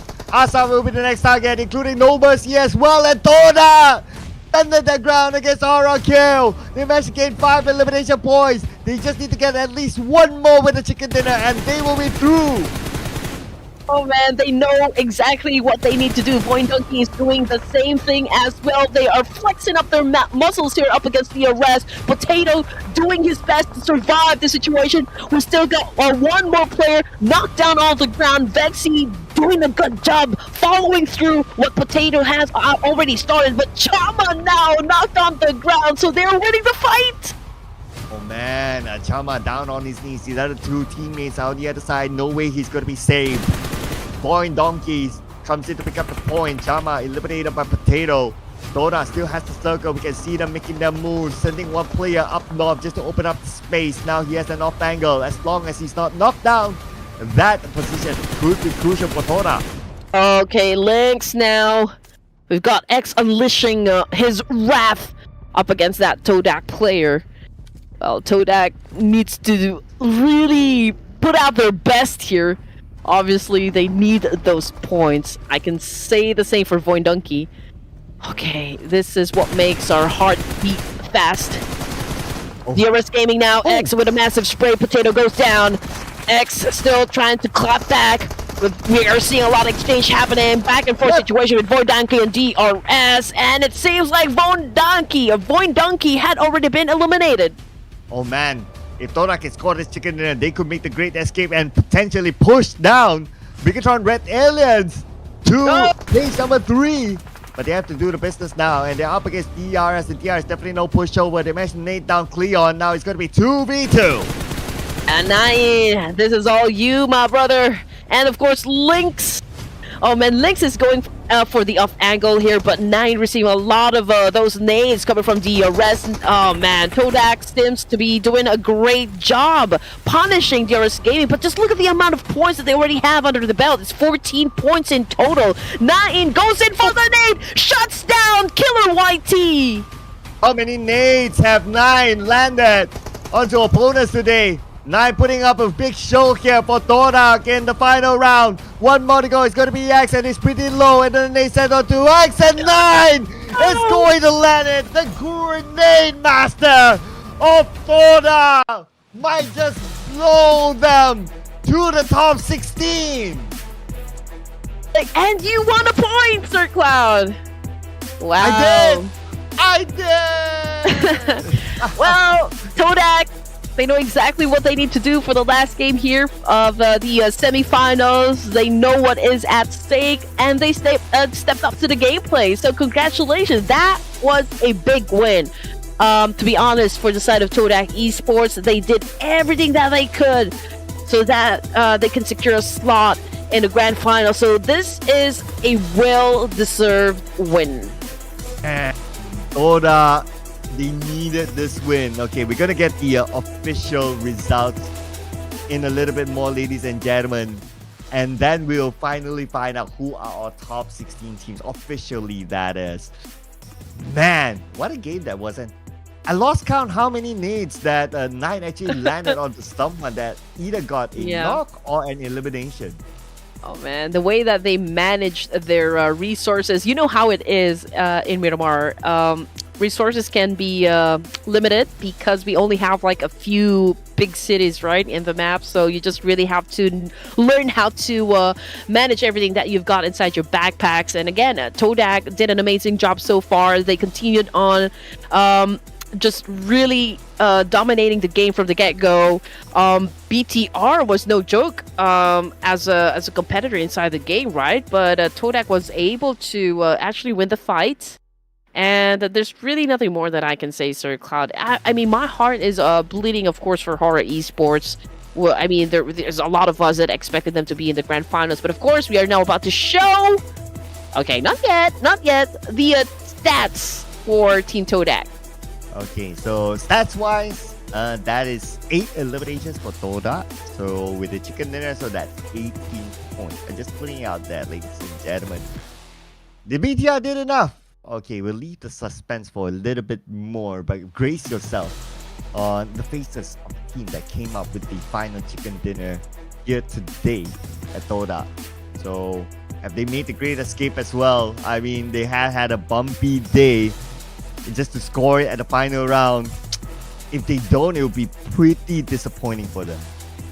Yeah, and also we have to give recognition to the gameplay that the real soldiers actually showed us for the final round, the semifinals. I mean, if I'm not mistaken, they were able to score 14 or 15 elimination points. So that is phenomenal. Oh yeah, yes. DRS. They started off really well. Like what? At stage 2, they already got like what, 10 elimination points? That was amazing by them.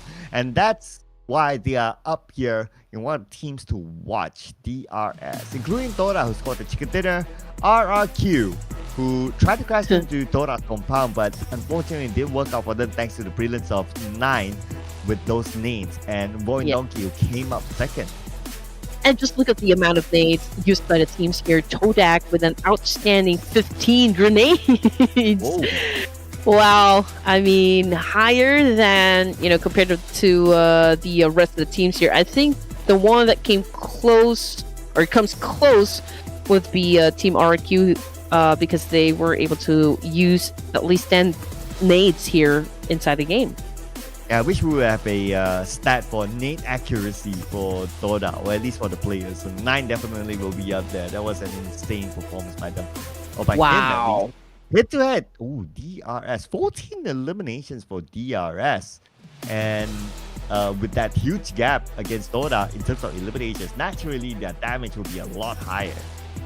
I guess we can see different priorities coming from both the teams here. DRS obviously went in for the elimination points. That is why we can see an outstanding number, on the board. As for Todak, I think they focused more on really getting into the last fight, to the end game, to the end zone, and they were able to do that. Oh, and look who's our MVP for this round. It's actually X from DRS, coming out with 4 eliminations, 1,381 damage, 27 minutes 20 seconds survival time, and a 28.57% team contribution. Doesn't look that big because, well, overall the team scored 14 eliminations, so 4 out of 14. Yeah, that's how you get the number. But I gotta give it to X though, as a team as well. They did show up a good performance, and like what you said, if the objective is just to collect elimination points, they did it. I got a new information here, ladies and gentlemen. Remember, Sir Cloud, you did look for FaZe Clan, right? So, okay, this is going to be the case now for the Invitational Showdown. I guess there is one team that will move up the ranks because FaZe Clan of Thailand actually got disqualified from the Ruthless Invitational Showdown Season 7 as per rules because they are no-shows for today's event. Right. Okay. So no wonder I did not recall seeing them the entire day. Okay. There you go. That answers it, ladies and gentlemen. So too bad. Perhaps they have other commitments that they need to attend to, and hopefully we'll be able to see FaZe Clan again in the future because they are such an amazing team. Yeah, definitely. So perhaps again, we must give them benefit of the doubt that there might be some technical issues that happened, for the team. We'll find out, pretty sure, in time. But anyway, let's put the spotlight, back to the teams here. 20 points for DRS. Again, no chicken, no problem. Todak, it's just a 2-point difference, right? RQ with 10 points, solid points, I might say. As for Morph, Bigatron Red Alien, Sem9, well, they weren't able to score any points, but I believe only Morph team and is Sem9 part of the top 16? I'm not quite sure, but Bigatron, I'm pretty sure they got in the top 16. So it's just Morph, I guess, because they have been a non-mover at the bottom of the overall rankings. Yeah, I believe with more team 0 points this round, they could be eliminated. But we'll get the official numbers in a bit more, ladies and gentlemen. Throwables used, however, we've seen 200 today. So 148 is an number. Yeah. We're used to seeing really that number go as high as 300 plus, but right, I think that there's a scarcity of nades, at least for this round. 148, that's pretty low. 321 longest elimination distance for X here of Doril Soldier, so good eye right there. As for the airdrops that got looted, we are only looking at 1. So, are we excited for the top 16 to be revealed? Of course we are. I know that you guys are excited too, but do we have an idea which of the 24 teams actually secured a slot in the grand finals? I guess we just have to wait for a few more seconds, I hope, because we're already excited. Yeah, to be sure of who our top 16 teams, right? And that we will be playing. They will be seeing them in action for the next 3 days, starting tomorrow at the same time, same channel. So don't forget to give a follow in case you forgot.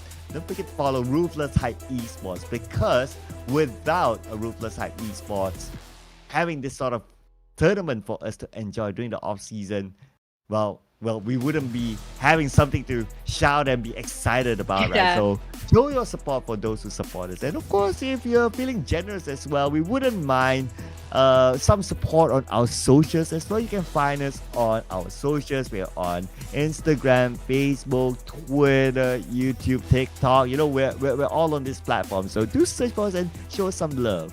Yeah, as you all know, Sir Cloud is a big celebrity in the esports industry in Malaysia. So don't forget to follow his page. He already actually published a book all about esports, ladies and gents. Currently, it's still in Malaysian or Malay language, but hopefully you get to put out an English version of the book so that we can enjoy it. Yeah, fingers crossed. That's the goal. That's the goal there, ladies and gentlemen. So maybe if I get a lot of followers on my socials, yes. trying to hit the 10K at Instagram. So if you guys are generous enough to give me that, well, who knows? After hitting that milestone, we'll make it happen. That's the goal. That's the goal. Yeah. You know what? That's the goal. What? Our players. Oh, come on. Oh, come on. This guy needs to be nerfed. Okay. Well, this is not even a surprise. We've seen him really put up the numbers, and no player can even come close to what he was able to establish. So yeah, I mean, a well-deserved title for Rosemary, but of course he won't be getting the $500 just yet, right? He needs to remain competitive, or like remain a very dangerous player inside a battlefield to finish all 3 days of the grand finals being at the top when it comes to getting that MVP title. That's the time he can claim that 500 US moolah. Yes, and also not to allow his closest competitors, Joker from NKT, Break from Team Secret, Sleepy from DRS, and Crypto from 52 Esports to overtake him, or any other player in fact, to overtake him as well. So he has to maintain that pace. But the stats, I mean, average eliminations itself, he's leaving everyone behind, but when it comes to average damage, he's kind of close with Sleepy though, so that could be a stat to be considered in order to overtake him. But yeah, I mean, at the pace that he's going right now, it's going to be hard for him to be overtaken. Yeah, and again, I love the fact that we have some new faces joining us when it comes to the overall fraggers. I mean, we've got Bows coming from Team Flash, we've got Joker coming from Team NKT here. Sleepy, I guess, is a newly added member coming from The Real Soldier, so he's up there as well. Achul and Rosemary, these guys are, well-known, I guess, players in the PUBG mobile scene. Yeah, with Team Pandem right now. But if we look at like what damage-wise and finishes-wise, Rosemary is still leaving everyone behind. I mean, this guy just needs to stop playing, just to allow other players to sort of like have that hope to catch up. Yeah.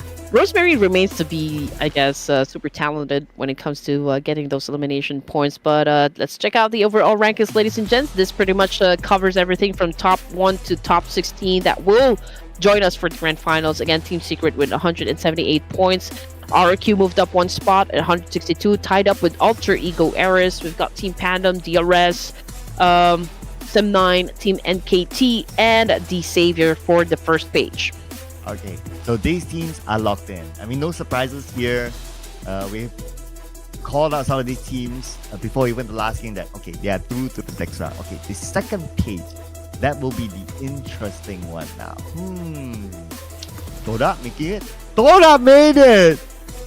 Tora made it to the top 16 with that chicken dinner, ladies and gentlemen. And also Roy Esports and Bigatron Red Aliens made it as well. Who was pushed down? FaZe. Yeah. Oh yeah.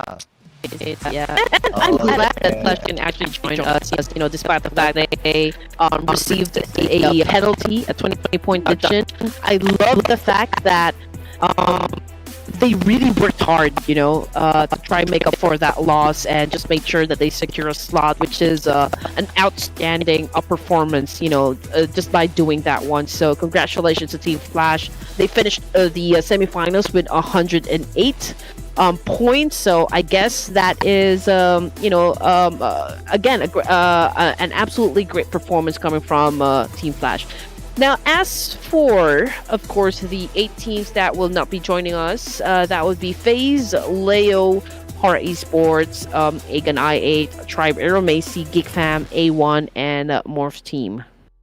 Oh man. So, well, good news for BTR. If not, they were the ones to be eliminated. Yeah. But other than that, hopefully we'll be able to see FaZe Clan, Leo Esports, HORAA Esports, AS, I8 Esports, Tribe Aeromacy, GeekFam, A1 Esports, and Morph Team in the future as well. They have put on a good show for us. And yeah, it'll be great if we get to see them again in the future. Maybe for the next Clash of Giants. Ooh, man. I'm already looking forward to that one. And again, hopefully we can do a LAN event. So to whoever is the owner of Ruthless Hype Esports, I hope that we can push through with the LAN event so that we can visit the wonderful country of a wonderful place, Nepal. Yeah, that's something that we're still like, okay, we're still keeping that. We're still keeping that. Speakers. Yeah. Let's make that happen, okay? So if you guys want something like that to happen again, Very simple. Just put your support to Ruthless Esports. If you have not followed their socials, do give them a follow. If you have not shared the live stream, well, don't share it right now. I mean, the show's going to be over, but tomorrow when the show restarts, get new friends to come in to watch the show with you. And not only you get company, but maybe one day, if it grows to that size, then you might see the LAN event. Yes. Okay, so let's play a game, shall we? I know that you guys can still hear me, and I do see we still have like 9,000 at least viewers or streaming this broadcast.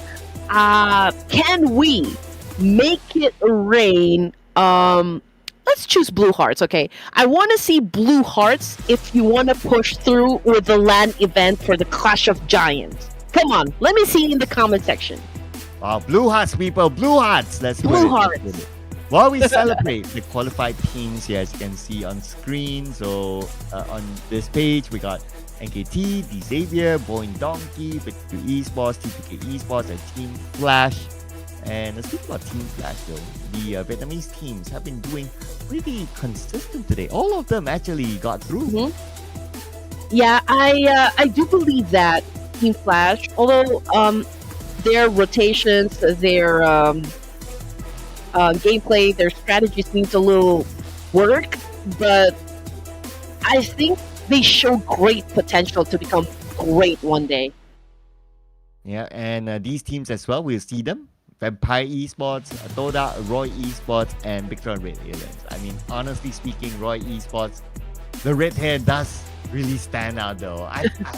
Yeah, you gotta try that out. You gotta try that out. Looks like a K-pop, right? K-pop idol with the red hair, of course. Oh yeah, it's K-pop-ish. K-pop-ish. Yeah, I wouldn't be able to tell the difference. Oh man. Yeah, looks good. Yeah. I'm still waiting for you guys for flooding the comment section with blue hearts. I know we have a little bit of delay, right?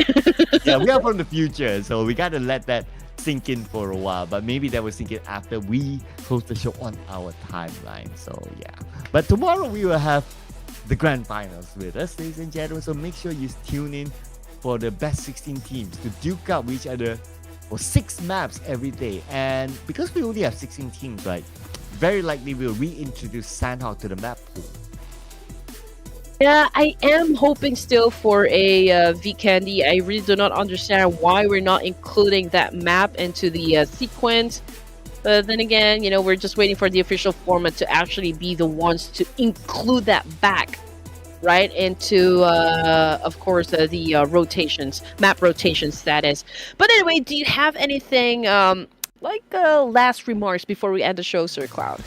Well, all I can say is that if today you feel entertained, well, in the grand finals, when you have the best 16 teams and all the points will be back to 0, everyone has everything to play for because the money is on the line that time. You see an even bigger performance by these teams. Oh yeah, I'm excited for tomorrow, definitely. But anyway, ladies and gents, we now have come to the end of the show. Again, I know there's a lot of you guys with broken hearts, but it is okay. I mean, it is what it is at the end of the day. But again, please don't forget to follow us on our social media pages.